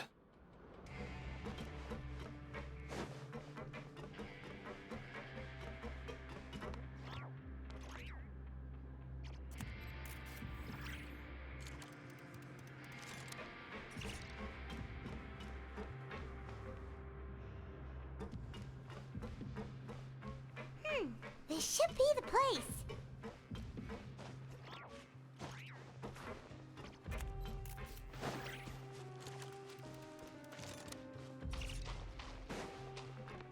Run!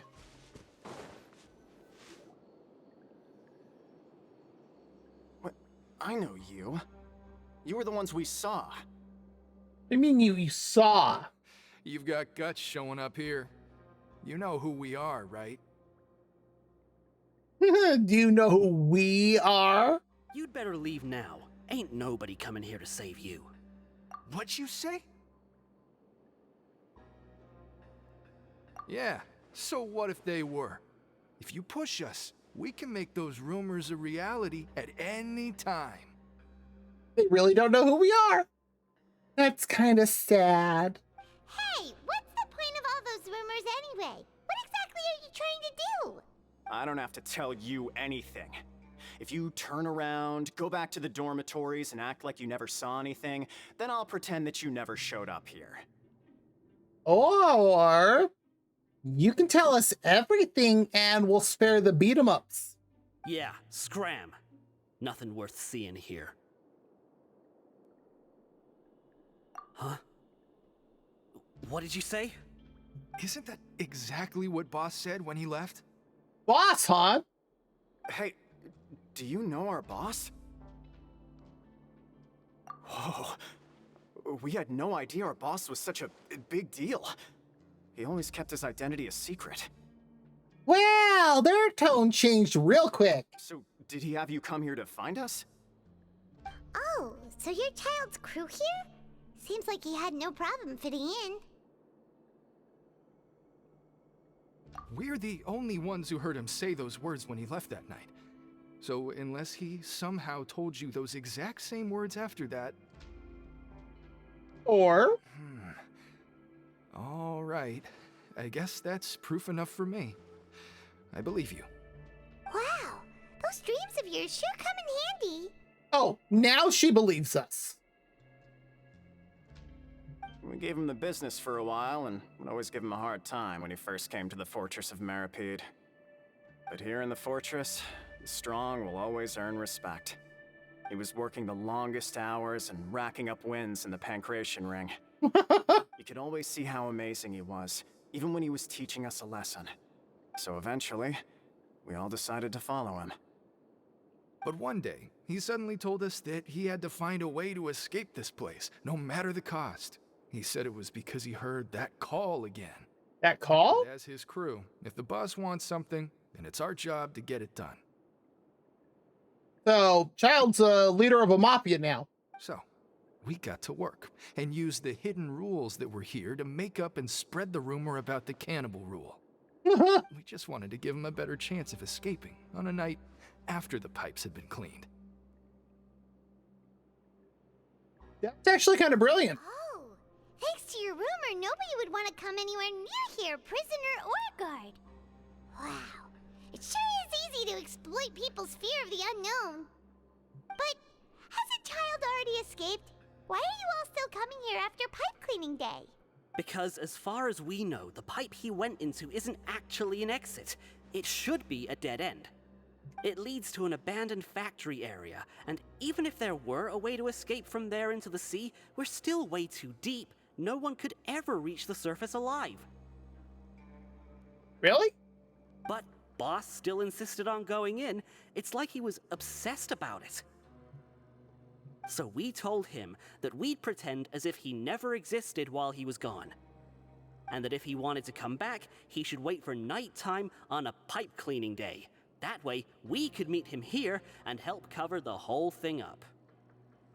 So you come and wait here through the night a few times a month just because of that promise? Yeah, but it's been so long now.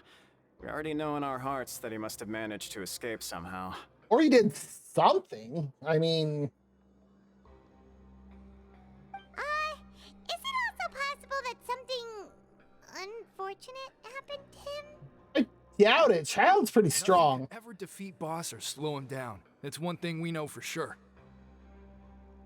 Hi, I'd like to introduce myself. My name's Nothing. Okay. Paimon was just brainstorming possibilities. All right. Keep quiet and follow us. Okie dokie.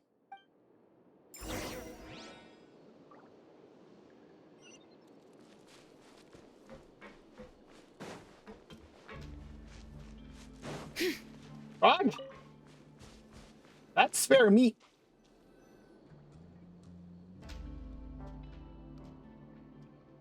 The way up from here has been sealed off. It's impossible to get through.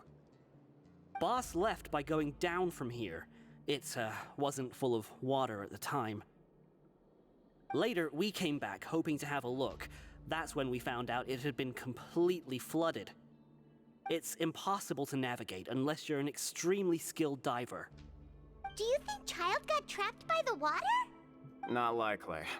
We all know that Boss was an incredible swimmer. Really? Then have him come investigate, pronto. Just be sure to tell us if you get any news about Boss. It's getting late. We should leave before the guards come this way. I think I know what we're about to do. Yeah, we learned a lot about what happened to Child here. Let's get going!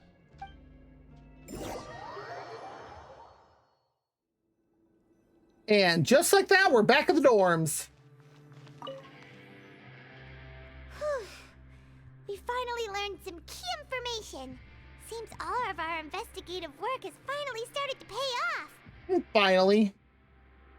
When you said you knew a diver, you were talking about Fremine, right? Uh-huh. If we ask Linny, he'll definitely have Fremine help us. We can ask Fremine ourselves. Fremine seems to like us. Like, he actually talks to us. Ugh. Why is Child like this? What was he doing going into the pipes? Not making our jobs easier, that's for sure. Hi, Mom. Have you met Child? Fortunately, though, it seems like it's only a matter of time now before we find out what really happened. Now that we can finally relax, I'm starting to feel super sleepy. Let's try to get some rest while we still can. Nighty-night, Traveler! I was that close to finishing up this part of the chapter last time? Or no? Yeah. Paimon still needs more sleep.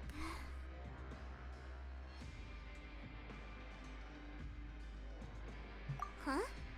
Wait, look over there! Isn't that... It's one of Linny's cards! Let Paimon see what's written on it! Maybe you haven't heard, but today is the monthly free day. Everyone has the day off today, which makes it the perfect time to do some investigating. It's been a while since we last talked. Have you been making any progress lately? Let's meet at our usual spot in the factory area before lunchtime. I have new information. Ooh! Ooh, today's our lucky day. We have the day off. From the sound of it, Lenny's been making progress with his investigation. Wonder what he's discovered. We still have some time before we meet up. Let's talk with the people here for a bit more before we go.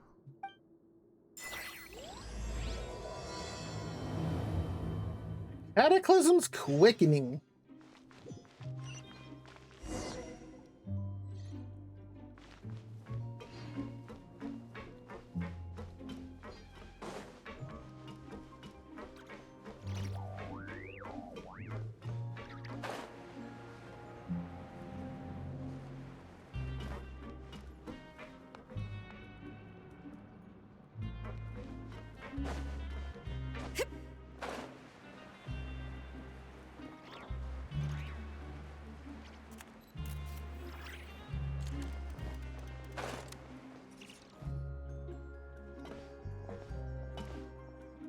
There's a group of people over there. Let's go listen in. So Sounds rude. That's not a faucet. Hey, who are you two? Why'd you come over all of a sudden? We wanted to see your baby face. Oh, sorry for eavesdropping. Sounds like you were talking about something private. What's the matter? They're just looking to join in on our fun, that's all. Hey, don't pretend like it's okay for them to just interrupt us like that.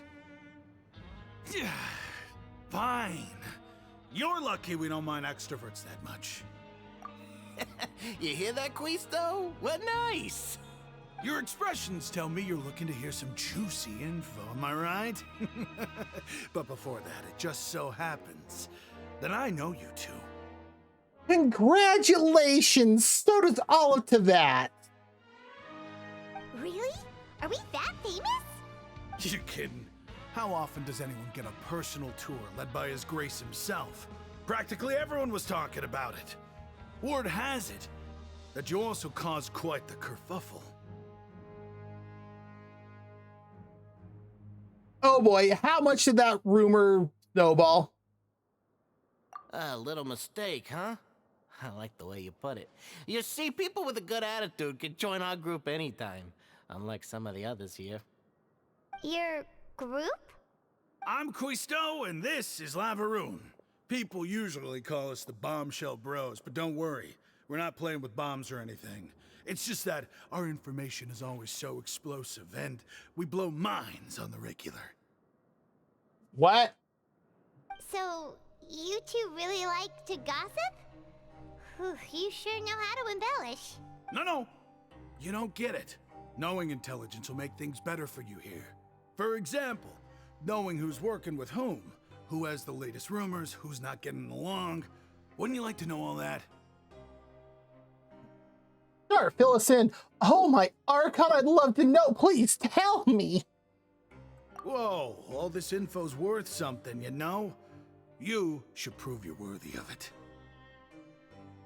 Dude, you put your nose up like that, and we could just pull out a sword and give you a quick nose shave.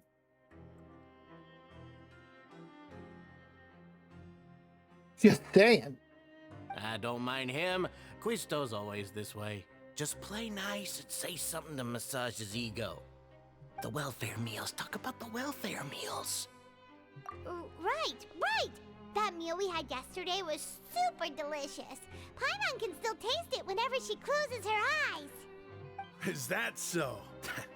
To tell you the truth, I've been helping out with making those welfare meals. I've been working as a kitchen assistant for about a month and a half now. Oh. Oh, so you're the one who made those delicious steaks. Amazing. You could be a professional chef. You are correct. I am a true professional. In fact, I even went to culinary school. But enough about that.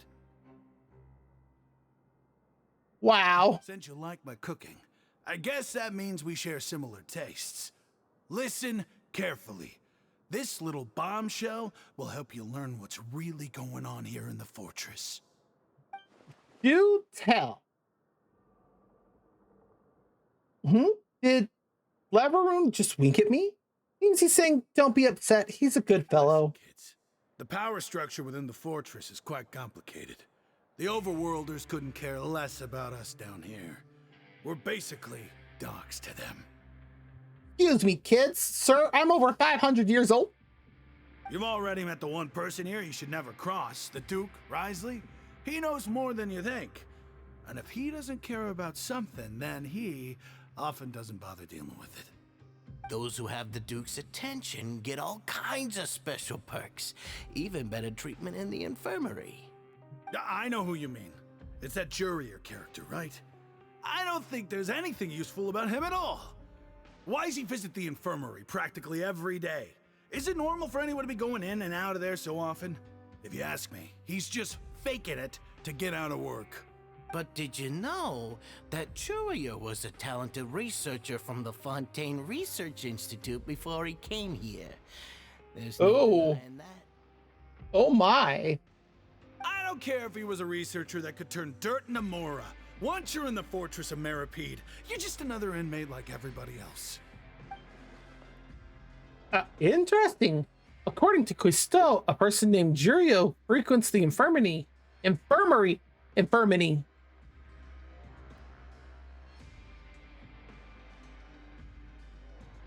Anyway, I should take note of that. Speaking of which, the last time I saw him, he was passing by in the corridor with Lorvine. I also heard they started arguing in the library and got into a fight, right? Guess that's just how terrible of a guy he is. You mean he hit a woman? Wow, I never imagined he was that bad. Oh dear. But that Lorvine's also quite the odd one, you know?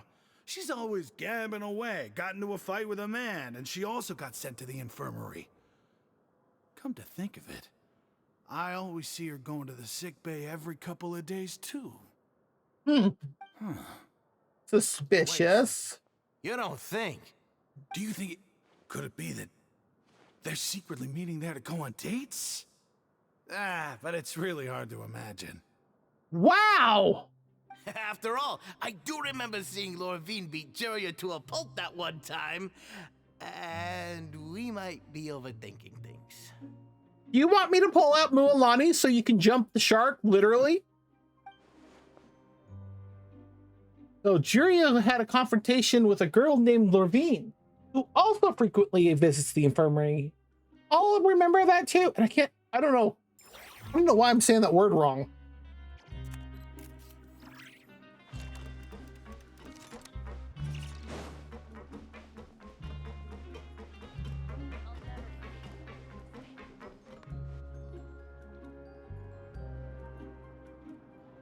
Look, there are some people talking over there.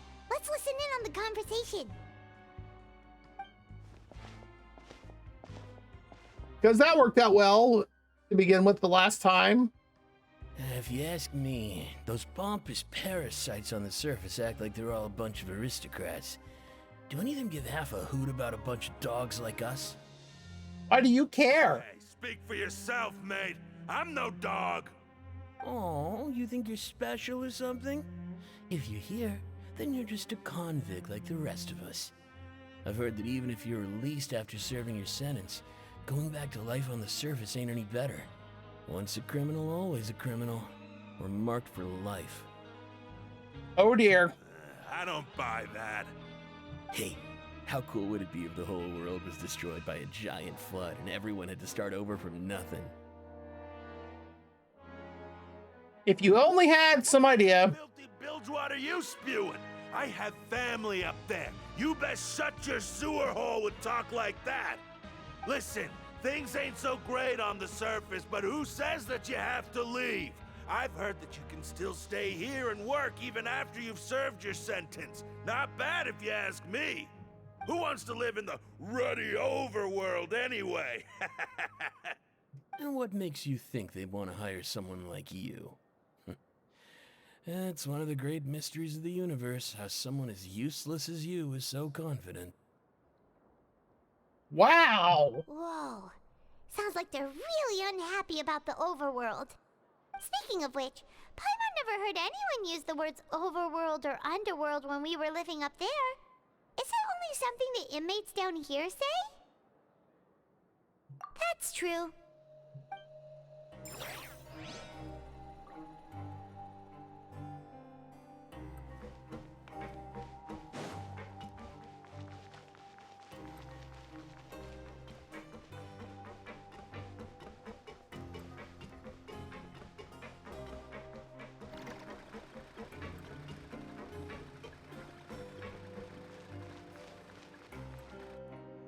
Hey, you over there?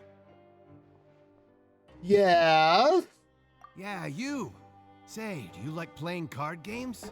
You know, like Genius Invocation TCG? Never played it. You TCG players are like mint in the wild, literally sprouting up everywhere. Hey, come on now. What's wrong with finding fellow Invocation aficionados? Anyway, care to join me for a game?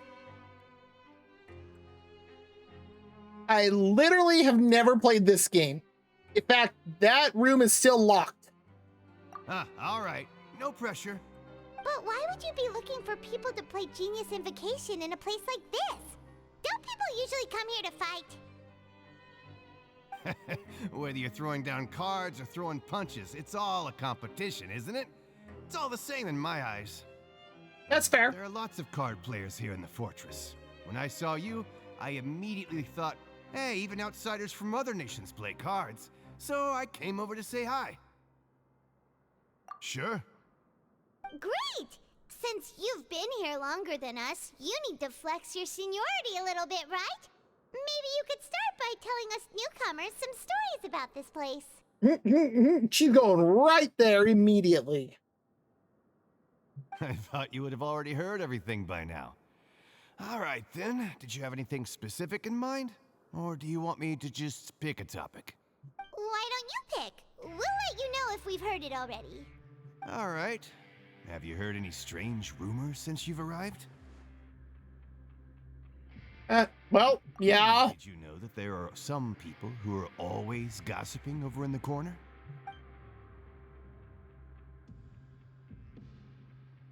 Yeah, so you've already met those two. They're quite a pair. They always keep an eye out for the latest happenings and gossip about everything. I've never seen anyone with more time on their hands. Which is amazing because they should be working. I heard that they used to be a chef and a bartender before they were sent down here. You know how bartenders are, always chatting with customers. And chefs love to pass the time just hanging out when they're not cooking. Good to know. Do you have anything else to tell us? Let me think. Sounds like you want to hear something a little more tantalizing. Oh, did you know that the Duke was also a convict in the fortress of Meripede before? What? Huh? Wait, are you serious? That's right. The Duke was an inmate just like you and me. Seems he was exiled here for committing some crime. Who knows how he ended up rising up to become the warden, though. Wow! To go from an ordinary inmate to becoming the manager of the whole place? I'm not gonna lie, I kinda respect that. A forbidden zone? Sounds like something that someone just made up. I've never heard of that. Where did you hear about it? It's just a rumor we've been hearing, but no worries if you've never heard of it. Do you have anything else you can tell us? Anything else? Not that I can think of, but I'll be sure to tell you anything interesting I hear next time. Oh, I clicked too soon. We've talked to just about everyone, and it's about time for us to go meet Linny. According to the card he left us, we should go meet him in the production zone.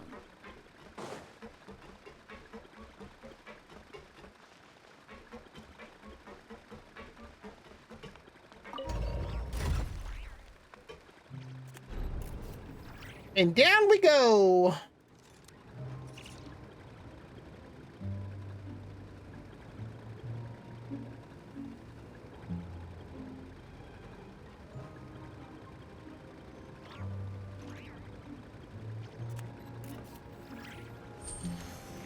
We are still going. Good Lord.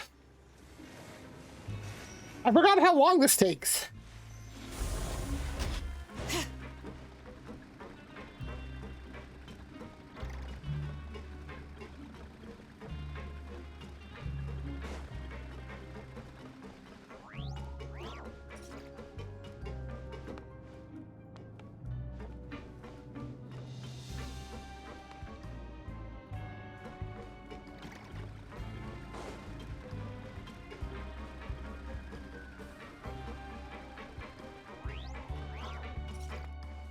Too far.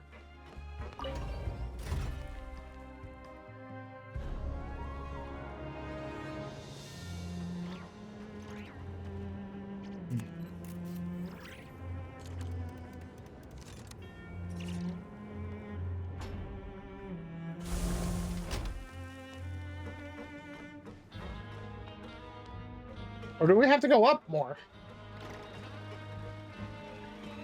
No, we have to go up more.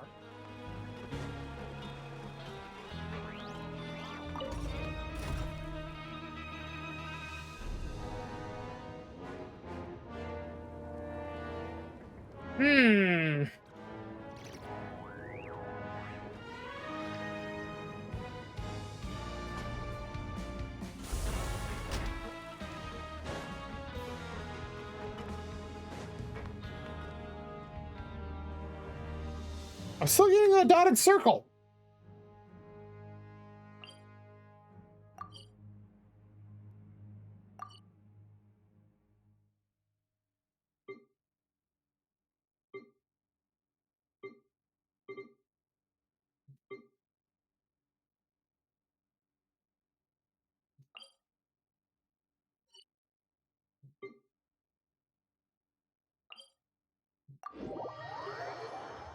Well,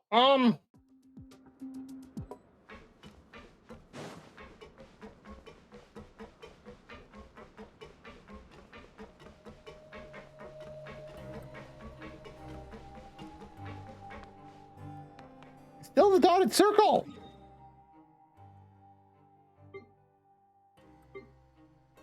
I have to go down 2.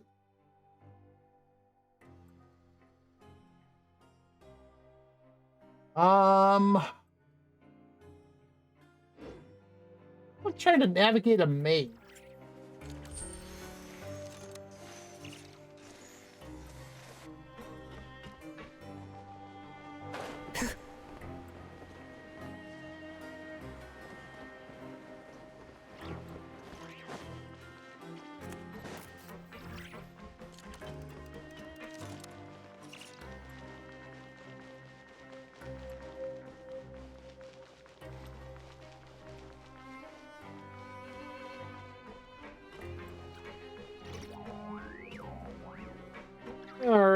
Oh,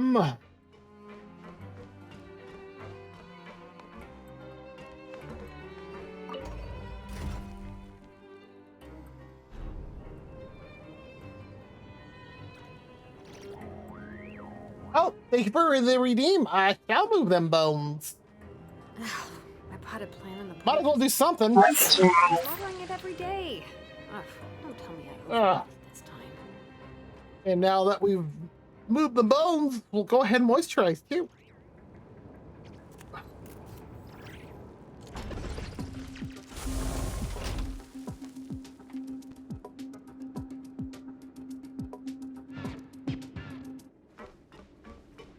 Oh, it looks like we do have an ad break in about 5 minutes.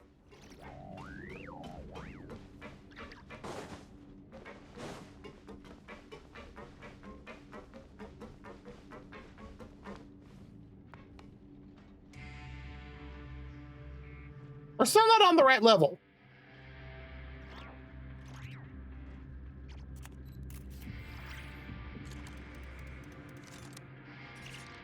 We should take a break after all that running around. Yeah. Don't need that.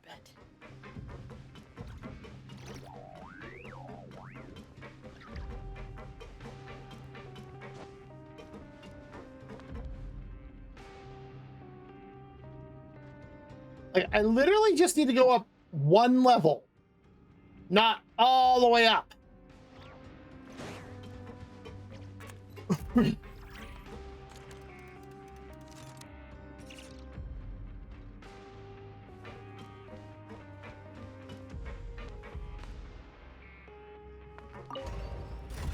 I think this is the one we need. Oh, jeez.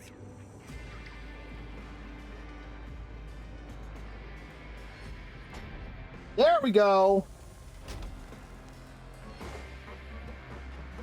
Learn the safety rules by heart.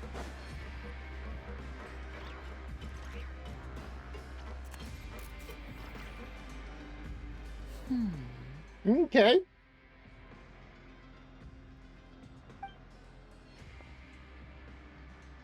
Huh?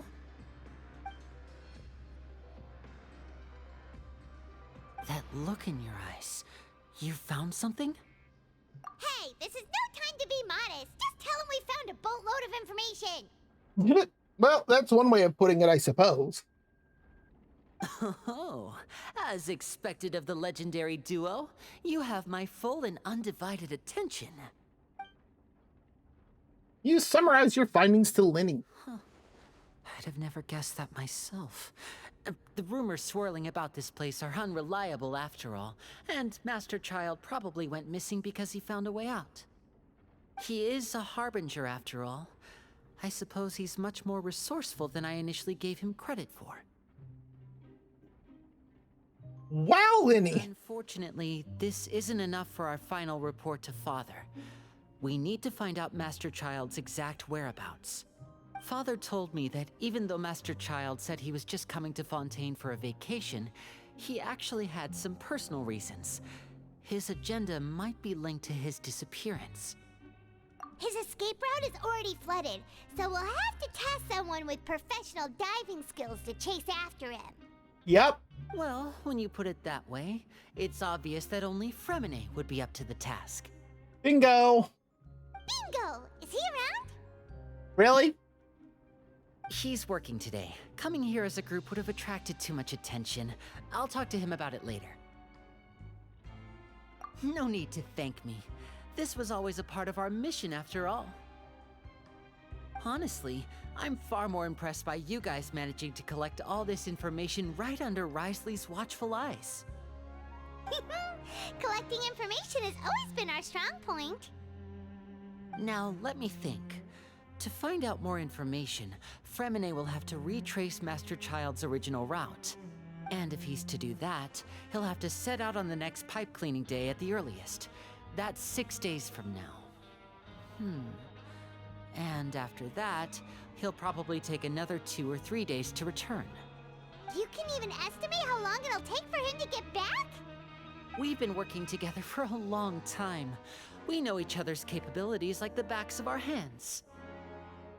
that is something I could see Father very much like pushing them to figure out. What say you to meeting here 9 days from now? We'll be able to pick up Fremine while we're at it, too. Oh, and there's just one last thing we'd like your help with. Though we can just sit back and wait for Fremine's report on Master Child's whereabouts, we still need to make more progress on the investigation of the Forbidden Zone. Fremine's no master of disguise. Lynette's still working on getting intel from the other areas, and I'll need to spend some time helping Fremine prepare for his diving mission. So, you are the only ones we can count on. What do you want us to do? Will it be hard? Well, I won't call it easy per se, but I think you'll be able to pull it off. Ooh, and it does look like we're about to have an ad break start. So when it does, if you need to get up, stretch, grab something to eat or drink, use the bathroom, whatever you need to do, go for it. Listen carefully. You'll need to find an excuse to get into the infirmary and investigate the room and environs. You've mentioned several sketchy-looking people always meeting at the infirmary earlier, so it probably has something to do with the secret we're hoping to uncover. You've already met the head nurse, so she'll be less suspicious of you. Investigate the internal structure of the infirmary and any active dealings within, and pass those on to me alongside anything else you're able to discover. But also, there's no need to take risks. Don't forget, safety always comes first. My apologies. I just started rambling out of habit. It was almost as if I was talking to my younger sister. I'm not sure how to feel about that, but there is the ad break. So like I said, if you need to get up, stretch, grab something to eat or drink, use the bathroom, whatever you need to do, go for it. We'll be back in 3 minutes.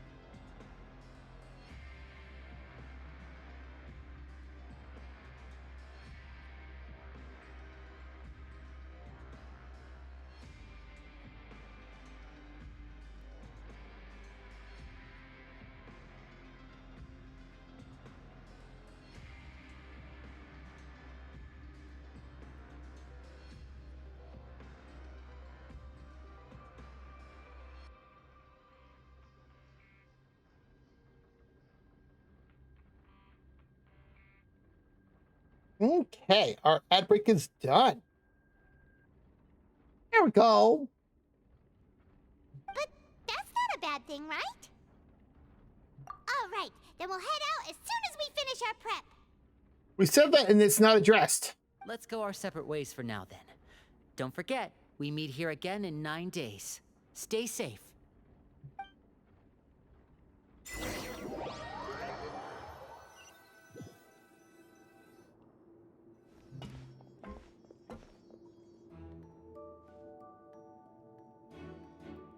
Hey, stay here for now. Paimon will take a peek.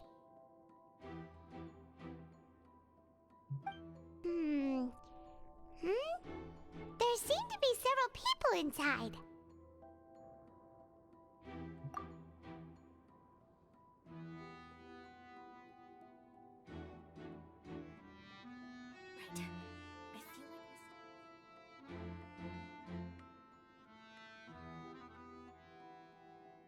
Wait, are they involving Siegemine in shenanigans? It's a bit hard to understand them from here, so why don't we just try to talk to them in person? Let's go.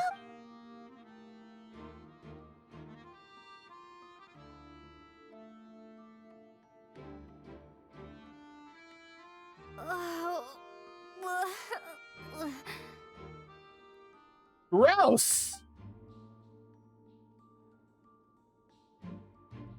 Someone, please help! She's sick! And of course, Siege immediately comes running. Are you okay? Oh my! What's wrong, little one? There's no need to panic. Take a deep breath before you begin. The traveler started complaining of a stomachache, and then nausea, and then collapsed onto the ground. Paimon doesn't know what to do! Freezing limbs, twitching fingers, and pale complexion? Could it be poison? Wow! Let me take a look. Please, lie down over here. Don't worry, I'll get you to the bed safely. Here, hold on to my shoulder and walk slowly.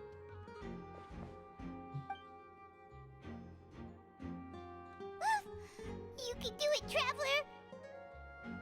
Don't apologize. You're sick after all. Now, please relax. I'm just going to do a preliminary checkup on you.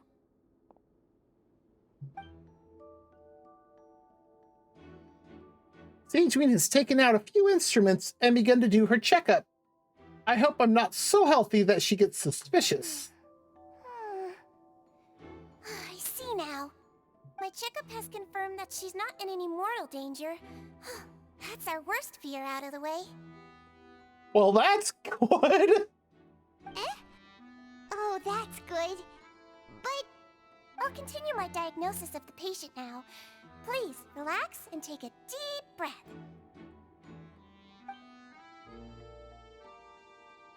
Siegemine's using her hands to palpate different areas on my abdomen.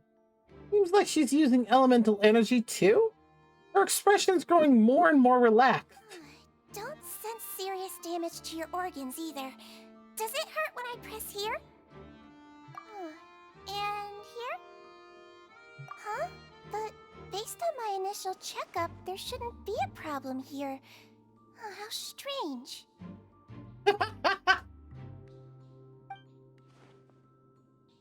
Oh no, was my acting a bit over the top? What about here? Does this hurt? Oh, I understand. So that's what it is. What? I think you just ate something that disagreed with you. That's all. Nothing too serious. Outside of a pretty bad stomachache when it decides to act up. so that's what it is. Thank goodness it's not anything more serious. And there have been other inmates complaining about the food recently. I'll inform our head chef, Mr. Wolsey, of this problem as soon as possible. Congratulations! The health risk is incredibly low, so you should recover within a couple days. Why don't you take a rest here while I go get some medicine for you? Miss Levine, I'll have to trouble you to help me look after this new patient while I'm gone. Very well. And she hopped away just like that. This infiltration mission is going more smoothly than I imagined. Next, there are only 2 people left in the room. Adrian just called that woman Levine. So she has to be one of those frequent visitors to the infirmary I've heard before. Would that mean the man next to her is Giroux then? Hello. So how are you feeling now? Ma'am, it's been like 2 minutes. I can't keep staring at her. He'll draw unwanted attention. That guy also seems to have noticed. Now he's looking in my direction too. Her stomach aches really bad. She was stumbling about the whole way here, so Paimon's really worried. If Miss Sijuin says it's not a serious problem, then there's no need to worry.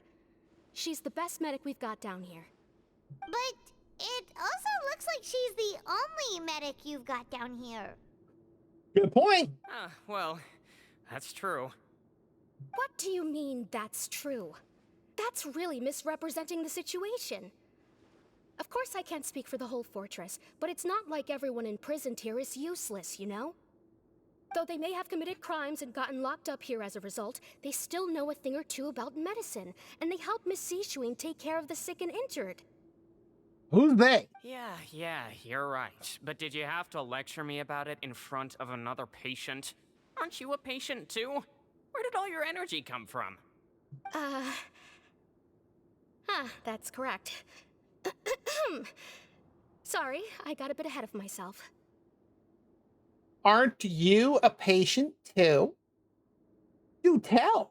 Are you two also sick? We've been sick a while. I come back every once in a while for checkups, and to pick up the medicines Miss Sijuin prescribes for us.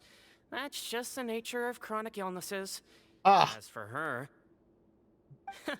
You could say she fancies herself as Miss Sijuin's capable helper because she learned a bit of medical knowledge ages ago. Please watch your mouth, Mr. Jurier. Don't forget that you are the primary reason I have frequent heart palpitations. Hey, don't start arguing now. Please, keep it civil at least. These two seem to have a pretty terrible relationship, and only ran into each other because they came here to pick up their meds at the same time. Oh, hi Sato, how's it going?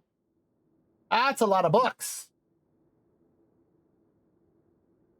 But outside of the two of them, there is nothing suspicious inside the room.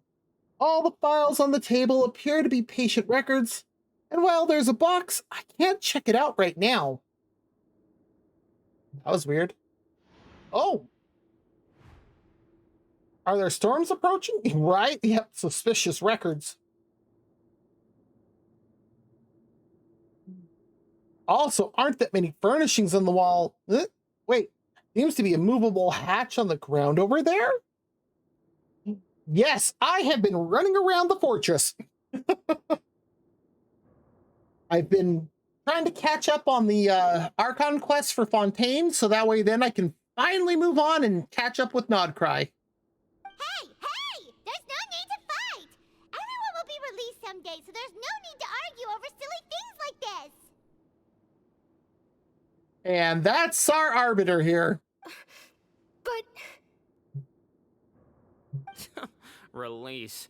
It's way too early for us to even think about that. And who the heck knows if we'd even be able to continue our previous lives? The presence of a movable hatch isn't strange by itself, but perhaps it's my adventurer's intuition speaking. Isn't it a bit strange that there's a movable hatch here, of all places? Is it hiding something? Please allow me to end this boring and useless conversation. Oh, and Mr. Jurier, I don't want to see your face here again anytime soon. Wow! And same to you, Miss Lorvine. Anyway, that was more than enough rest for me, so I'm going to get out of this excessively noisy place. See you later, everyone.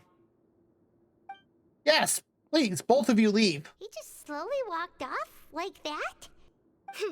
That's just what he's like. I'm sorry you had to see all of that. I'm Lorvine, and that's... Well, his name is Jurier, but I hope you'll never have cause to remember his name. Oh, it's too late for that! You really can't stand him, huh? I mean, can you blame me? Who would like someone who's as arrogant and obsessed with weird research topics as he is? But there's no need to keep dwelling on him. I think you are. I'll accompany you two for a while. Miss Seashween should be back soon, and I'm sure you'll feel better as soon as you've had some of her medicine. No, it's nothing. I'm back! Did you rest like you promised? Something like that? Thank you for getting our medicine, Miss Seashween. Did you all cooperate with your bed rest? I trust that nobody got up to walk around. Good. Here, this should be 2 days' worth of medicine for you. Take 1 pill now, and then continue your bed rest. Okay. Stomachache pills. Miss Levine, I left in a bit of a hurry just now. Do you still remember if we discussed the color of the pill that you should be taking today? I remember. You said it should be yellow. Okay. Did they talk about that before we walked in? Why don't I remember? Yellow, huh? I understand. These are yours. Please, make sure to go to bed early after taking them tonight. You'll benefit from a good night's sleep. Are they talking in code? On my way now. I hope you feel better soon too. See ya! Uh-huh. I'm going to fill out your medical record now. You're widely known as the Traveler, right? I just want to double-check a few details, if that's all right with you. Those two made quite the commotion just now, so why don't we let the traveler rest? Paimon can answer the questions instead. So her primary symptoms are abdominal pain, with secondary symptoms of nausea. Is there anything else? That's it. All right then. She actually thought about that? Wow. Is there anything we should know besides to take the meds? No, her base constitution is quite good, so I'm sure she'll recover quite quickly after taking the medicine. Please, make sure to stick to bland or less stimulating foods, and don't stay up too late at night. Got it. Paimon will hold the traveler to that for sure. Sejuine's still looking at me. I should just try to take a nap like she said. Oh, you're going to take a nap already? Okay then, you get some rest.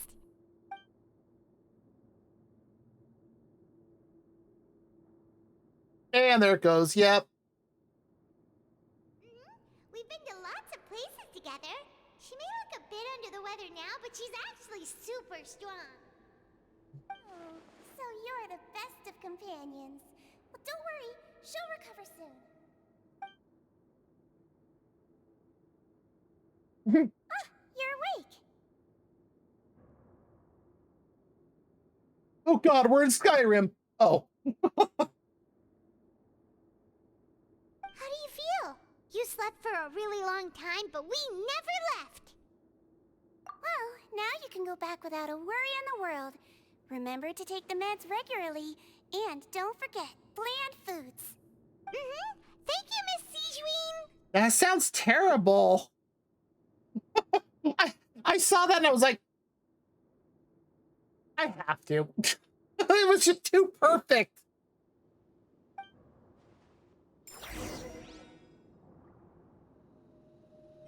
Back to the dormitories, huh? I hate getting around this place.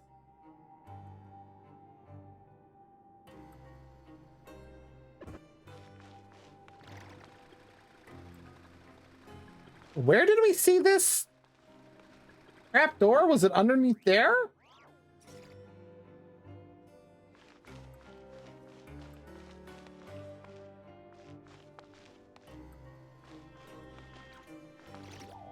Oh, it's here. Okay. That was the one thing I couldn't figure out, was where it was located. People have been coming down with an upset stomach lately. I'll need to address that.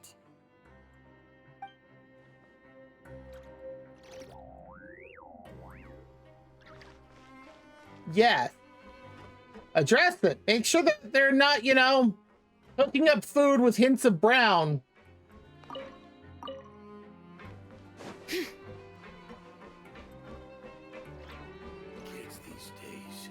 just can't rely on her. Okay.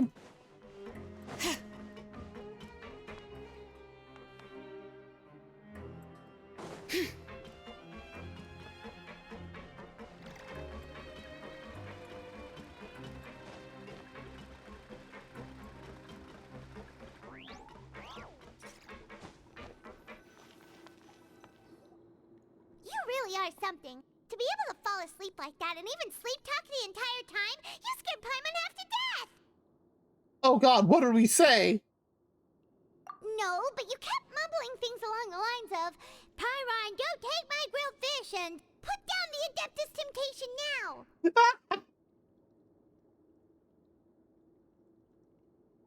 Oh my god! Paimon talked with Sigewinne the entire time you were asleep. She seems like she's just a sincere nurse, and Paimon didn't notice anything unusual in the room. Are you sure we're not going off track with the infirmary? Are we really off track, though? There are still a few weird things about the place. That movable hatch on the ground, as well as the question Sigewinne asked Lurvine. And also, were they really talking about their meds before we walked in? Oh, and was Lurvine and Jurio's argument genuine, or were they just putting on a show? Whoa, you really are super thorough. All those tiny little suspicious things that Paimon didn't even pick up on. We've got to give the info to Linny.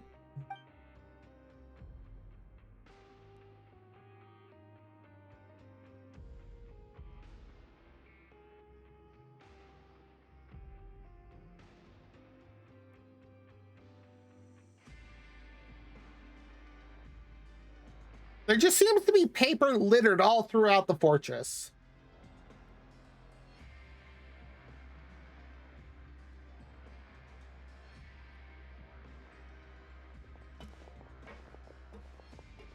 Her disguise is impeccable.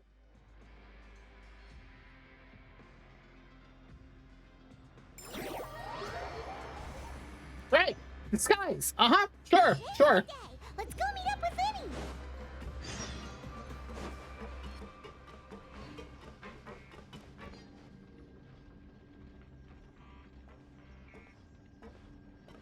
This again, huh?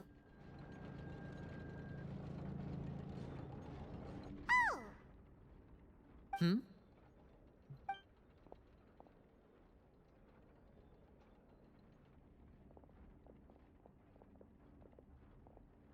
Did you two run into any trouble over the past few days? No, we just worked our shifts according to the schedule. Nothing weird happened. That's good. That means you didn't raise any suspicions when you infiltrated the infirmary. Should there have been? We've taken a look at the slip you've sent.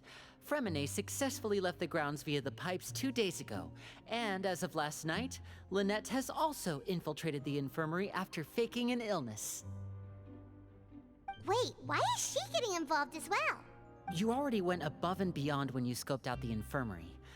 To put it more bluntly, even if we were to view that as something you did in exchange for Fremine's help, you've already done more than enough.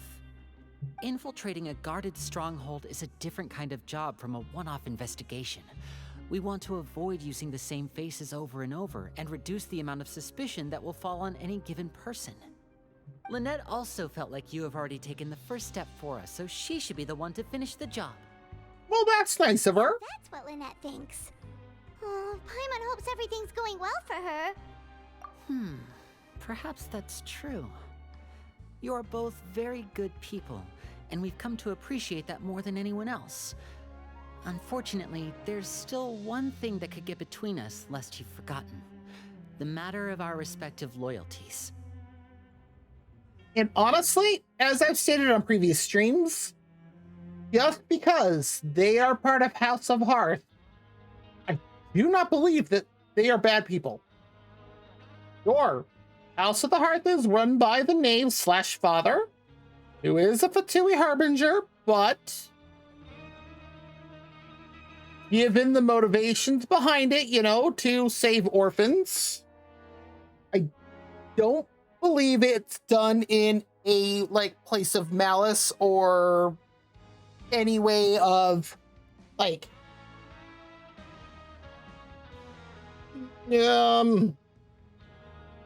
what's a good word?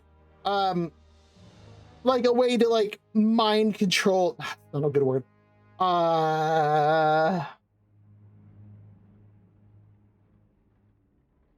Can't think of a good word here. But like based off of the initial way that we were interacting with Lynette and Linny, I don't think the stuff that they do here, like anything that they have done, is that bad. Or even, I mean, short of, okay, yes, Arlecchino does want the Gnosis. And clearly they do because, you know, they need it for whatever. But as Linny's hinted, Arlecchino also wants it to stop the thing from happening, from the primordial sea from coming up and washing away Fontaine. And it's like,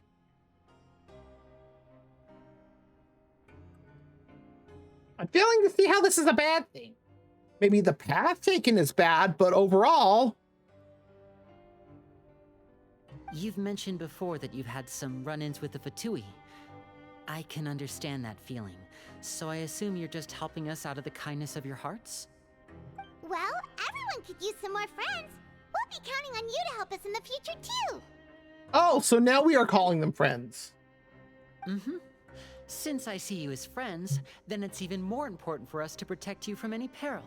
Fremine and Lynette feel the same way. Glad to hear it. Then, let's go check on Lynette before Fremine returns. If everything went well, then she should be wrapping up her investigation right about now. Is now really a good time to go over? According to my observations, Sigewinne always spends around half an hour away from the infirmary right before lunch. Lynette knows this as well, so this should be a good time to meet up with her. Also, I'm her brother, remember? It's only natural for an older brother to care about his younger sister's well-being. That's true, unless, you know, they're the Abyss Prince. Okay, just saying. Let's head over right away.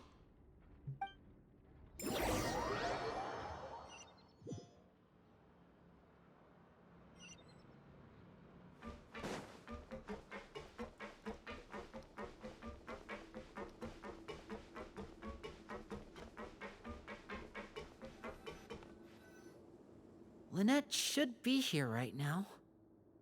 Huh. But... strange. Lynette?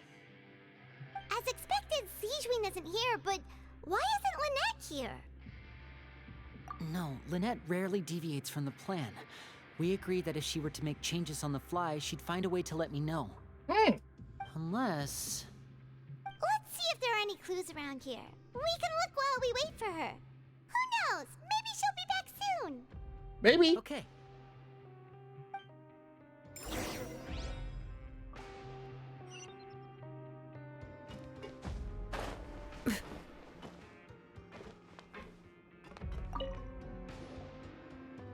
This is it! We saw it before! Wait, this thing? It doesn't look like it's been disguised that well. It wasn't for the crate in front of it. The space. Oh, hi, hi, Yumi. Yeah, feel free to lurk. Lurking is always 100% acceptable in my channel. There's probably a mechanism around here somewhere. Could Lynette have tried to get inside? But if that's the case, she would have contacted me for sure. Oh, hi, Pinks. How's it going? Ooh, nice. Did you find just like somebody had made a pattern for how to do that, or? Let's look around here for some more clues. Don't panic, just take another look. Okay. Look on Lenny's face. He's definitely beginning to panic. Don't panic. He probably said that subconsciously more for himself than anything else. I need to work more on practicing microshading so I can learn it better.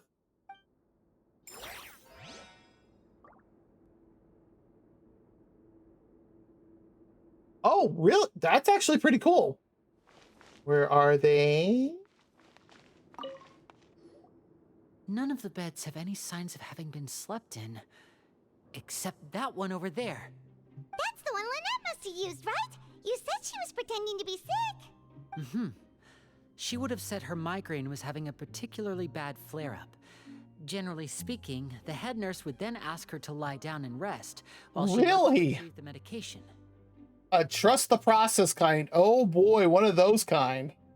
Which means either the head nurse didn't return the entire time from when Lynette laid down up until she left the bed, or the nurse intentionally left it this way. Oh no, that's not a good sign. He's getting very worried.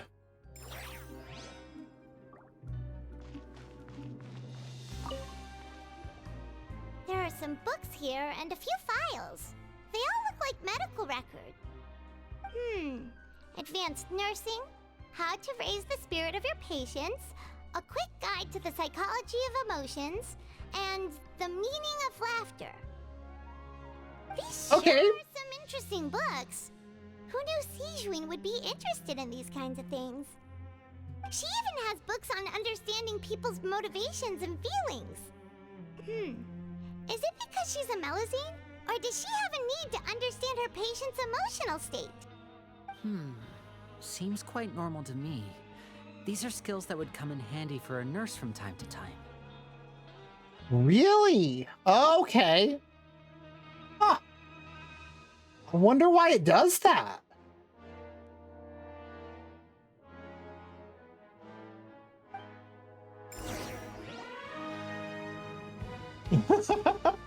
It seems like it'd be worse if it was both. There's a slip of paper over here. A slip of paper? It's right over here, and there's a bunch written on it too. It reads, out of respect for your usual practices, I'll use a piece of paper or card as the medium to pass on my message. You may consider this as me giving you my best regards. I love that she's passing on a message, plus kind of giving a jab at how Lenny usually does his stuff.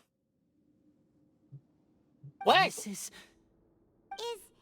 that all? The back.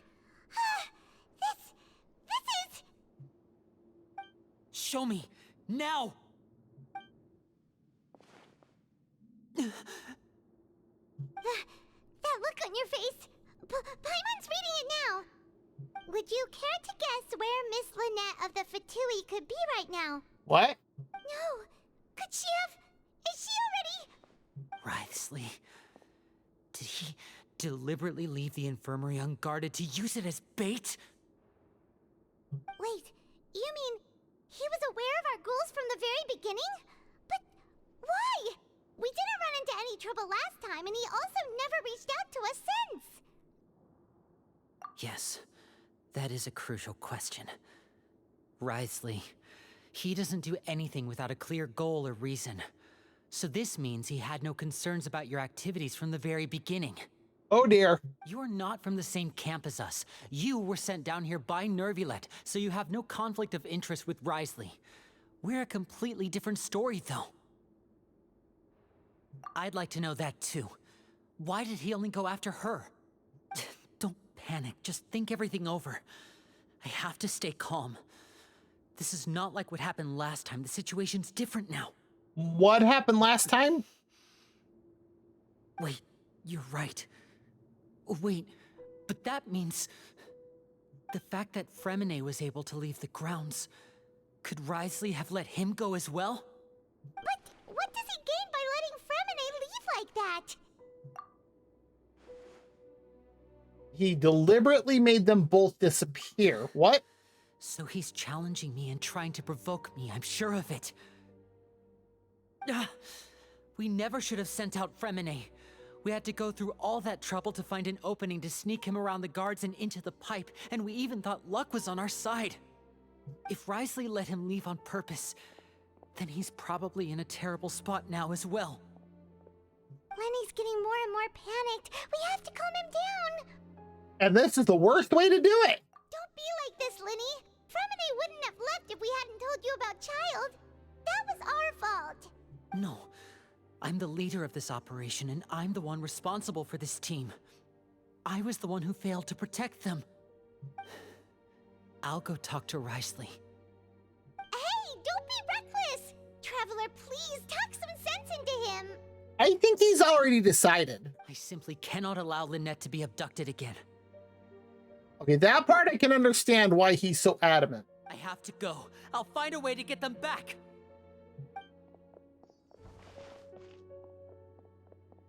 He's rushed out the door! After him! Yeah, that's true. And considering the backstory they've given us before, oh hey, Sijin has been there the whole time.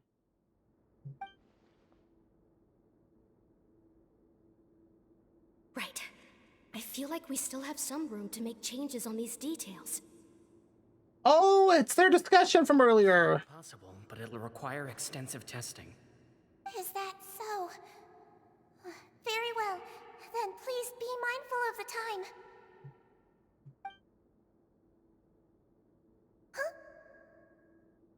Huh? Is someone? Pack everything up. Whoever's outside is eavesdropping. They'll probably come in once we stop talking. Uh-huh. Someone, please help!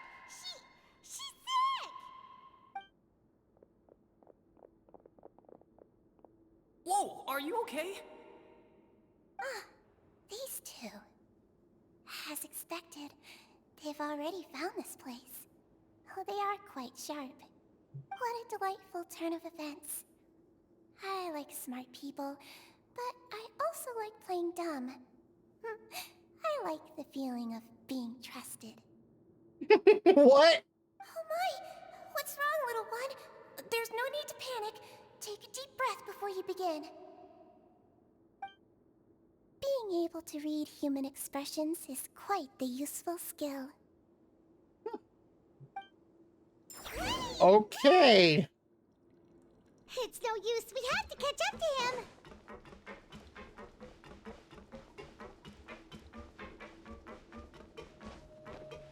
He's already out of sight. How is he so fast? Let's go head him off at Risley's office.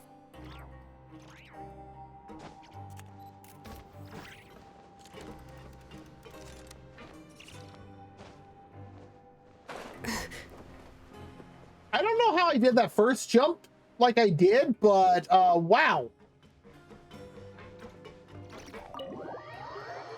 That was an impressive jump, actually.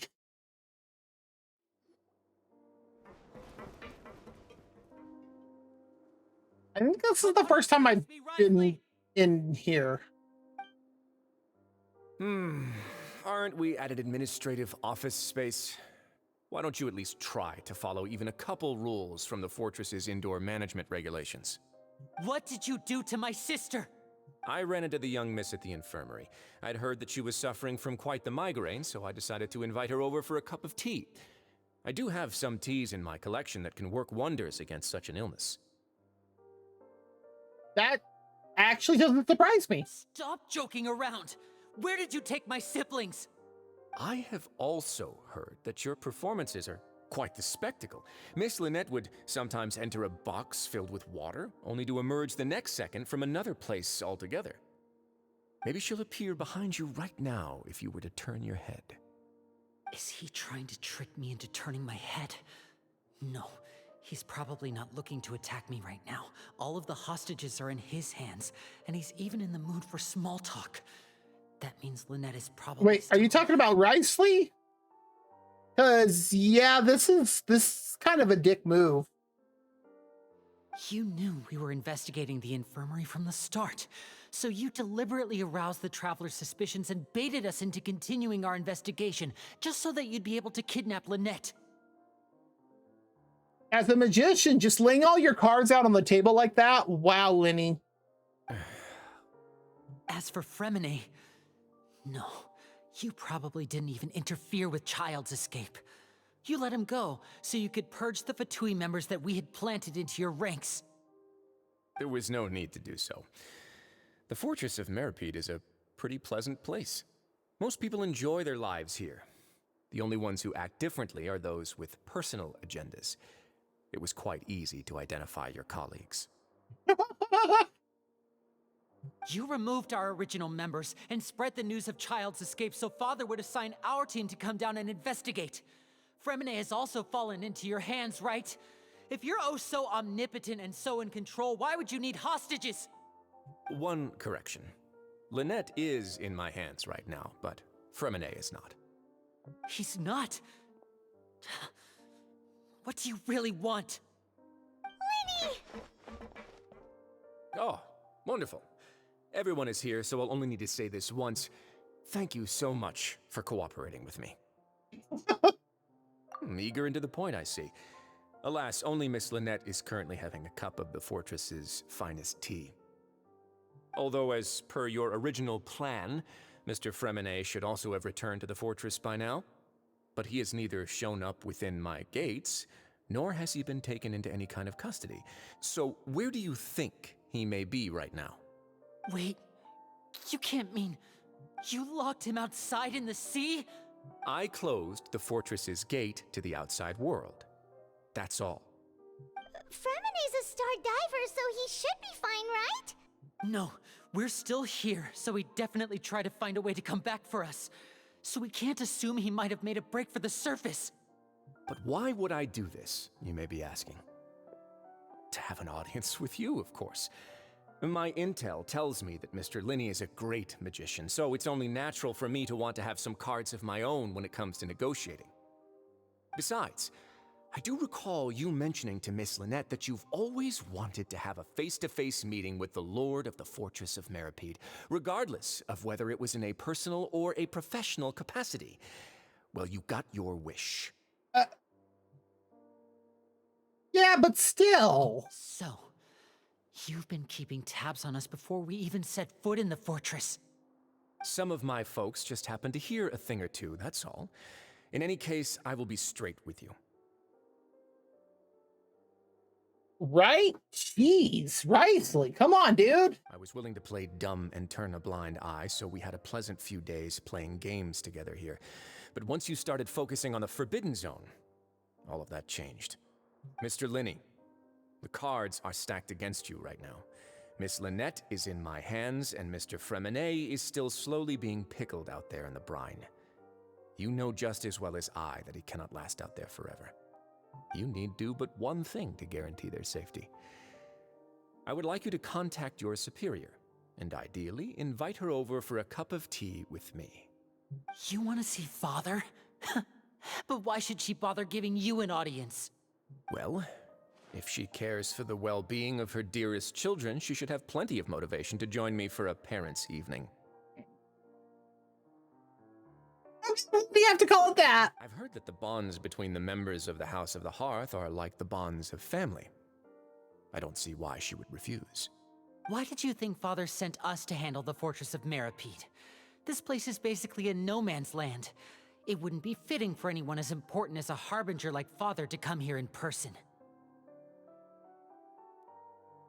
I mean, isn't she like, what, fourth? Oh, I see. So it's because she doesn't care for my place here. That's such a shame. After all, I've amassed quite the tea collection. I was looking forward to sharing it with her. Both Monsieur Neuvillette and Lady Farina have already received many samples as gifts. Where is he getting tea from? Was this the extent of your master plan to get to Father? No matter how much pressure you may put on me, I won't allow you to use us to blackmail her.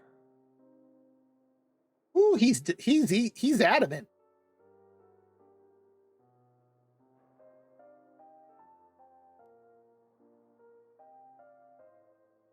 We did what now? You people really are difficult to get along with. All I'm asking for is a face-to-face conversation. Does she truly have no interest in the fortress's secret? Mr. Linney, you have one last chance to invite your father here. If you refuse... Oh dear. Instead of asking why I'm doing this, why don't you try to see things from my perspective for a second? From the very beginning, the Fatui has been actively infiltrating my fortress. Yeah, I was gonna say, this doesn't seem like something that the Fatui could like actively make money off of or have any sort of like real power coming from it. I gave you a warning by cutting off the first few operatives I found, but that only caused you to double down. Had you given up on the fortress then and there, I'd have no reason to want to talk. Mr. Fremine left the fortress on his own, and Miss Lynette tried to pry out my secrets right in front of me. No matter how you look at it, the responsibility for this falls on you. I shouldn't ask Father to do anything because of us. 6, 5. Oh my. Wait, 2, 1. What happened to 4 and 3? Time's up. It really is a shame, Mr. Linney. Risley! Negotiations have broken down. Please leave, ladies and gentlemen. It's time for my afternoon tea. Yeah, listen to the Traveler. If you can't talk to Linny, can you at least talk to us? You do realize that I'm only letting you go because of Neuvillette, yes? You're here helping him out, and I've already done my best to stay out of your way. We absolutely could defeat him. So he knows why we're here too. That's funny. But it doesn't mean you can just do whatever you want. The fortress may be small and remote. This is true. We have absolutely defeated gods, so...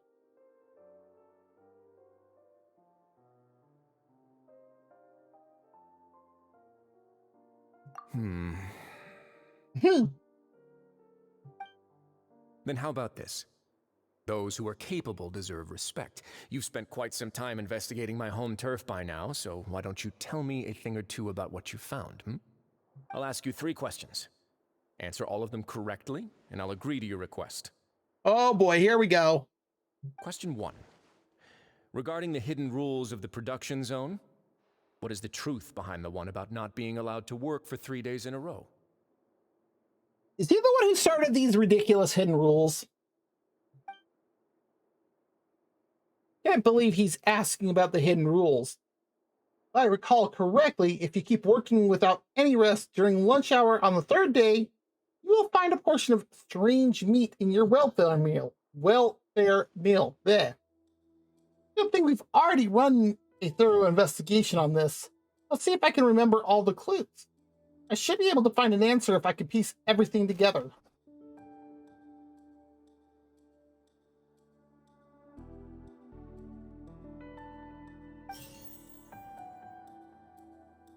Let's see here.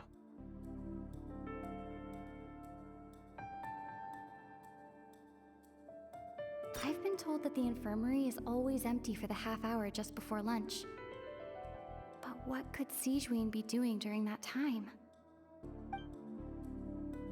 The Fanta promoter has been struggling because he doesn't recognize the real value of coupons. Meanwhile, the Duke believes that only idiots who don't understand the value of coupons would spend them on Fanta. We often see Miss Sijuin observing the prisoners at work near their production zone. It seems like she can perceive the general state of a person's health just by looking at them. Fanta's internal reports suggest that they're starting a new trial of an unnamed and unpackaged product. But the product has to undergo a trial because even Fanta's own employees have a lot of reservations about it. The research note said that the Melusine race perceives the world very differently from humans. Because of that, the Melusines have also developed a sense of aesthetics that appear rather strange and alien to humans. According to Collins, the Pancration tournament only took place because the Fanta company sponsored it. The company must want a return on their investment as well.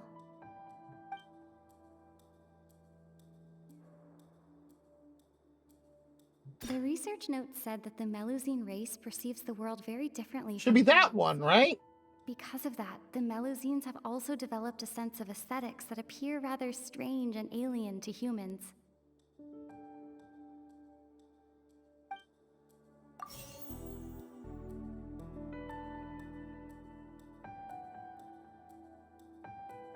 told that the infirmary is always empty for the half hour just before lunch. But what could Sijuin be doing during that time?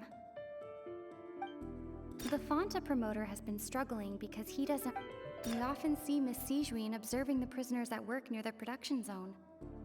It seems like she can perceive... Fonta's internal reports suggest that they're starting a new trial.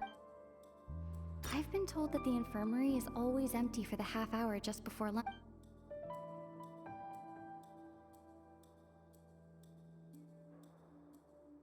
Because I almost kicked my cat. We often see Miss Sijuin observing the prisoners at work near the production zone. It seems like she can perceive the general state of a person's health just by looking at them.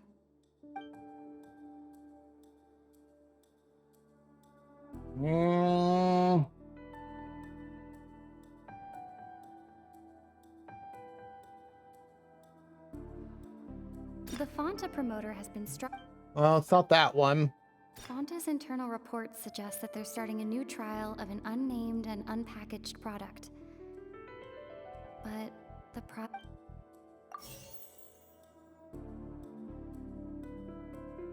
Why does the strange meat appear the way that it does?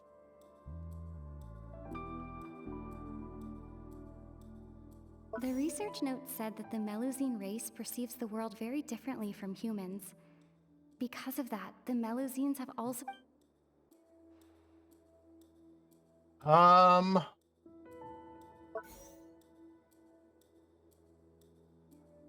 According to Collins, the Pancration tournament only took place... We often see Miss Sijuin observing the prisoners at work near the production zone.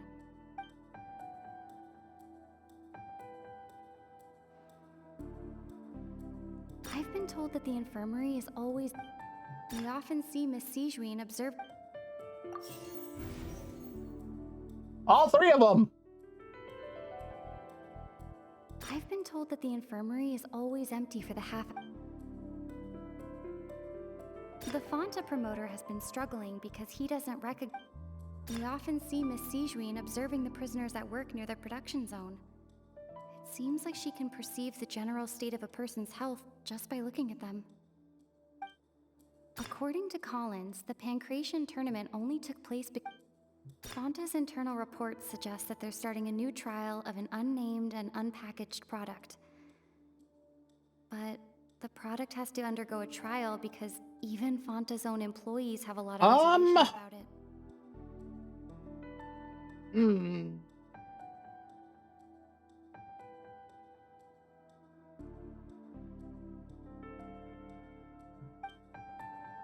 I've been told that the infirmary is always empty for the half hour just before lunch.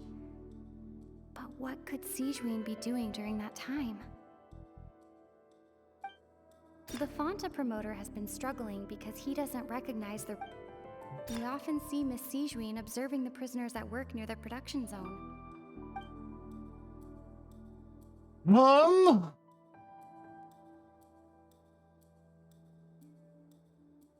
Fonta's internal reports suggest that they're According to Collins, the Pancration tournament only took place because the Fonta company sponsored it. Who will see it? We often see Miss Sijuin observing the...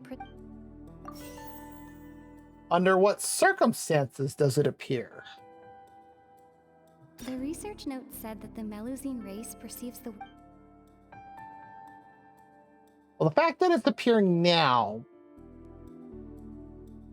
I've been told that the infirmary is always... The research... No, it's this one. Melusine race...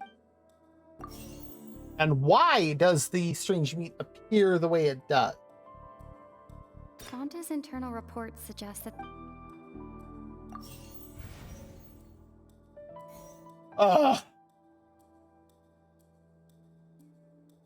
According to Collins, the Pancration... The Fonta promoter has been struggling because he doesn't... I've been told that the infirmary is always empty for the half hour.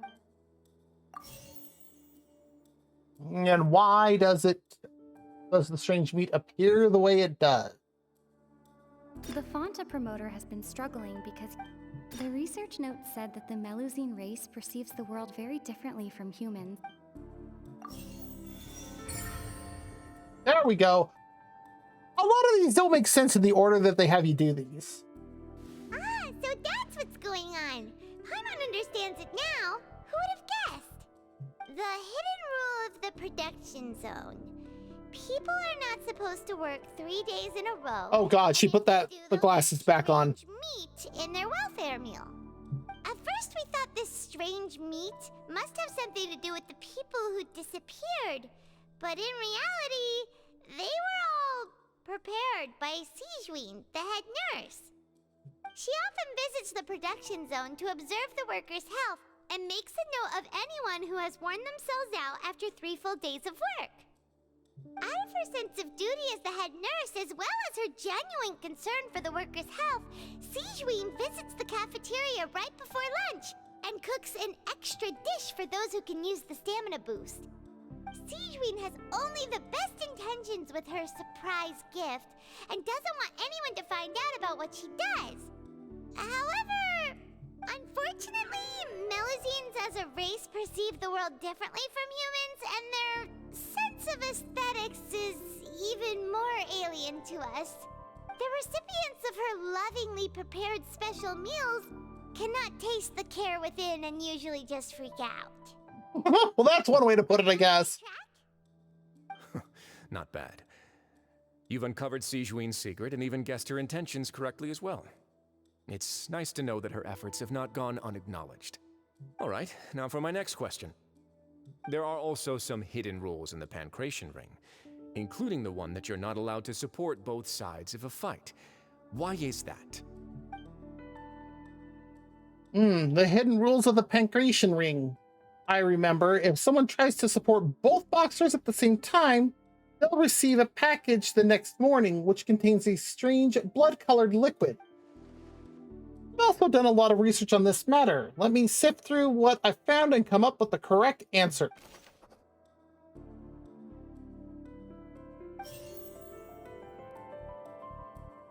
Who sent the package containing the strange blood-colored fluid? According to Collins, the Pancration tournament only took place because the Fanta company sponsored it. The company must... The Fanta promoter has been struggling because he doesn't recognize the real value of coupons. Fanta's internal reports suggest that they're starting a new trial of an unnamed and unpackaged product. But the product has to undergo a trial because even Fanta's own employees have a lot of reservations about it. It does look like we have an ad break coming up in about 3 minutes. Who sent it though? According to Collins, the Pancration tournament only... The Fanta promoter has been struggling because he doesn't... Why does the strange blood-colored fluid look the way it does? Fanta's internal reports suggest... According to Collins, the Pancration tournament only took place because the Fanta company sponsored... What? Alright, fine. According to Collins, the Pancration...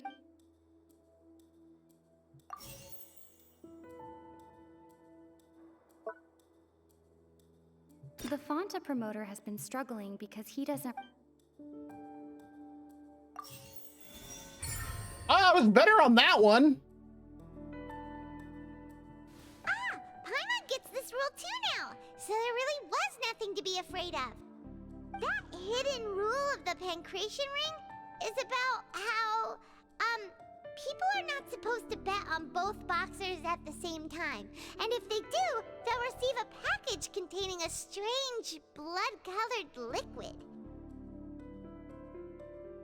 People get scared when they see it because they've subconsciously begun to associate it with the missing boxer. But really, it's just a bottle of the latest yet-to-be-named and packaged new Fanta trial product. A blood-red drink. It's no wonder even Fanta's own staff were questioning the company's decision-making. The company, facing backlash from its own staff, decided to try to trial the product on a smaller scale to see how it might be received by customers. They came to the fortress of Meropide and offered to sponsor the Pancration tournament so they could push their new product. But the Duke completely refused to even entertain the idea. The Duke, knowing how valuable coupons are in the fortress, knew that only total idiots who didn't understand their true value would bother buying a Fanta product here. And so, only those who proved their stupidity by being dumb enough to bet on two opposing sides of the same match were selected to receive the drinks. I acknowledge the effort you've put into bringing the truth of this mystery to light. Although, based on your description, that Fanta promoter is a bit too careless with his words. I may just reconsider my collaboration with the company. All right, and here's the final question. What's the secret behind our head nurse and all of her patients in the infirmary?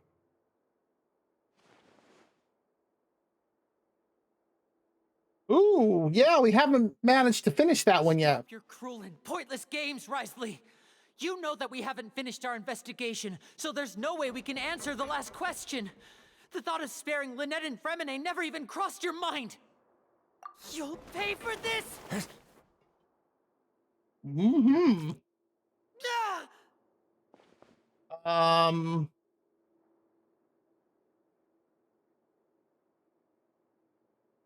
Okay.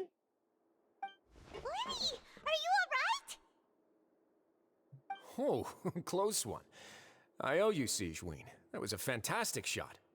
It was nothing, Your Grace. Siegeween?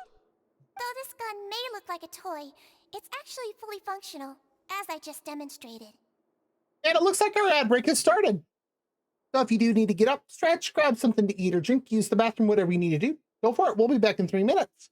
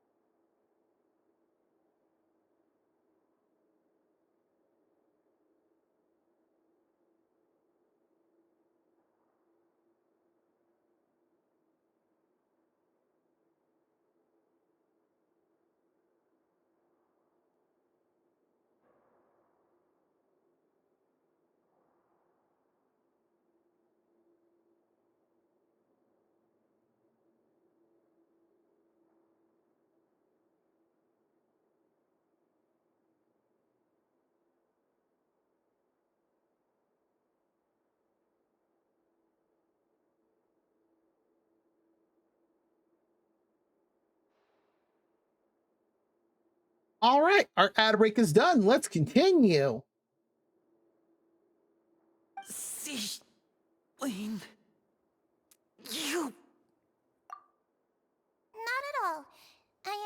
a resident of the fortress, and thus protecting it is my duty. When Monsieur Nervulette asked me to come here, he told me that my job would be to take care of the well-being of everyone here. I am merely discharging my duties. But if you mean what you just said, then isn't Linny someone you should be looking after as well? Isn't he a resident here just like the rest of us? But I really am just doing what Monsieur Nervulette told me to do. Everything I did, I've done to protect them. Had I not, they would be in far more dire straits right now. His Grace knows it too, right? Your Grace? Mind proving my innocence to them? Wow, you got all the ads? Weird. My dear Sijuin, whatever shall I do with you? Would it have killed you to just wait another minute or two? Well, it's nearly time after all. The way you do things can be truly frustrating sometimes, Your Grace. I figured I should try to talk some sense into you. Feel Sijuin, she's too adorable. What are you talking about? What time? Take me if you want. Let them go. How touching. Can you just give me one more minute? Don't be like that, Your Grace. All right, everyone, calm down. 2 more visitors will be arriving any time now. What? I'll go get a cup of tea. Miss Sijuin, I leave Miss Lynette in your care. You... What are you doing? I believe I hear footsteps. Let me guess. Nuvolette and Farina?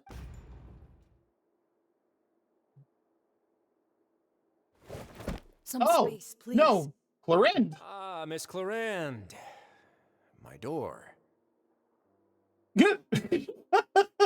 My door. What'd you do? Literally kick it open? Fremine. Fremine. What's going on? What is Clorinde doing here? Work. Work. I'm sorry about shooting you, Mr. Linny. The tranquilizing effect will begin to wear off soon. Please take it easy in the meantime, though. What happened to Fremine? Wasn't he diving just outside of the fortress? Why is he looking like this?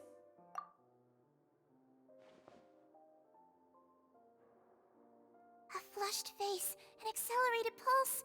He must have consumed primordial seawater. Wait, what? How? What did you say? Please, make some space. I'll need to give Mr. Fremine a more thorough checkup. Your Grace, I'll leave the rest to you. I'll talk to Clorinde while you get Fremine to where he needs to be. Everything else can wait. What?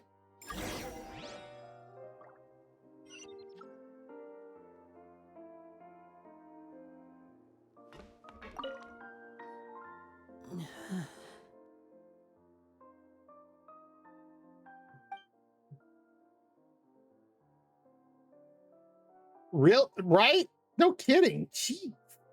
Linny's expression looks disgusted. It seems like he'd rather not have Sijuin touch Fremine. Still, he didn't stop her, since it's obvious that Fremine does require urgent medical care. Sijuin's examining Fremine carefully. He doesn't look too upset, which is a good sign. I hope Fremine will be okay. How is he? These symptoms are probably caused by an acute ingestion of a large amount of primordial seawater. Still, his condition is not critical. Of course, it would be best if he stayed for further observation. Let's leave him here for now, and move him to the infirmary once he's recovered a bit more. Sorry. I am aware that the infirmary may not be your favorite place in the world at the moment. We do only have a single clinic in the fortress, however. Why would he ingest a large amount of primordial seawater after leaving the fortress? How could that possibly happen? Please, look after Mr. Fremine for the moment. I'll go fetch some medicine and a respirator. Oh, I'll bring Miss Lynette back with me. Where is she? How is she right now? Oh, she just took a nap in an empty room after I tranquilized her. If my calculations are correct, she should also be waking up right around now. You might not believe me, but His Grace and I actually made some snacks and tea for her.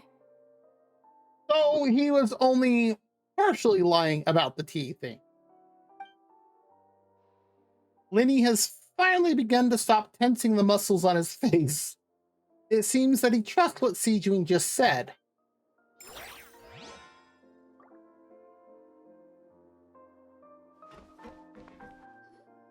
What's that look on your face? I thought I made good time on the way back. Oh, I'm just admiring your punctuality. Had you arrived just a few minutes later, Sijun may have been forced to shoot Mr. Lenny again. How's the situation out there? The water has changed. It's pretty much as expected. The concentration of primordial seawater has increased significantly. Oh? I was only out there a short time, so it wasn't too bad. But if one were to stay for any significant amount of time, well, you can see how that boy's doing. Where was he when you found him? The abandoned zone at the end of the pipes. A good distance into the water. Closer than I thought. He must have recognized it early on and tried desperately to swim back. Locking the door was necessary. I don't think we could have saved two. Well, I did try to convince him that I had my reasons. Never seems to work, though. It would probably work on Neuvillette. He has a knack for picking out who had good intentions, even when the outcomes were all terrible. That's true. It's a bad sign if you're having to plead your case to Neuvillette. That's also true. Want some tea? Not particularly. If you want to drink some that badly, just say so. Fine, I'd like to get some tea. Want me to get you a cup too, since I've already made it? Might as well then, I suppose. Actually, do you have a towel? I would like to dry my hair. Actually, is there an Animo character around? Lenny, are you okay? I'll be fine. They're all here now. Don't worry about me. Are you sure? You don't look all right. My hands and feet are still a bit weak, but that's probably just the residual effects of the tranquilizer shot. I'm back, everyone. Oh, and with Lynette, just as she said. Lenny! Oh, Traveler, Paimon, you're here too. Remine? Is he... I still want to know why Lynette has cat ears and a tail and Lenny does not. He'll be fine. But for now, please help me lift him up.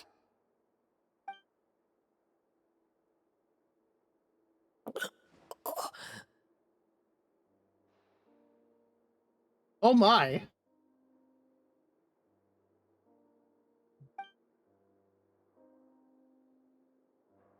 His breathing's beginning to slow down. Give me a hand and help me get him to the infirmary. Yeah, I'll take him from this side.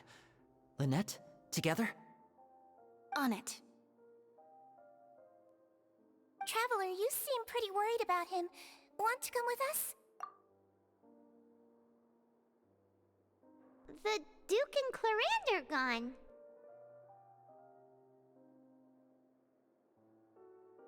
Yes? They probably went to get some tea. The Duke will explain the truth in just a bit. Miss Clarande will need a break, since she only just returned from rescuing Fremine out of the sea. Clarande saved Fremine from the sea. Just what happened there?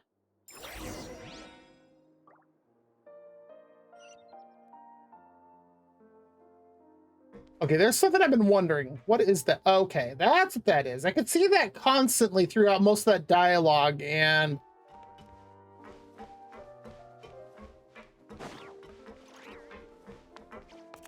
Ah, that's what his office looks like.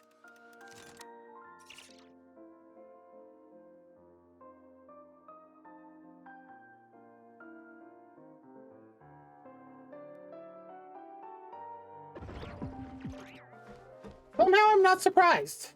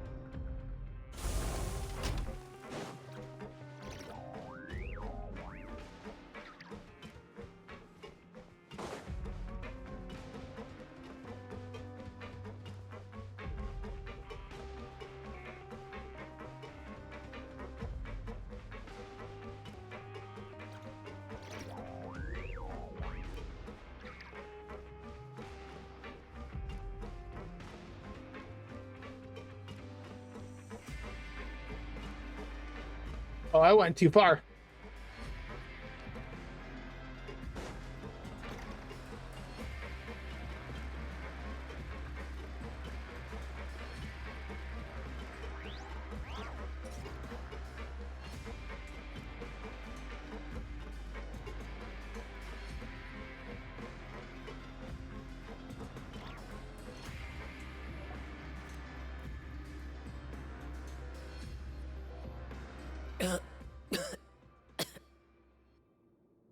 These beds are huge. He's awake. Fremine, how do you feel? Linny. Lynette. We're all here. Where am I? The infirmary, at the Fortress of Meripede, Mr. Fremine, and you are no longer in any danger. How do you feel? Don't push yourself if you're not feeling up to it. Traveler. Paimon. It's been so long. A little bit, yeah. The sea. There's something wrong with the seawater. Dude, don't stand up like that so fast. Shh, it's okay. We can talk about it after you've recovered. No, listen to me. This is really serious. There's primordial seawater mixed into the regular seawater. I don't know why it's there, but no one should touch it. Pipes. Right, the pipes. It's all coming back to me now. Oh, here we go. Flashback time.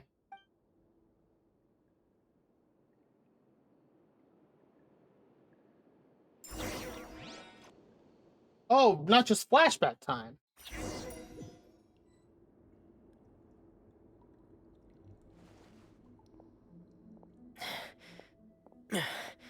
I'm in. Seems like this pipe hasn't been used in a long time. It looks abandoned. Wow. Where could Master Child be?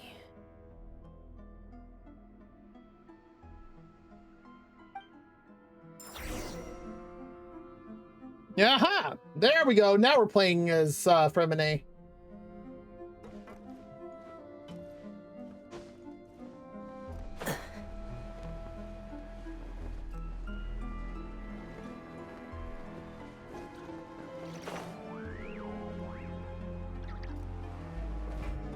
I almost hit that platform.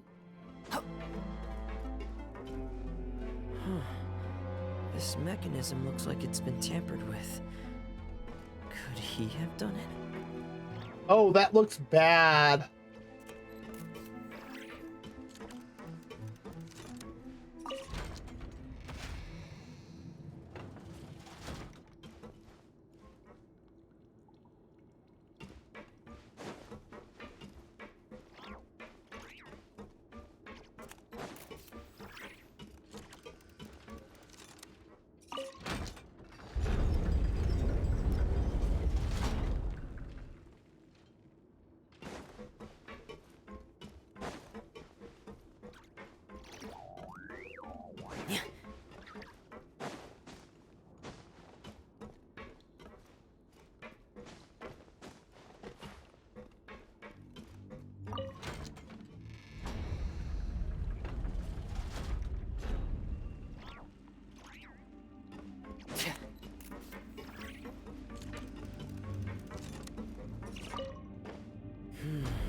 It's getting stuck on something.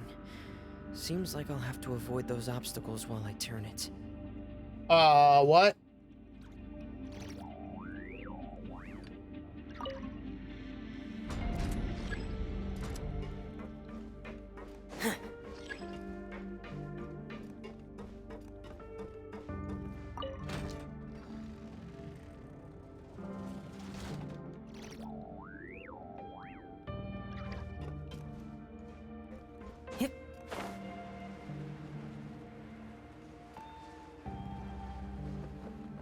Can I adjust it from the top one? Oh,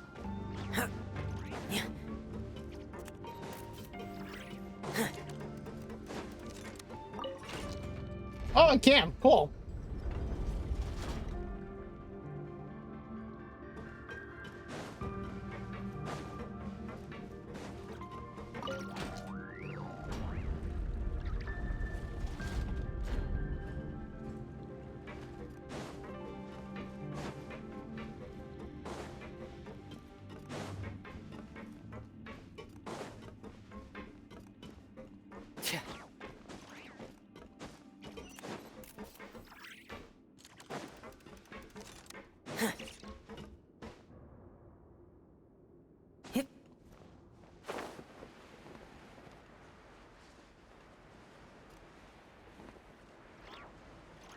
Somebody made camp right there.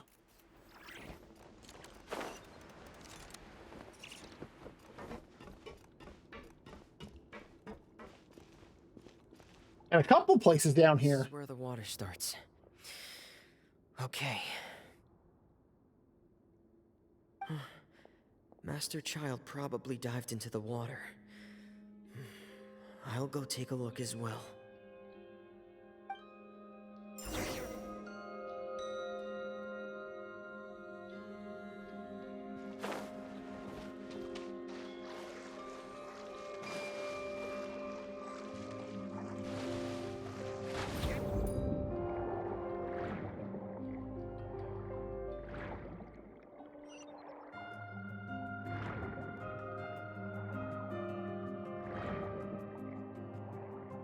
This is quite the excursion we're on. The vegetation here is a bit more sparse. These traces aren't natural. A person must have left them, and recently. I should be going in the right direction.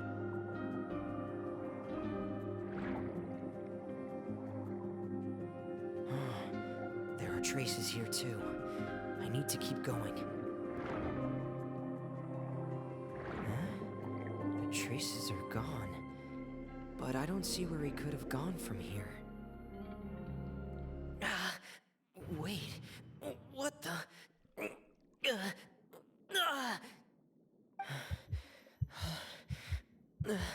My heart is racing, and it's getting harder and harder to breathe. What's going on?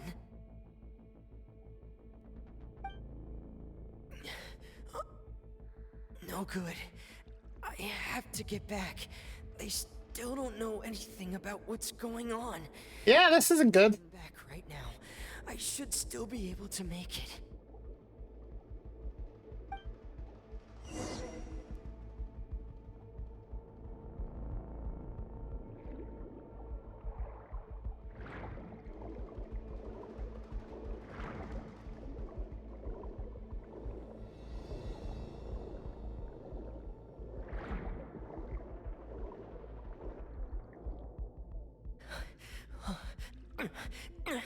I can't die here.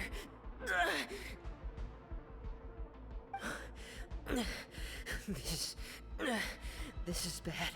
I'm feeling worse and worse, and I'm still underwater.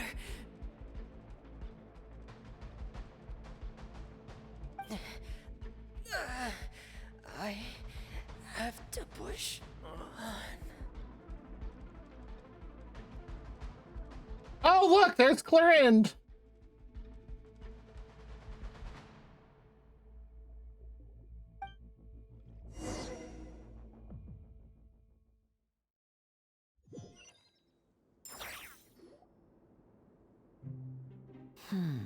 So, in other words, the trail you were following vanished, and you had no idea where Master Child could have gone.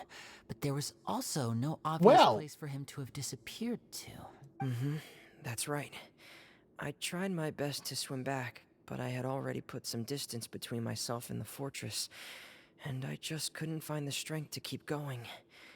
I probably passed out some time after that, and you know the rest. Miss Clarend brought you back, but we also don't know why she just suddenly appeared at the fortress, or why she went out to save you. Miss Clarend, you say? I must go thank her in person. You're still too weak, Fremine. You can go after you've had some more rest. Listen to your sister. Miss Lynette is right. I believe Miss Clarend will stay here as a guest for another few days, so there's no need to hurry. A guest? Then I can assume Risley was the one who invited her to come down here? You should ask His Grace about that. He'll be able to explain better than me. Yeah, it's about time he actually told us what's going on. Wanna come with us, Lenny? He's probably very hesitant about seeing Risley right now. Please go on without me. I don't want to leave just yet. Also, he wants to probably stay close to Fremine right now. Lenny. The logical part of my brain is aware that we're safe right now, but I still can't bring myself to leave. Both of you are just in danger. Understood. Then let's just sit together for a while. This is actually pretty adorable. In that case, I'll leave the infirmary to you. The Traveler and I are going to head out for now. As long as you stay in here, I don't think you'll be disturbed. Thank you.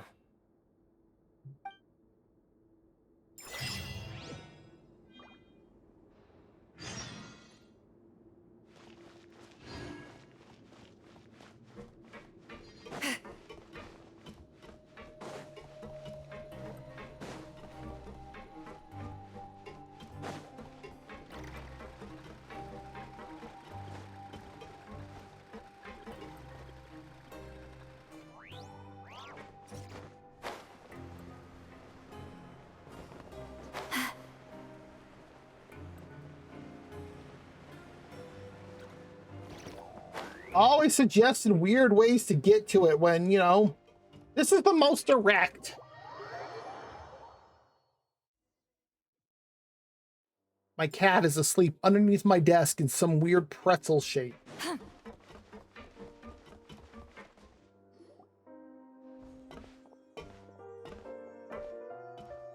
Excuse me. I take it Mr. Fremonet's condition has stabilized? Of course. I wouldn't have left the infirmary otherwise. I've been expecting those two, but might I inquire as to the purpose of your visit, Miss Siegewien? I wanted to check up on Miss Cloran. How are you feeling? Mostly fine, I think. You think? If you don't mind, I'd like to perform another quick physical exam. It'll just take a few minutes. All right. Thank you for looking out for me. I'll take my leave for now, then. Well, want to explain yourself, Risley? There's that judging look from Paimon. Of course, but I'm not partial to the word choice of explain. How about enlighten? Where should I begin? How about you start by asking me any questions you have? You can start with whichever one you'd like to get answered the most. Then Paimon will begin. Did you know about Lenny's goals from the very beginning? No. I just knew they were Fatui operatives sent to the fortress by the Knave. As for their specific goals, I only figured those out as you made progress on your investigation. Oh, so we led him to them. Ah. You managed to monitor and stay ahead of them even though you didn't know what they were trying to do? They came here with ulterior motives. I'm quite adept at discerning what that kind of behavior signals. Initially, I thought their goal was just to investigate Child's disappearance. Linny suggested that I had deliberately let him escape, but in truth, I didn't really do anything special to help or hinder him while he was here. Everything he did, from finding helpers to leaving this place, he did on his own. Huh. Yeah, that does sound like Child. Of course, it's inevitable that the Knave would make a big deal out of her fellow Harbinger's unexplained disappearance. I'm also quite curious about where that Harbinger went. So I figured I might as well let the Fatui do their own investigative work. All I care about is the answer. Okay, I can't blame him for that one. So you were hoping Lenny's group would just do your work for you? Yeah? You make it sound like that's a bad thing. Unfortunately, things didn't go as planned.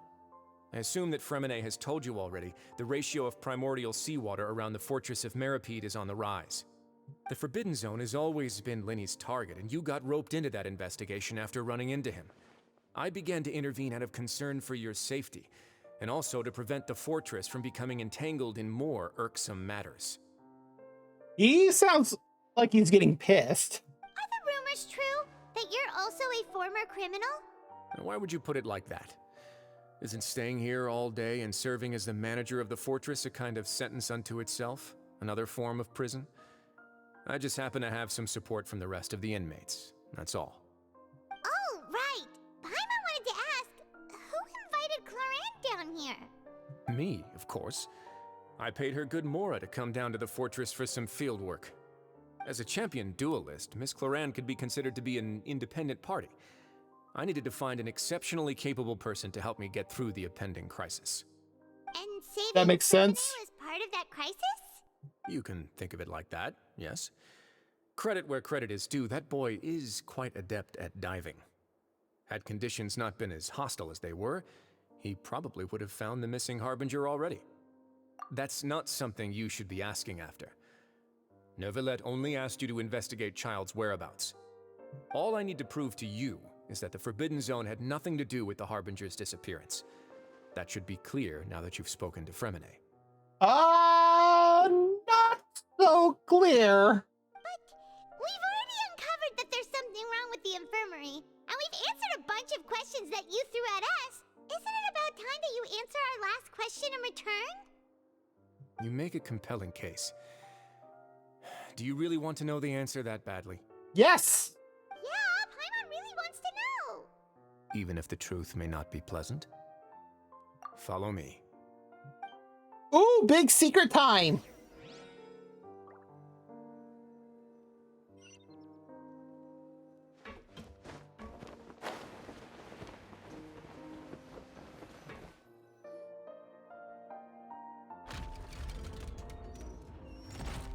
Okay. There's a hidden door here? And a whole basement behind it? Huh. You're pretty good at hiding stuff, Risley. It seems you've forgotten just what kind of place the Fortress of Meripede is. That's fair.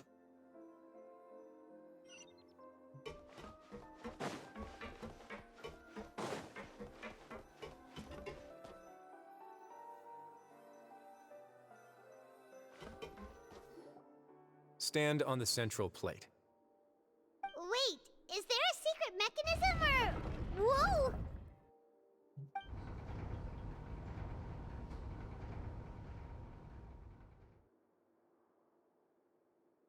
Okay, how far down are we going? So, this is the Forbidden Zone? Honestly, for a place so well hidden, Paimon sure doesn't see anything special. What a huge door! I think I know which door that is.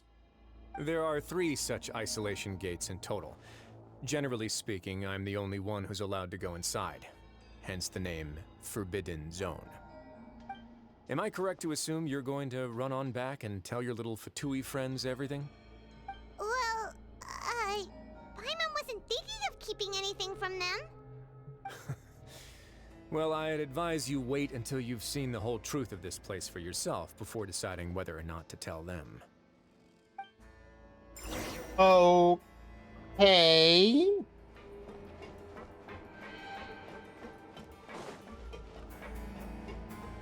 Oh, now we're just ourselves. Huh. So there's a switch on the side. No, it's in front of the... Yes, of course it's on the side. Stand back.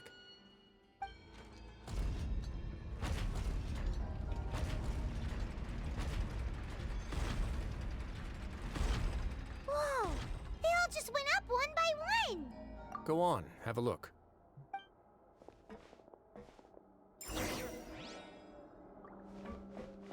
And yes, I am still pyro aligned.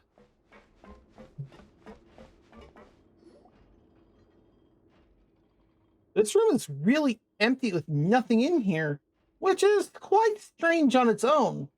There's also a device smack dab in the middle of the room, which looks like some kind of massive sluice gate. I've been interested in what lies beyond that gate ever since I assumed leadership of the Fortress of Meripede. Of course, it would be unwise to recklessly open it, but it'd also be risky and negligent to simply ignore any potential danger that could be behind it. The readings on that dashboard have not budged since the day when I first laid eyes on this place.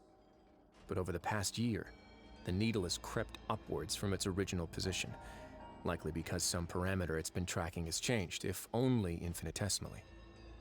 Normally I would have ignored it, but I happened to have some free time when I noticed it, so I investigated. Any guesses what the reading could be tracking? Primordial seawater, but it doesn't give me that Very option. Reasonable guesses. I've considered both of those as well. Unfortunately, our dashboard is tracking something less ordinary. The temperature should vary with weather and climate changes, so for something that rarely shifts, the water pressure is more likely. We ran a few tests to increase the pressure from the outside, but the readings didn't change at all. Later on, a few more possibilities occurred to me, such as a potential connection with the primordial sea. I began to make a few preparations based on that hypothesis. Over the past few days, the needle has moved again. With that, and the symptoms that Fremine displayed after leaving the fortress, I can now confidently conclude that the readings represent the concentration of primordial seawater in the seawater nearby. Oh! Oh, look, I was right again. The concentration of primordial seawater? But we're already under the sea! Paimon. And that is precisely the problem. We're at the bottom of the sea, and now we're surrounded by toxic seawater. Somehow, primordial seawater got mixed in, and the concentration is steadily rising. Yes, that's very likely. But forget about the two of us. Not even Novelette knows where the primordial sea could be, much less where we could find and plug a leak. Oh. Oh!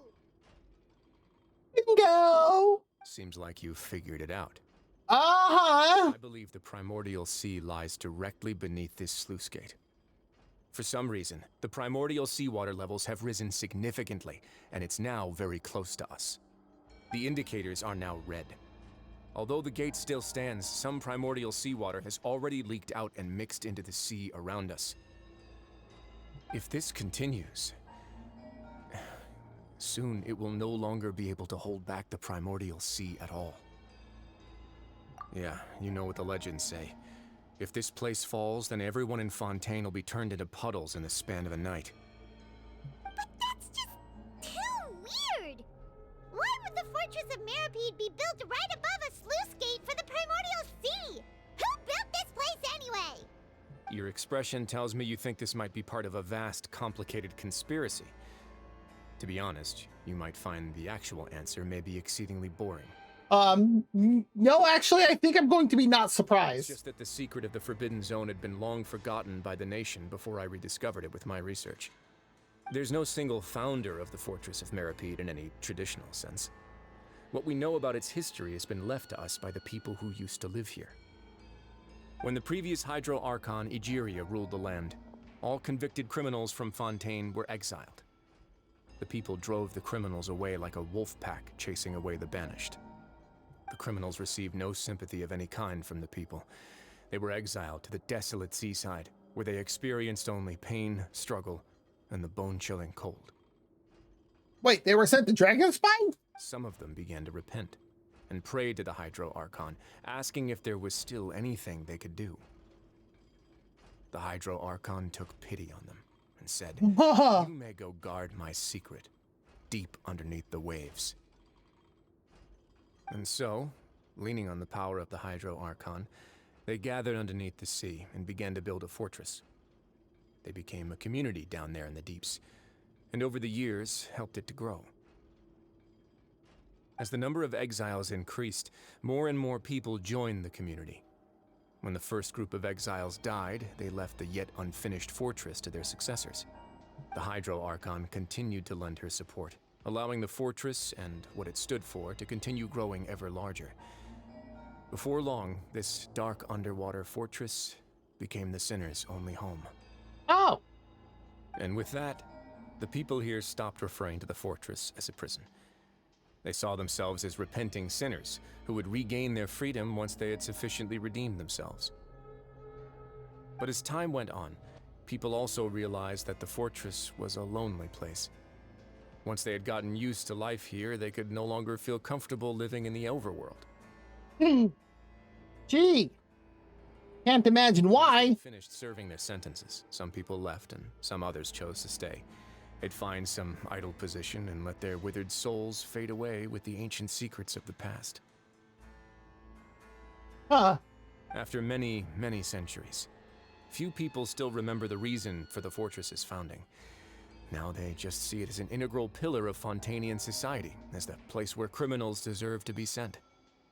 Many centuries. Are we talking at least 500? Now and again, researchers manage to break one law or another and live out their days in the fortress. I learned all this from an elderly historian. Everyone else just thought he'd made it all up. Really? But now you know every part of that history is true. Indeed. It's just as the prophecy says. If this gate fails, then everyone will be dissolved into the sea. To be frank, not really.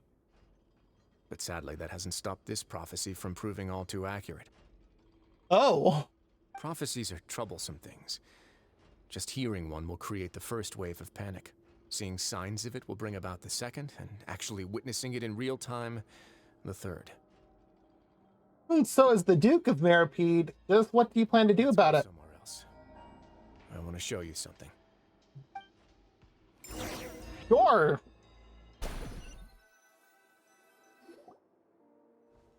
This is it. Oh, hey, it's these two. Your Grace, perfect timing. The results from our last round of experiments have... Wait, Jurier, he's not alone. Huh? Lorvine and Jurier? No need to panic, you two. I've already told them about our plan. Well, kind of. What? After you warned us not to tell a single soul about any of this? I'm skeptical as well. Are you sure they are trustworthy? Sir, I will fire whatever pyro thing I can at you that my skill allows. You really want that underwater? The results speak for themselves, don't they? These two may already know more than you could ever imagine. Oh, boy, do we. All right then, if Your Grace insists. They seem harmless enough, so I'll trust them for now. She's funny. Oh, harmless enough. How about some reintroductions? This is Jurier, one of the highest-ranked researchers from the Fontaine Research Institute. He used to work under Edwin. I trust that you've heard of Edwin? Good. Saves me a bit of time explaining. Edwin's main areas of research were archaeum and gravimeters. As his assistant, Jurier is quite familiar with them as well. I hired him to be my technical consultant. Makes sense. You want to blow up the fortress of Meripede? Ah, what a lovely idea. I'm already imagining it in my head. Whoa. Gotta admit, I'm tempted as well. Guys, focus! Focus! That taskmaster over there is Miss Lorvine, and is also one of my technical consultants. While Jurier used to be Edwin's assistant, she used to be Jurier's assistant. Ooh, are they together? Really, Paimon? See, everyone keeps asking this question. Are you too sure you're not a couple and just using your work as a convenient cover? Oh, he asked the elephant in the room question. Your Grace, I am not in a relationship with this man. Okay. If I dated her, I'd officially be madder than Edwin. Whatever you say, people. Jeez, forget I said anything then. Follow me. I know this is supposed to be serious, but this is getting more hilarious. Whoa, there's another door that goes right up. What's it supposed to do? Explode? Your constant amazement makes it seem like the fortress can do anything. Paimon, yes. But Paimon really thinks everything's super cool.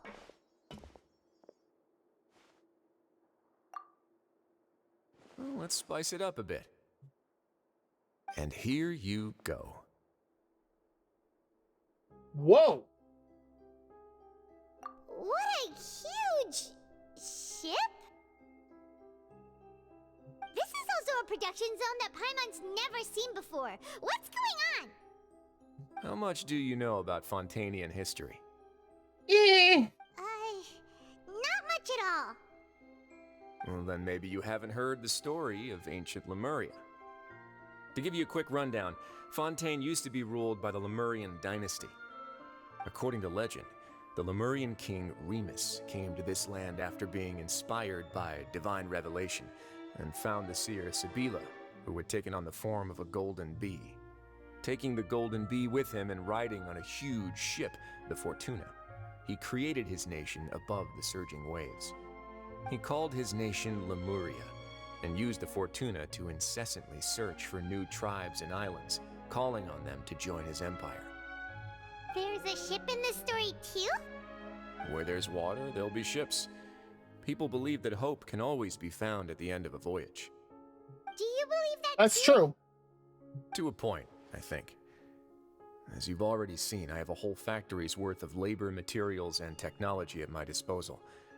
Certainly can't hurt to give it a try. Okay, so he's basically recreating this ship. So the moment I began to speculate that the primordial sea might lie underneath the gate, I also began this project. Uh-huh. Were you inspired by the legendary Fortuna? Maybe. Fontanians need something to hold on to cope with the impending disaster.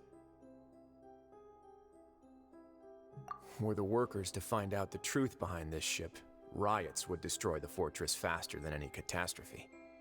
As the fortress's administrator, I'd never make such a reckless call. Alright, that's enough talking for now. I'll need another 3 cups of tea to soothe my throat. Do you have any other questions? Honestly, I think I'm going to need some tea too after the amount of yapping I've been doing tonight. Oh, I'm going to need so much tea on Monday, Tuesday. Oh, jeez. Like you're good. I think I'm good though. I have plenty.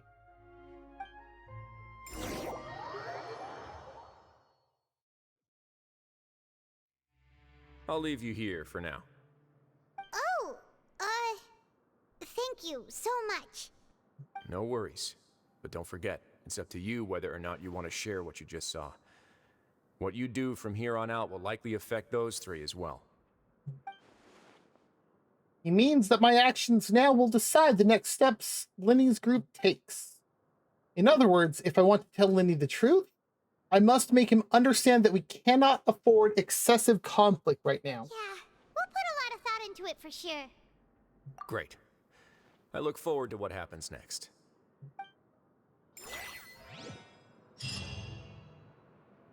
We're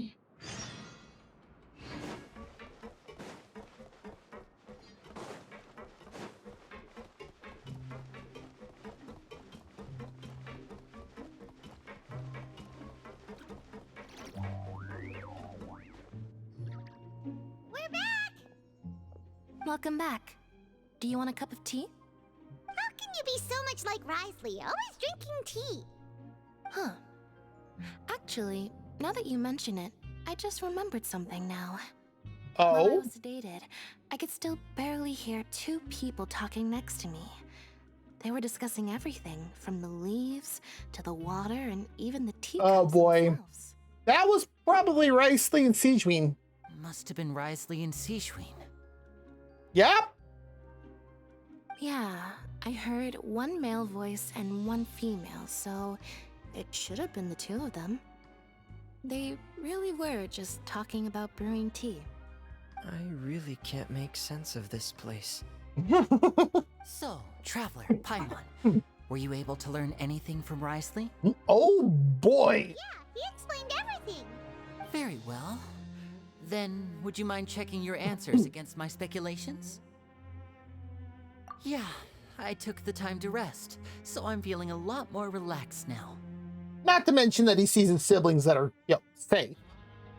Nobody else is around, and Miss Siegeween is also busy with something or other, so let's just talk here. All right, then I'll posit my theories. I asked myself 3 questions.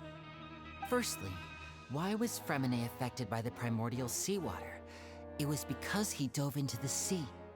My theory is, the long-lost primordial sea is probably very close to the fortress of Mirapede. You're not far off. Ooh, he's good. He got that right on the first try. That's our Lenny. Secondly, Risley's attitude changed dramatically during the course of our stay here. He ignored us completely at first, then suddenly roadblocked us. Why? I spent quite a long time thinking about this. If he has been monitoring the Fatui since the very beginning, he probably ignored us at first because he was hoping we could find Master Child for him. What's more, The Fortress of Meripede is not part of Fontaine's court system, nor does it report to Udex Nervulet.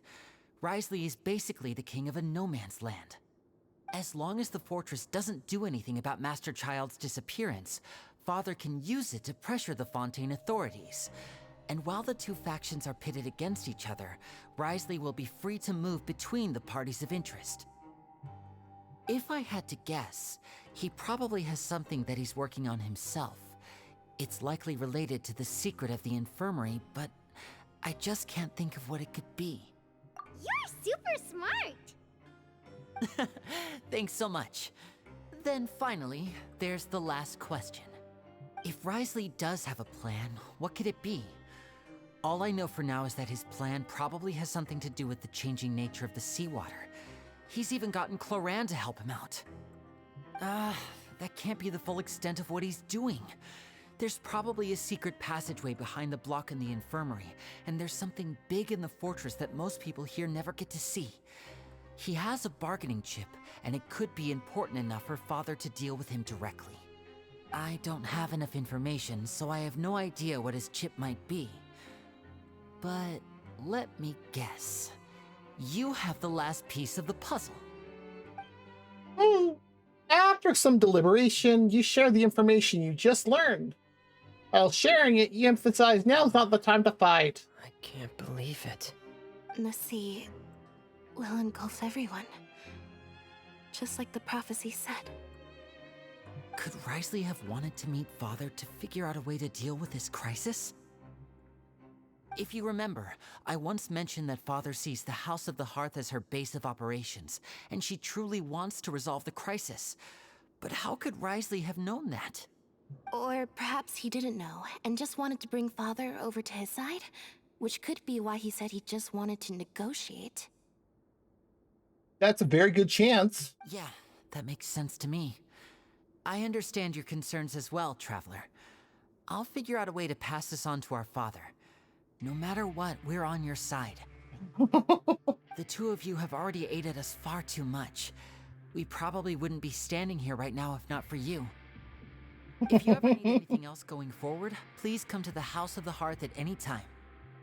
Though you may not share the sentiment, after all that we've gone through together, the three of us basically see you as family now. You have my gratitude. Thank you for protecting Linny when it really mattered. And thank you for sharing the secrets of the fortress with us. We didn't think you were going to do it. Why are you being so formal all of a sudden?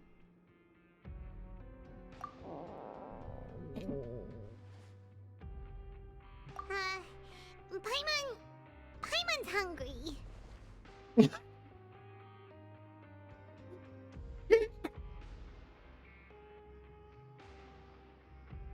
Okay, I gotta get it. I got it.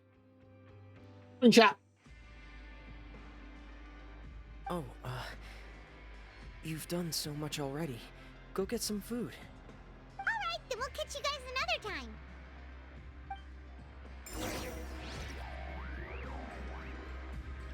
Wow.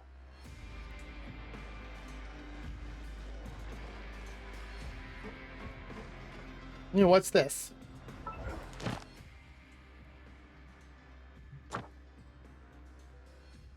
Oh.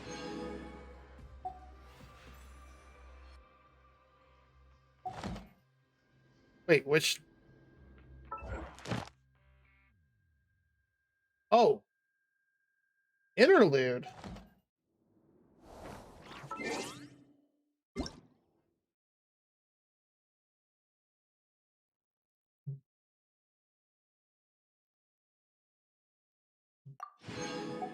I thought I cleared all my notifications earlier.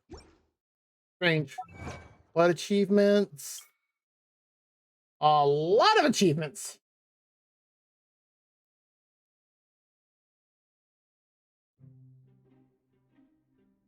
Oh, looks like we have an ad break in about 5 minutes.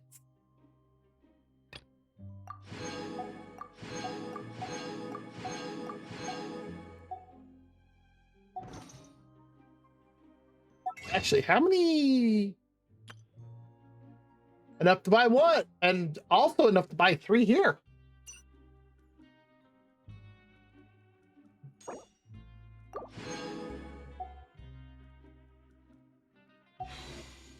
Actually, how many do I have at the moment?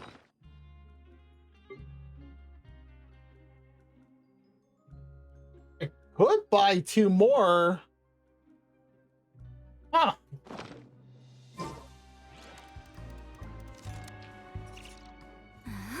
I mean, who's on the banner?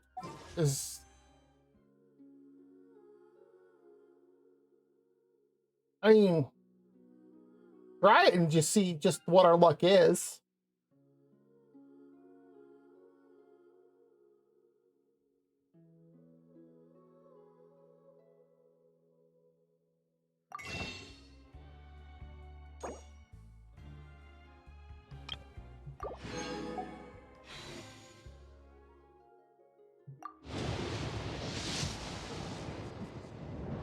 You know how much I would have laughed if that had been a gold right now? See, what do we have? You know, we're just gonna skip. Oh, Collet. I now have a C11 Collet.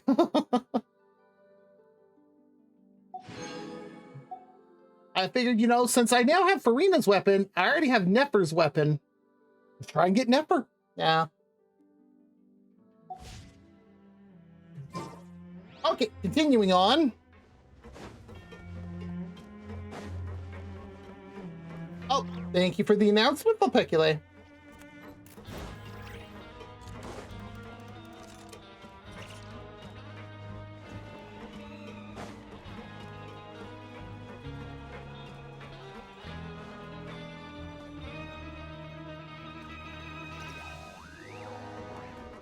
I don't necessarily want to. Okay.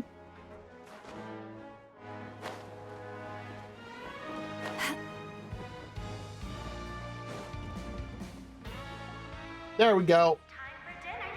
Welfare meals now being served in the coupon cafeteria. Come on, let's go pick up ours as well. Oh, Stage over here. Traveler and Paimon, over here. Are you here for dinner too, Miss Sijween? And I'm taking the opportunity to prepare Miss Cloran's dinner as well.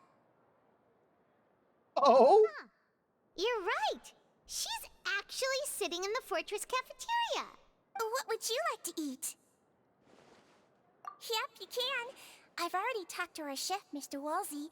It's all on me today, so you can get whatever you'd like. Give me the biggest portion. Nah, we're gonna go tastiest. No problem. Just leave it to me. I can't wait.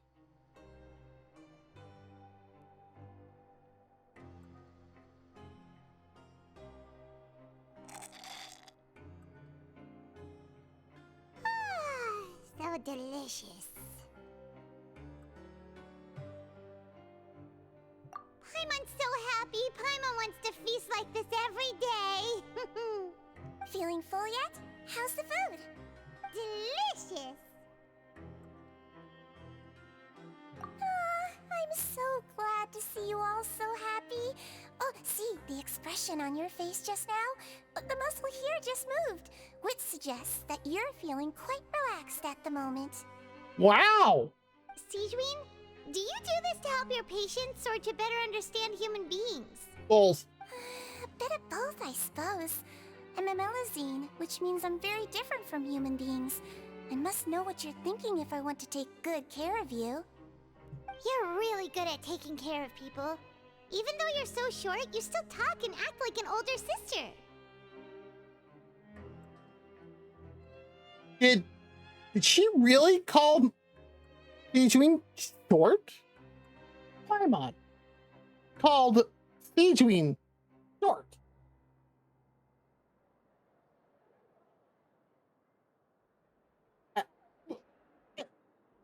What? Paimon, I want you to stop floating and stand next to her. I want to see who's shorter. Also, the ad break is about to start. An older sister? That's great to hear. No, I do agree with that part. But seriously. But yes, the ad break is about to start. So if you do need to get up, stretch, grab something to eat or drink, use the bathroom, whatever you need to do, go for it. Oh, and what did you mean back in Risley's office? When you said that you were protecting Linny and his siblings as well? Oh, that. I just asked His Grace to look out for those children, especially that diver boy. I was getting a bit worried after hearing that something was wrong. There's the ad break now. So like I said, if you need to get up, stretch, grab something to eat or drink, use the bathroom, go for it. We'll be back in 3 minutes.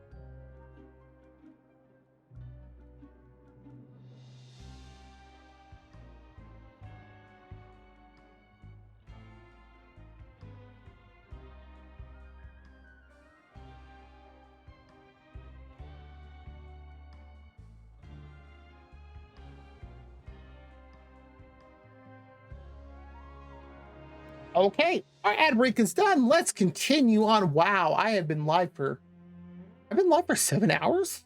I didn't even notice. That's why it's going to make next Monday, Tuesday very interesting. Thankfully, Glorand is very strong and managed to save him in the nick of time. His Grace also sealed the pipes after Glorand left, to make sure that Linny wouldn't impulsively chase after his brother. Although the path was blocked, we still stationed some guards there to stop anyone from approaching. They were instructed to only open the door once Miss Glorand had returned. Oh, and I was keeping an eye on Mr. Linny as well. We had to press him, but we couldn't allow him to be in any real danger. You were all super considerate and really thought everything through. It's just what we do down here at the fortress. At least this has been His Grace's style for as long as he's been the leader. Oh, I really wish Monsieur Nervula would come down here more often too. I feel like he'd like it here, with all the darkness and chaos. What? That doesn't make sense at all. It's hard to imagine Neuvillette outside of his office. Good night's rest, you two. You both worked very hard. That sounds like nurse's orders.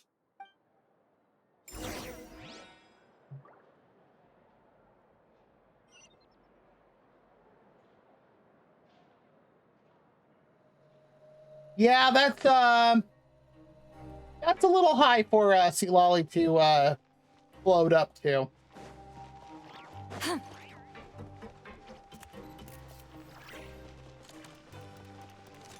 Why did they tell me to go that way?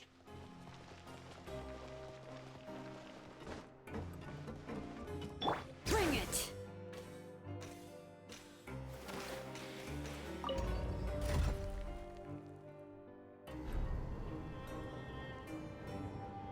She has this very particular glow about her.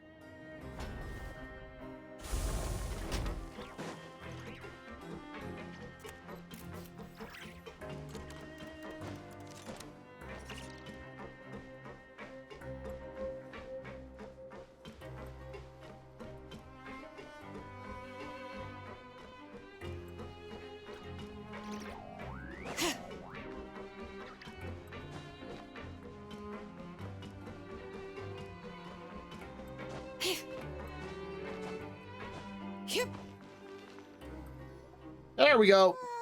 So much has happened. Paimon just feels absolutely exhausted now that she's finally relaxed. Paimon's super sleepy. Are you sleepy too?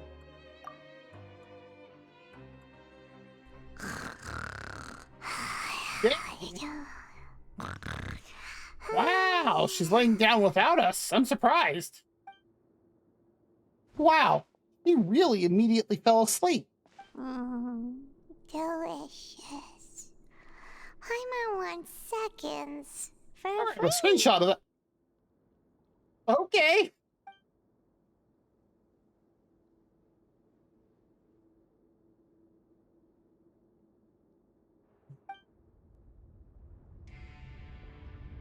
Out of my way! Get out of my way! What happened? Why is everyone running? No idea, but something must have happened. Stop asking! Okay. Who's yelling? Paimon still wants to sleep. What's that sound? Yeah, Paimon, get your butt up.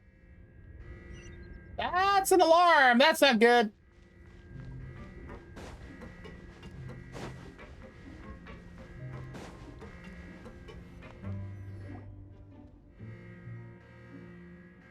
What happened?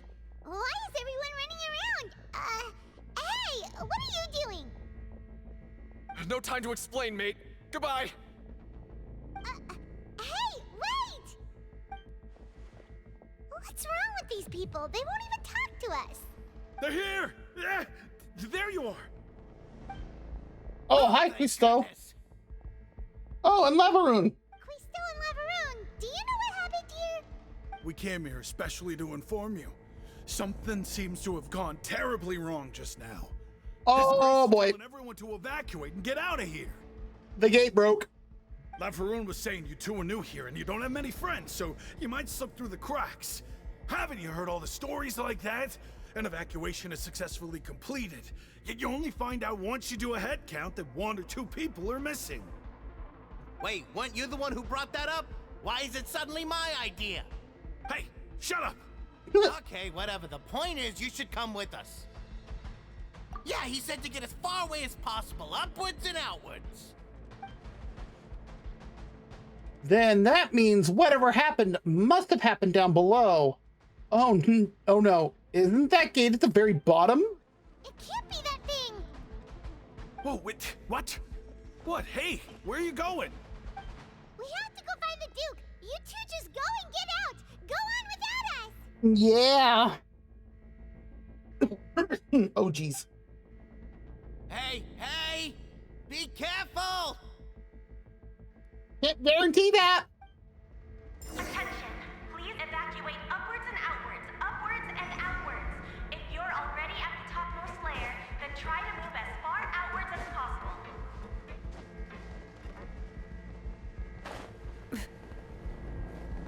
Attention! Please evacuate upwards and outwards, upwards and outwards. If you're already at the topmost layer, then try to move as far outwards as possible.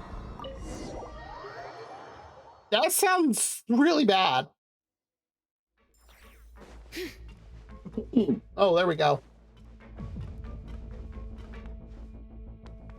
Okay, so he is down. Oh, yeah, here we go.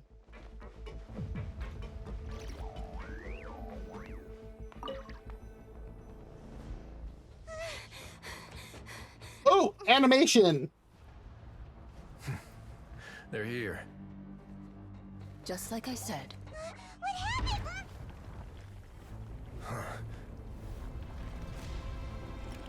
I think, yep, upwards and outwards, but, But be ready to run.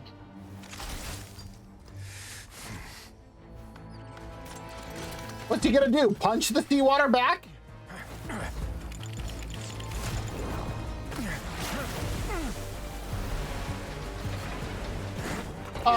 That's bad.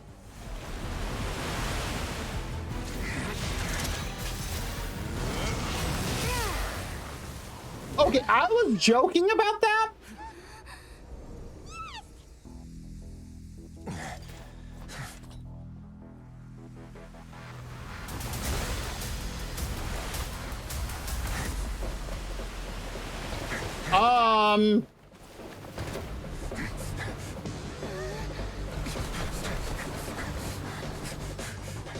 Three, two, one.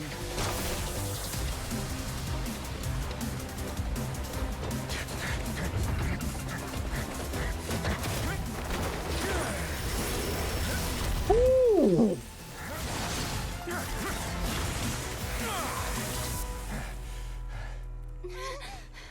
This won't hold it for long. Find Neuvillette.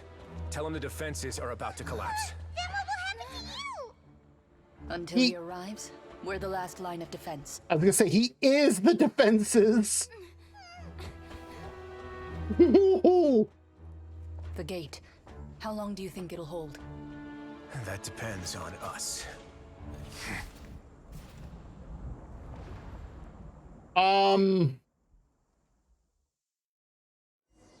Well. Neuvillette? Why are you here? Dang.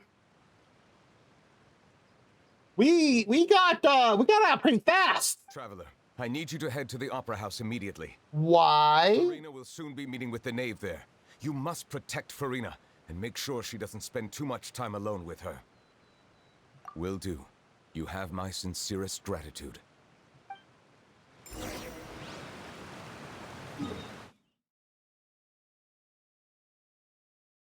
We just have to go to the other side, basically?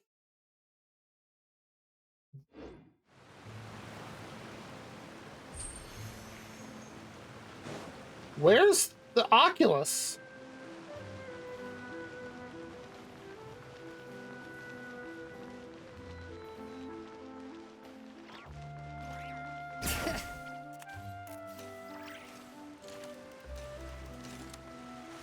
Oh, Fatui. And guards. A ton of Fatui and Palais Mermonia people over there. The Knave is probably here already. We need to hurry. Are you two the Traveler and Paimon? Monsieur Neuvillette has left instructions. Please follow me. I really wish he would have said something more descriptive other than our names. Wait till he shows up. Who? Neuvillette? Though I'm sure he's already explained, this should be a mostly cordial conversation, unlikely to give rise to violence. But it would be most appreciated if you could protect Lady Farina. I'm very,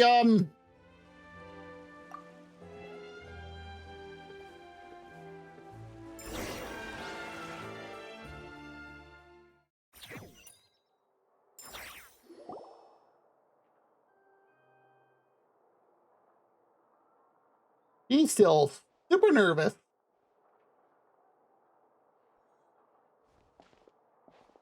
Oh, so you two are the honored guests Miss Farina mentioned. Uh-huh. Of course, of course.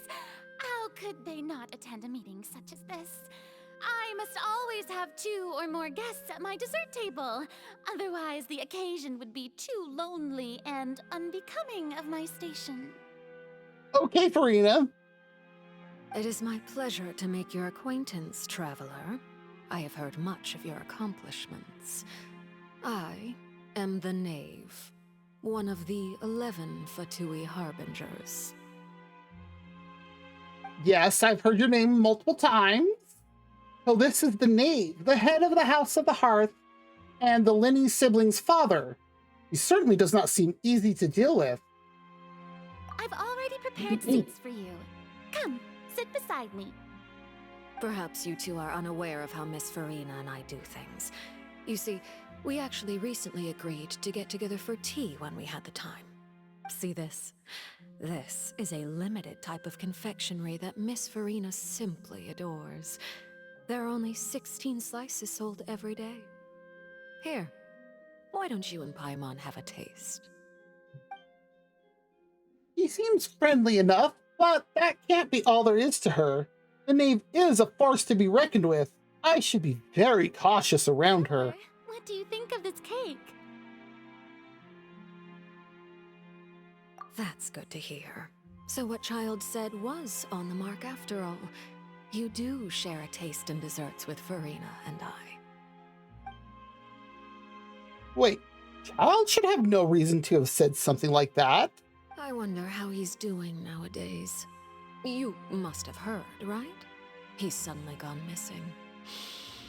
I'm really worried about his safety, you know. Here's to hoping that he's an excellent swimmer.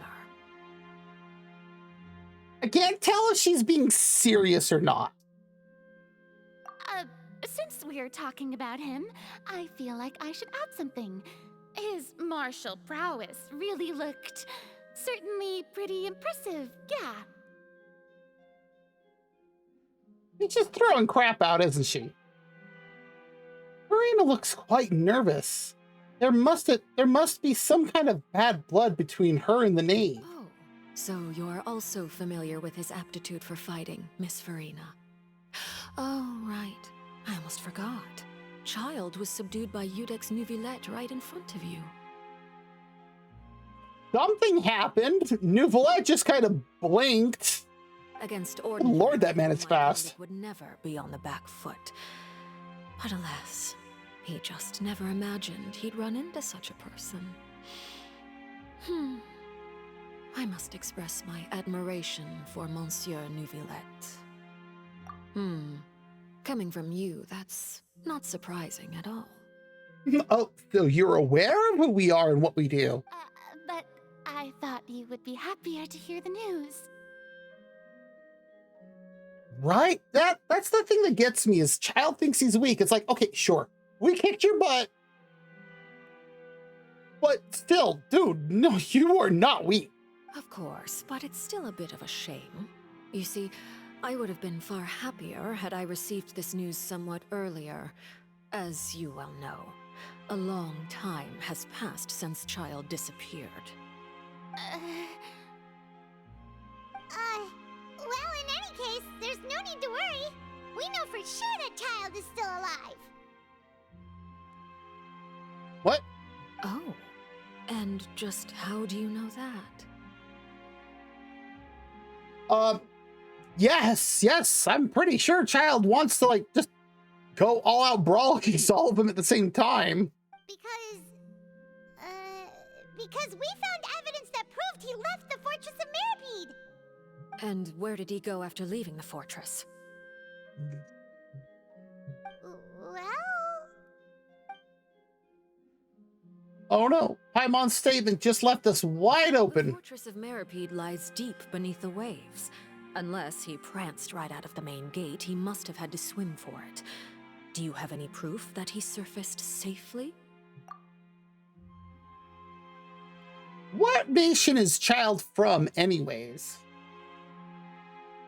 Ah, that is good news at least. His sister Tonya sent a letter to Fontaine not too long ago. Since he was unfortunately unavailable, I picked it up on his behalf. He has a sister? Oh, he's from Shiznaya? Oh, okay. Do you have any idea how he usually writes back to his family? Dear Tonya, your letter made me feel like we were still enjoying our time in Snezhnaya together. I'm currently admiring the scenery on the streets in front of the opera house. Is it something like that? That makes sense.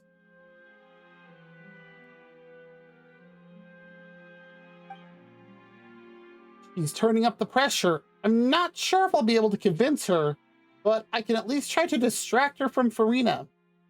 All letters tend to follow the same few formats anyway, right? As long as the contents are accurate, it doesn't matter so much how it's written or how it's worded. Huh? Farina, really? Hold on. The water in the teacup is shaking. Well, there's only one way to find out, Gerard.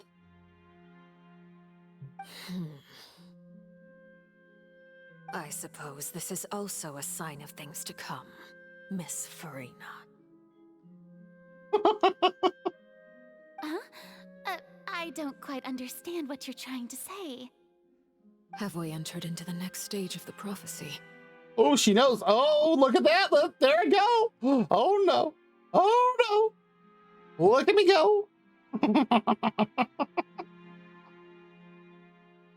Yes, I have figured out how to do some really, really fun things with VTube Studio.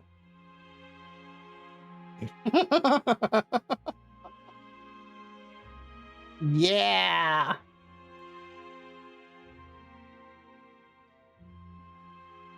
Isn't that a fun effect? Oh, I don't like that visual effect they're doing in the game, though. Ugh. Oh. Oh, is this the part you were talking about, Binks? My thanks to you both. I will take it from here.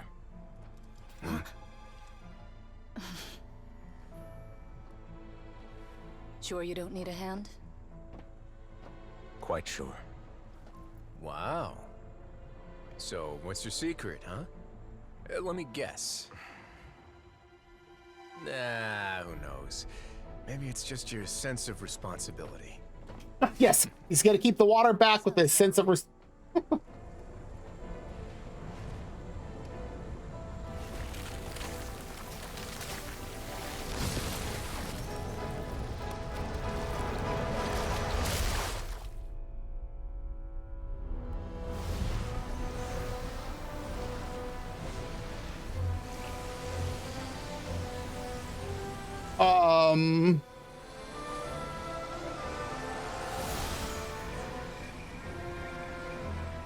A day may come when the prophecy is fulfilled and the waters burst forth. But it is not this day. This ancient power could easily obliterate an entire race. A tsunami of fury would unleash endless catastrophe.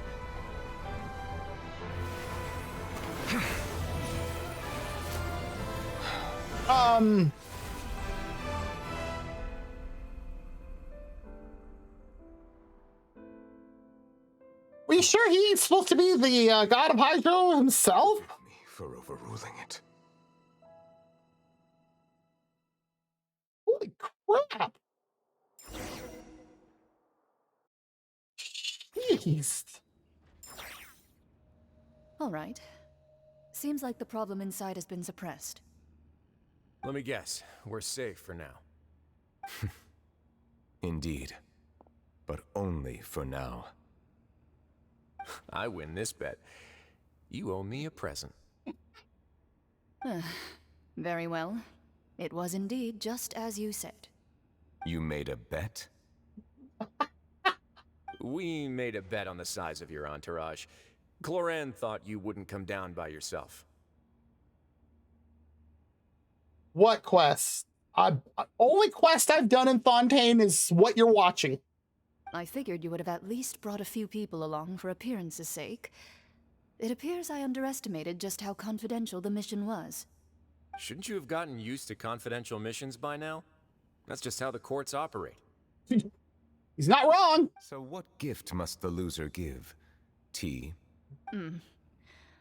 He already has tons of tea in his office. I'm thinking about a set of legal codices. Ooh. That wouldn't happen to be a dig at my lack of legal awareness, would it? Ew. Well, I'm sure His Grace doesn't consider the fortress to be outside the law. I was under the impression the residents of a place like this would be uninterested in the legal codices. That was obviously a joke. Anyway, you've still got some unfinished business to attend to in the overworld, correct? Oh boy, does he. No need to stay here if you have a pressing matter. We all know you can't leave Palais Mermonia for long. Thank you. I hope everything went smoothly with the Fatui Harbinger. We're trying. Like, is it a story quest type thing, or? I must say, we've spent long enough playing house. Oh my. Miss Farina, as the Hydro Archon, I am sure you understand the exact meaning of the phenomenon we just witnessed. Or should I say, that's what I originally I'm not thought. sure. But looking at your expression... Once I can leave this, I will check if... And you haven't what I'm thinking.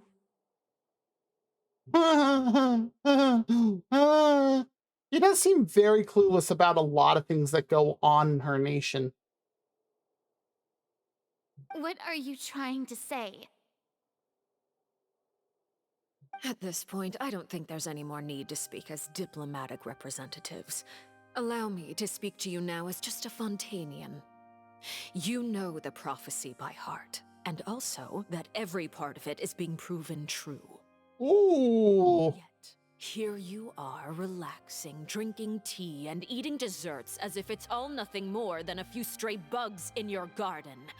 Do you really think that's acceptable? Father has a point. The prophecy's hanging above our necks like a guillotine. Every faction is looking for a way to either avert the disaster or save their own. Even the orphans of the House of the Hearth have devoted everything to saving their homeland. That says a lot, actually. But you? It beggars belief just how nonchalant and carefree you have been. From the very beginning, you, the god Focalor, you have utterly failed to take action. You're wrong. I've never ignored the prophecy, nor have I just been passing the time in self-indulgence. Retract your accusation and stop doubting the wisdom of the gods with such absurd conjectures. I mean, given how you act, what is wrong with what Arlecchino said? I am not alone in my doubts, you know. All the children of Fontaine may be harboring the exact same thoughts right now. Oh, great Hydro Archon. How are you going to save them? Save us? How are the people you've sworn to protect supposed to survive in a land that will soon disappear beneath the waves? Yeah. I have my ways, and I've been working on them for all this time. Even if you look down upon me, you have no right to judge me.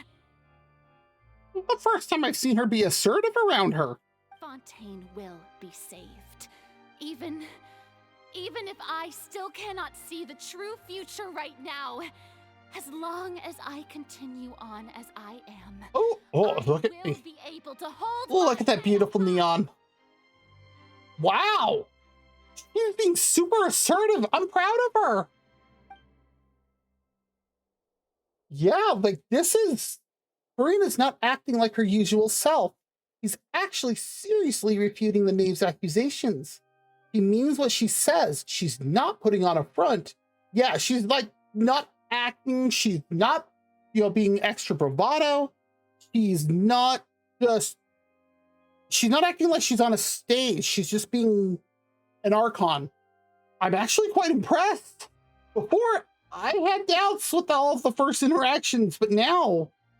Then I'd ask you, Miss Farina, just what have you been working on? Where can we see it, and what is it doing to help? Hmm.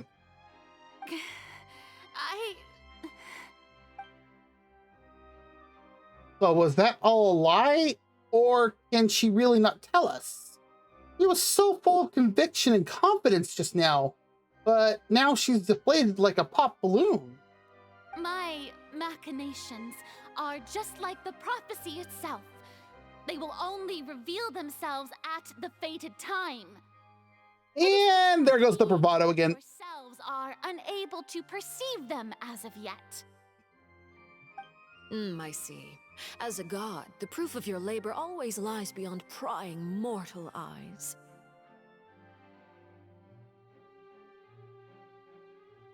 Well, I mean, yeah, she is from Fontaine, so that would make sense, so... Allow me to be so bold as to ask another way. Would it be possible for you to tell us the parts of your plan that are not confidential? Such as your emergency response plan for the impending disaster? An emergency response plan?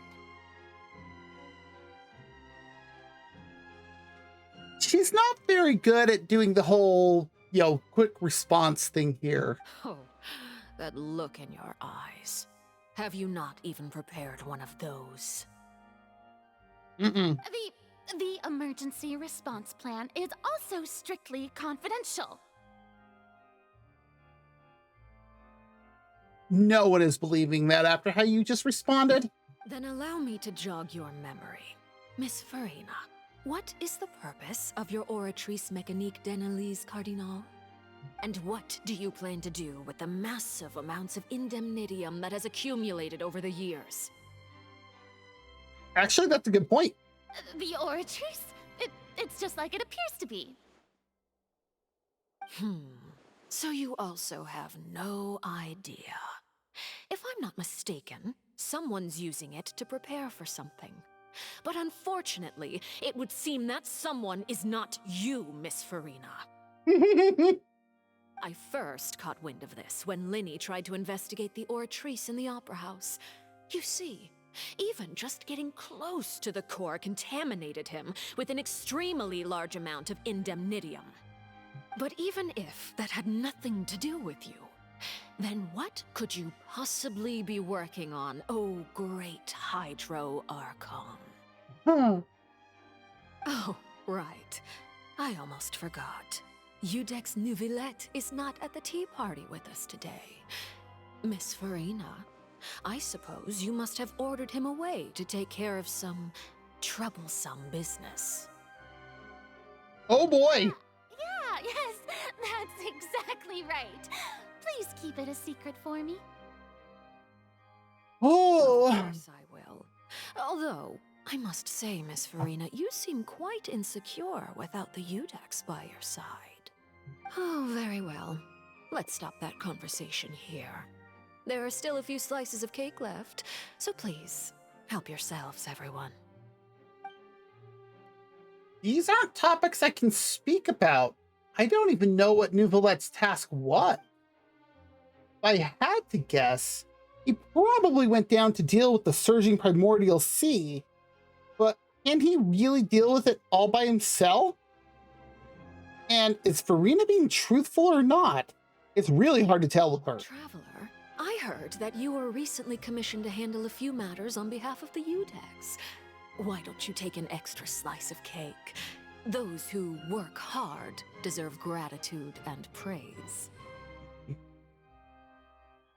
Thank you, Father. You too, Paimon. Thank you. Paimon will take you up on that offer.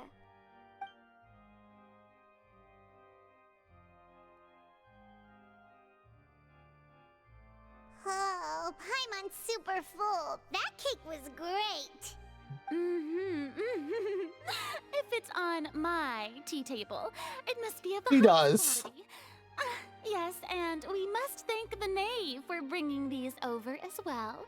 Also, these teacups are huge. But yes, she does show it, albeit in a very, very scary way.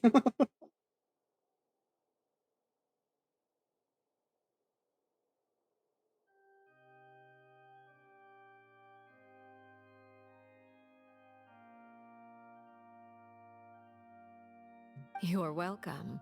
I'm sure the cake also felt greatly honored to be featured at Miss Farina's table, and I was merely catering to Miss Farina's tastes, seeking a chance to chat over tea. It is getting late. Why don't we call it a day? There are still a few matters that I need to take care of, so I must take my leave now. Very well. We'll end it here. Mind seeing me off, traveler? We could use the opportunity to discuss Child before I must be on my way. Paimon's coming too! Because Paimon almost never leaves our side.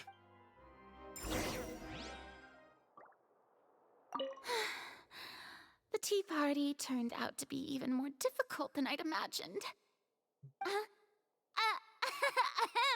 Why are you looking at me like that? Is something the matter?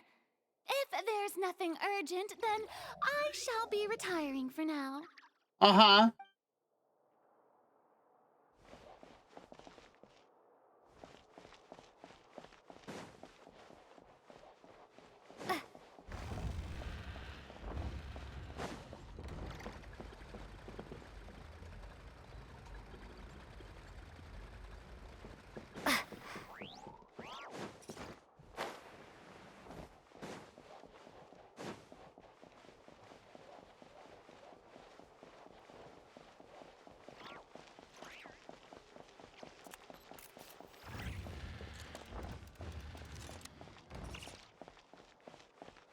Honestly, I'm kind of surprised there's nobody else here.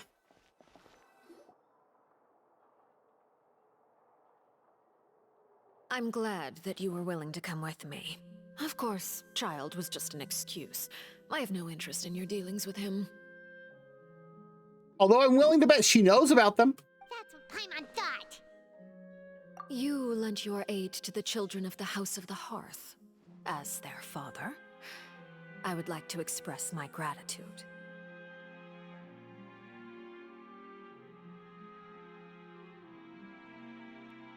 Do I look like an irresponsible father to you? The House of the Hearth is very important to me. You should know that I care deeply about my children. I mean, Linny said as much to us previously. That was all. Formal topics should be discussed in formal settings, and informal topics in informal settings. She has a point. I know you just returned from the fortress of Meripede. Relax. I have no intention of trying to get anything out of you. Linny, Lynette, and Fremine are still there, and I trust their judgment and abilities. They've all been working very hard and have always done all they can to fight back against anyone who tried to stop them, especially Linny. That is very true, and I have to respect her for that. You mean Wriothesley. He's a tricky one to deal with. It's unfortunate that Linny's so eager to prove himself that he can't learn to rely on others, including me. Aw. By the way, and you can just consider this a bit of idle gossip, but what's your impression of Farina? Oh boy! You are outside of our disputes, and the freest person in all of Fontaine, able to move around most easily.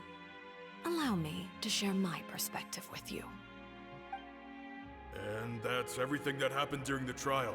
Master Child was declared guilty and immediately transported to the Fortress of Meripede. Didn't he say he was coming here on vacation? Does he not feel an ounce of shame for all the trouble he has caused? Child? Feel shame? Forget it. He did give us an opportunity. I will be meeting someone shortly. Do you require help with any preparations? No need. I will take care of it myself. I need to meet with Farina, the Hydro Archon. She is at the heart of Fontaine.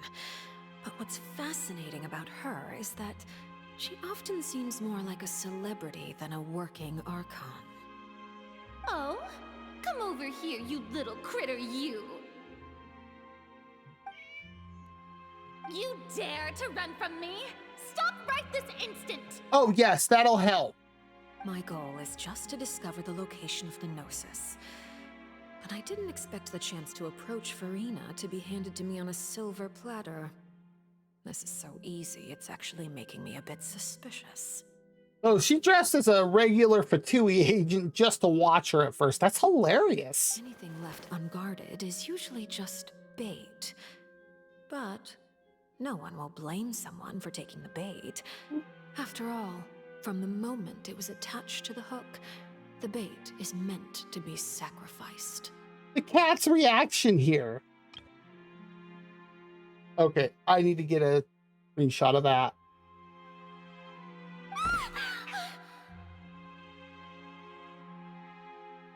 It's just as I guessed in the second before I struck. The hydronosis is not currently held by the Archon. Wait, what? In fact, this Archon doesn't seem like a god at all. And I sense that she's under some kind of curse. Who are you? And what are you trying to do? Please don't kill me. I'm begging you, please. What in the world?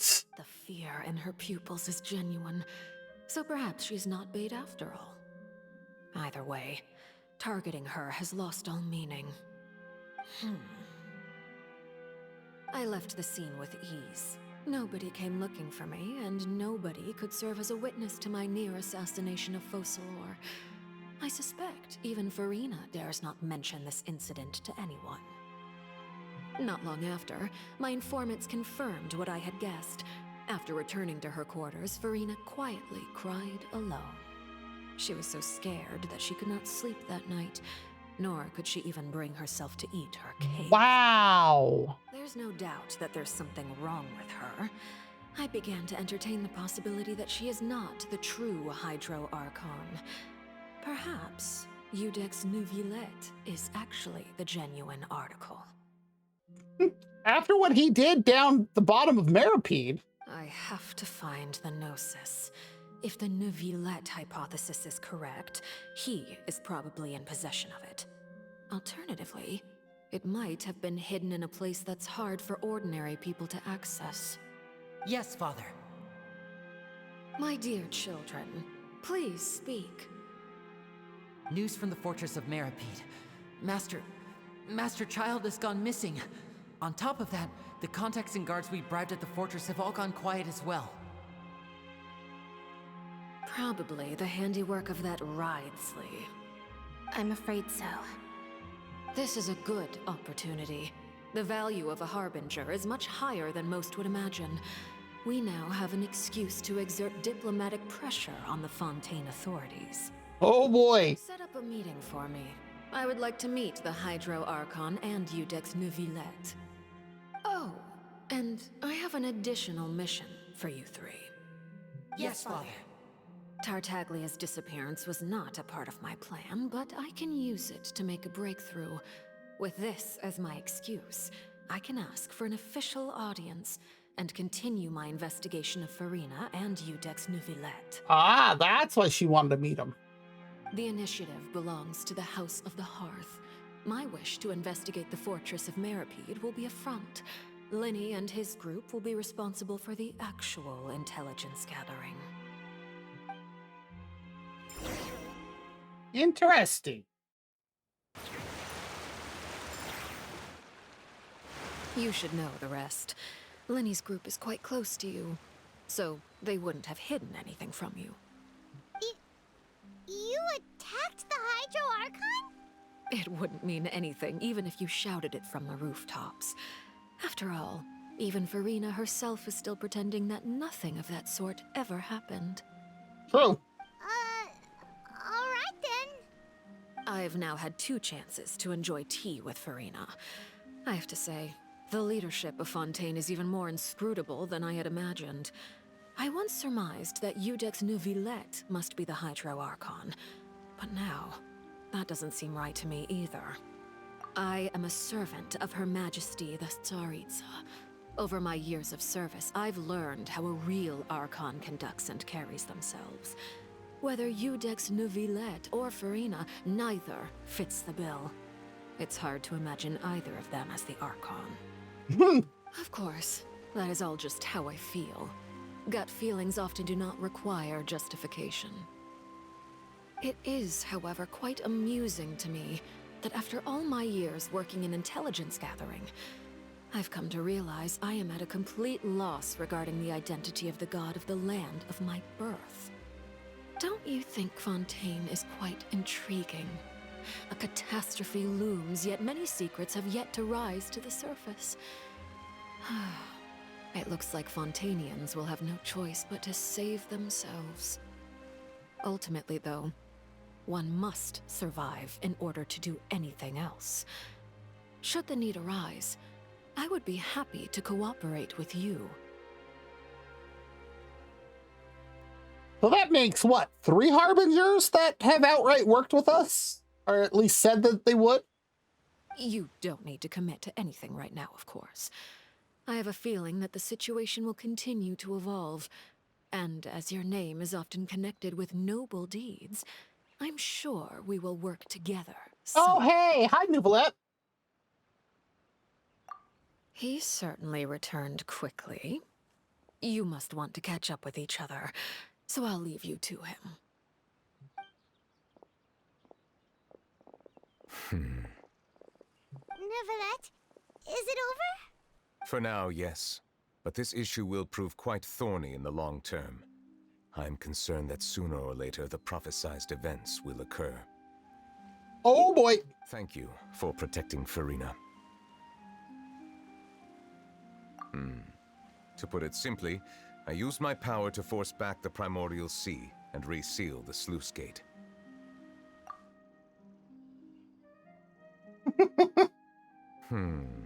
So as expected, the knave has turned up the pressure on Farina. She's trying to feel her out, though I'm still unsure as to her motives. Permission granted.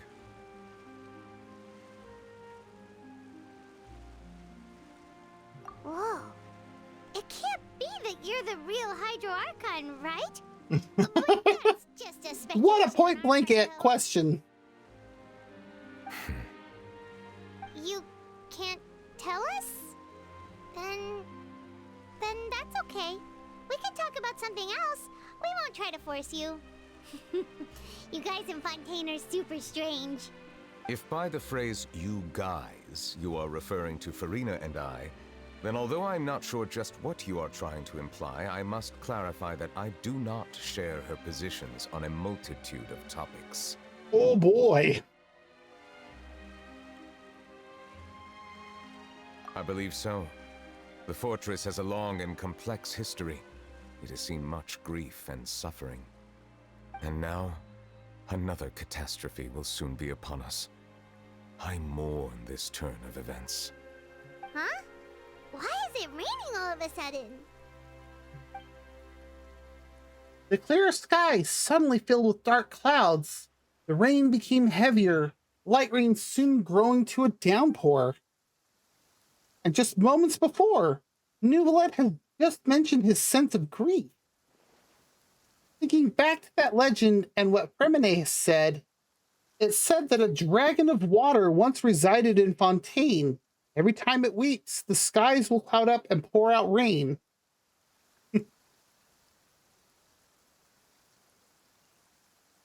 It kind of is. It kind of is. You may be closer to the truth than you think. Does he know, or is he just not letting on? Oh? And what are you thinking? The dragon sovereign of water. The dragon of... Oh my god, Paimon. What?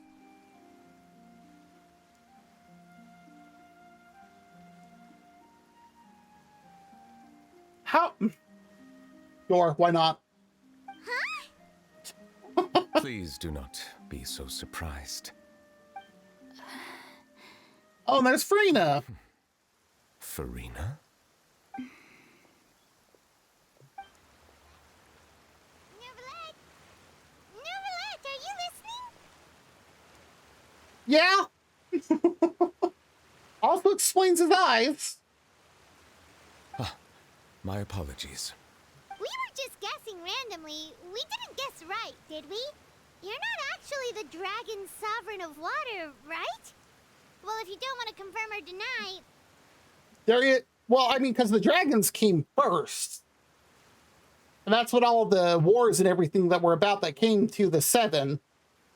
That much of history of Tevat's history I've gotten from other things.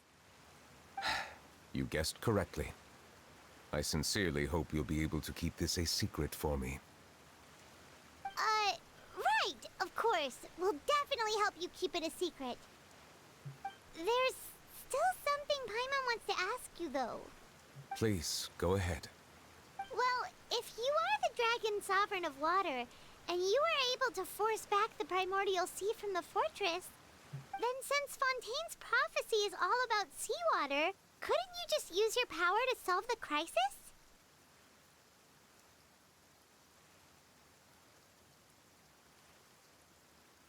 Yeah, I figured that's going to come up sometime later about why Farina is like she is, because I do have questions about that. None of the currently living dragon sovereigns in the world, myself included, possess our full dragonhood. So who are the other dragon sovereigns? Because isn't he the only one we've ever met? I don't recall meeting any of them in any of the other nations. They say that when the first usurper arrived on Tevat, they seized a part of the dragon's Is power. Zhongli? Today, that stolen power is the basis of the Archon's authorities. I thought he's a dragon? I thought he was not one of them. There are 7 elemental archons and 7 matching dragon sovereigns. The dragon sovereign of water who lived through that era perished a long time ago. As their successor, I know far less of that part of our ancient history. In any case, I believe I will not be able to do much unless the Archon disappears and returns their elemental authority to me. Given the status quo, however, I would recommend finding another way to deal with the prophecy. Oh, so even you can't solve it. Not at the moment. I still have some urgent matters to attend to at my office. If you have any more questions regarding ancient history, you are welcome to discuss them with me at a later time. Please go right ahead. There's a place that Paimon wants to go too. Traveler, why don't we pay another visit okay. to the Fortress of Meripede? So where Rex, the Rex part that fell down and we were accused. We'll see you another time. Take care.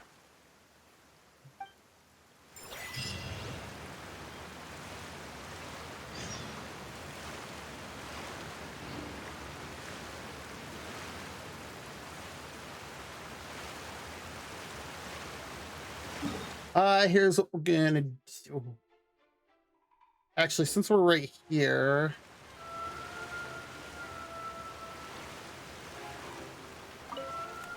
Oh, I didn't realize there was a spin crystal disc there.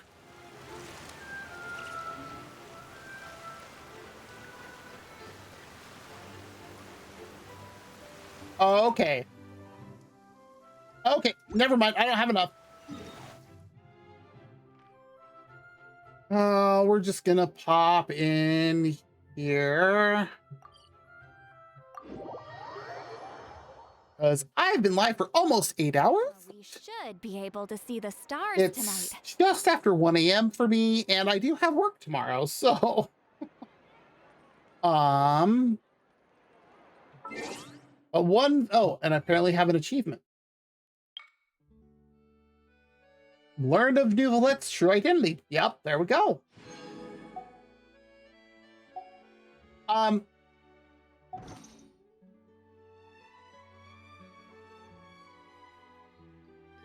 Oh, that was... Once I'm in here... Shush, Lolly, shush. Oh, I have plants ready. We're just gonna quickly take care of this, and oh, we have an ad break coming up. We're gonna snooze that because I don't want it to do that.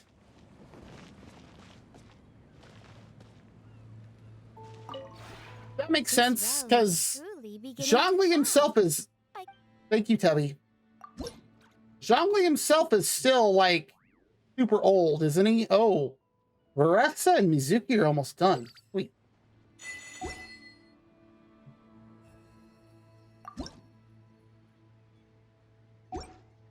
thought maybe I had. I already got those. Well, yeah, that's what I meant. I'm almost done, but I'm just gonna quickly take care of this while I'm here. And that is, I did find a couple of not spin crystals.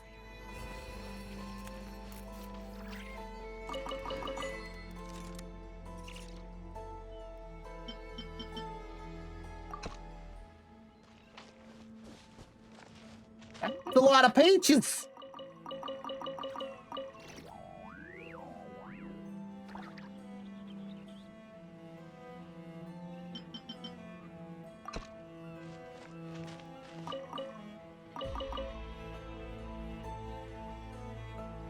Yes, actually yeah, Venti I've seen is the second oldest, but wait, isn't his dragon the one that we basically saved at the beginning of the game?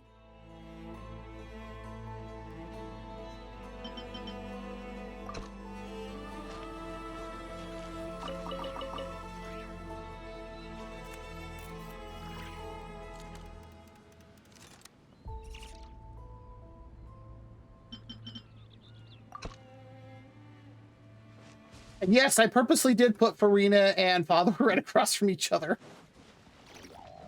Oh, thank you for the announcement, Volpecule.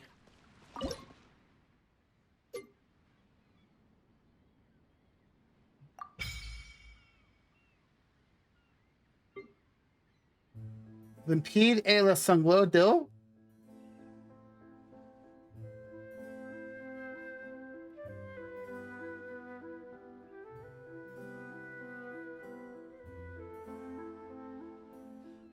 Yeah, Ryan's is all over the countryside there.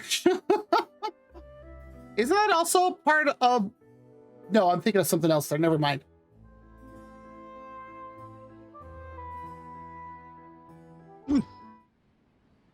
I need to turn that. I'll fix that later. And now, where are you, Chubby?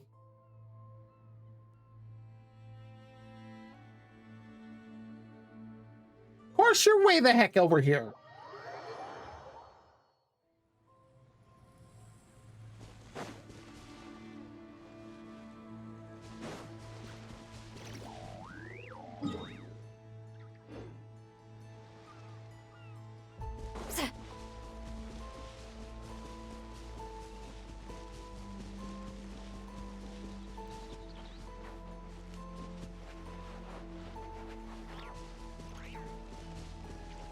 I can see him barely.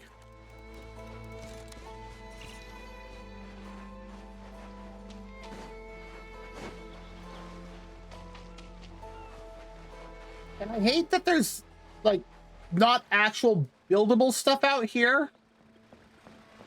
I can't place one of those waypoints.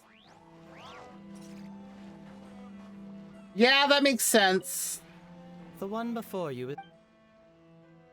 Ah. Thought so.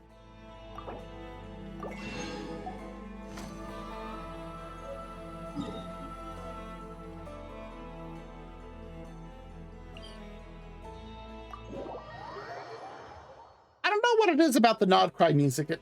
There's something about that.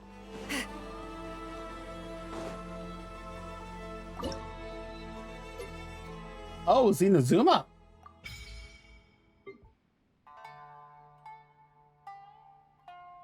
Oh, I know which one that is.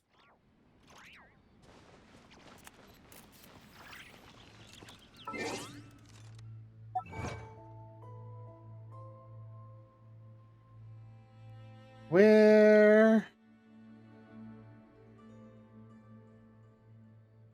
I got it. Okay. Don't know why, but Here's to a life where the drinks keep flowing and the Mora keeps rolling. sure, you drunk.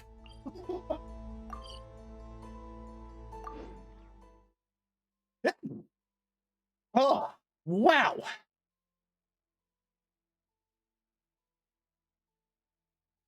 Come on. Took that long to decide just to leave? Wow. Okay. Now we can actually finish. Okay, there we go. Now we're going to pop over to the end and we'll put this one on. All right, let's find somebody to raid.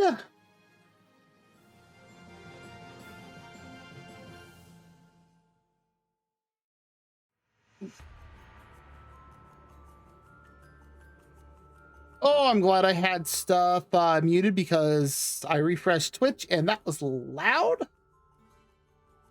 Let's see here. Who's online that we could raid? Right? And of course, you know, something that they probably should be doing on top of that, but you know, here we are. At least I guess they're not doing things like how Farina is, because that I have a lot of questions.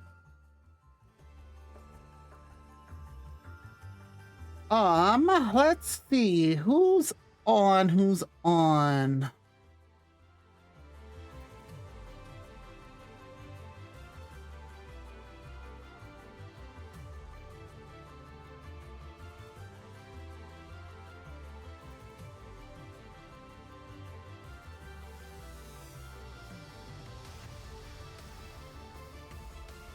Okay. Oh, hi, Blue. Oh, yes, thank you. Yeah, definitely, definitely time to go because it's I've been live for 8 hours and I'm getting hungry. I'm just debating who to raid into.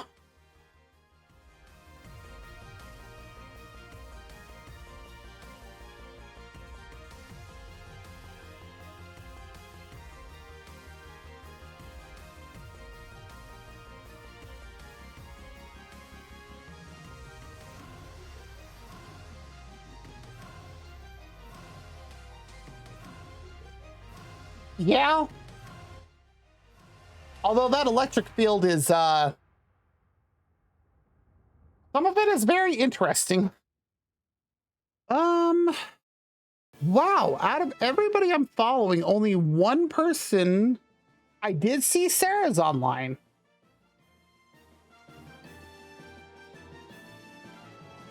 What is she playing right now? Oh, she's playing Legend Z8. I do have that. I just haven't started it yet.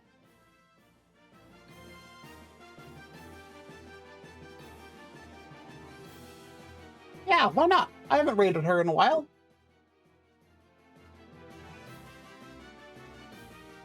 Let me pull up the raid command. There we go. And there we go. All right, that is it for me today. Thank you everybody who came by. We made a lot of progress in Genshin on the Fontaine Archon quest. I have no idea how far we are into it, but yeah, like I said, we made a lot of progress. Also completed Lucia's TV schedule in Zenless, so yeah, we're getting up there. I will be back on the Monday for my 24-hour birthday stream. You're going to be starting at the same time as usual, 4 p.m. Pacific, 7 p.m. Eastern. So look forward to that because I have asked a couple of friends to join me throughout the time on that, as well as there will be some crowd control Minecraft. In terms of anything else planned, nothing really, just kind of keeping it loose in terms of what I plan to do. So with that said, however, I do want to say thank you to everybody who came by, whether you wanted to chat or just lurk. Lurking is always 100% acceptable on my channel. So again, we are going to go over to raid Sarah Aces, currently playing Pokemon Legend ZA. With that, wherever you are, you have a great day, a great night, a great morning, whatever it is for wherever you are. And here we go.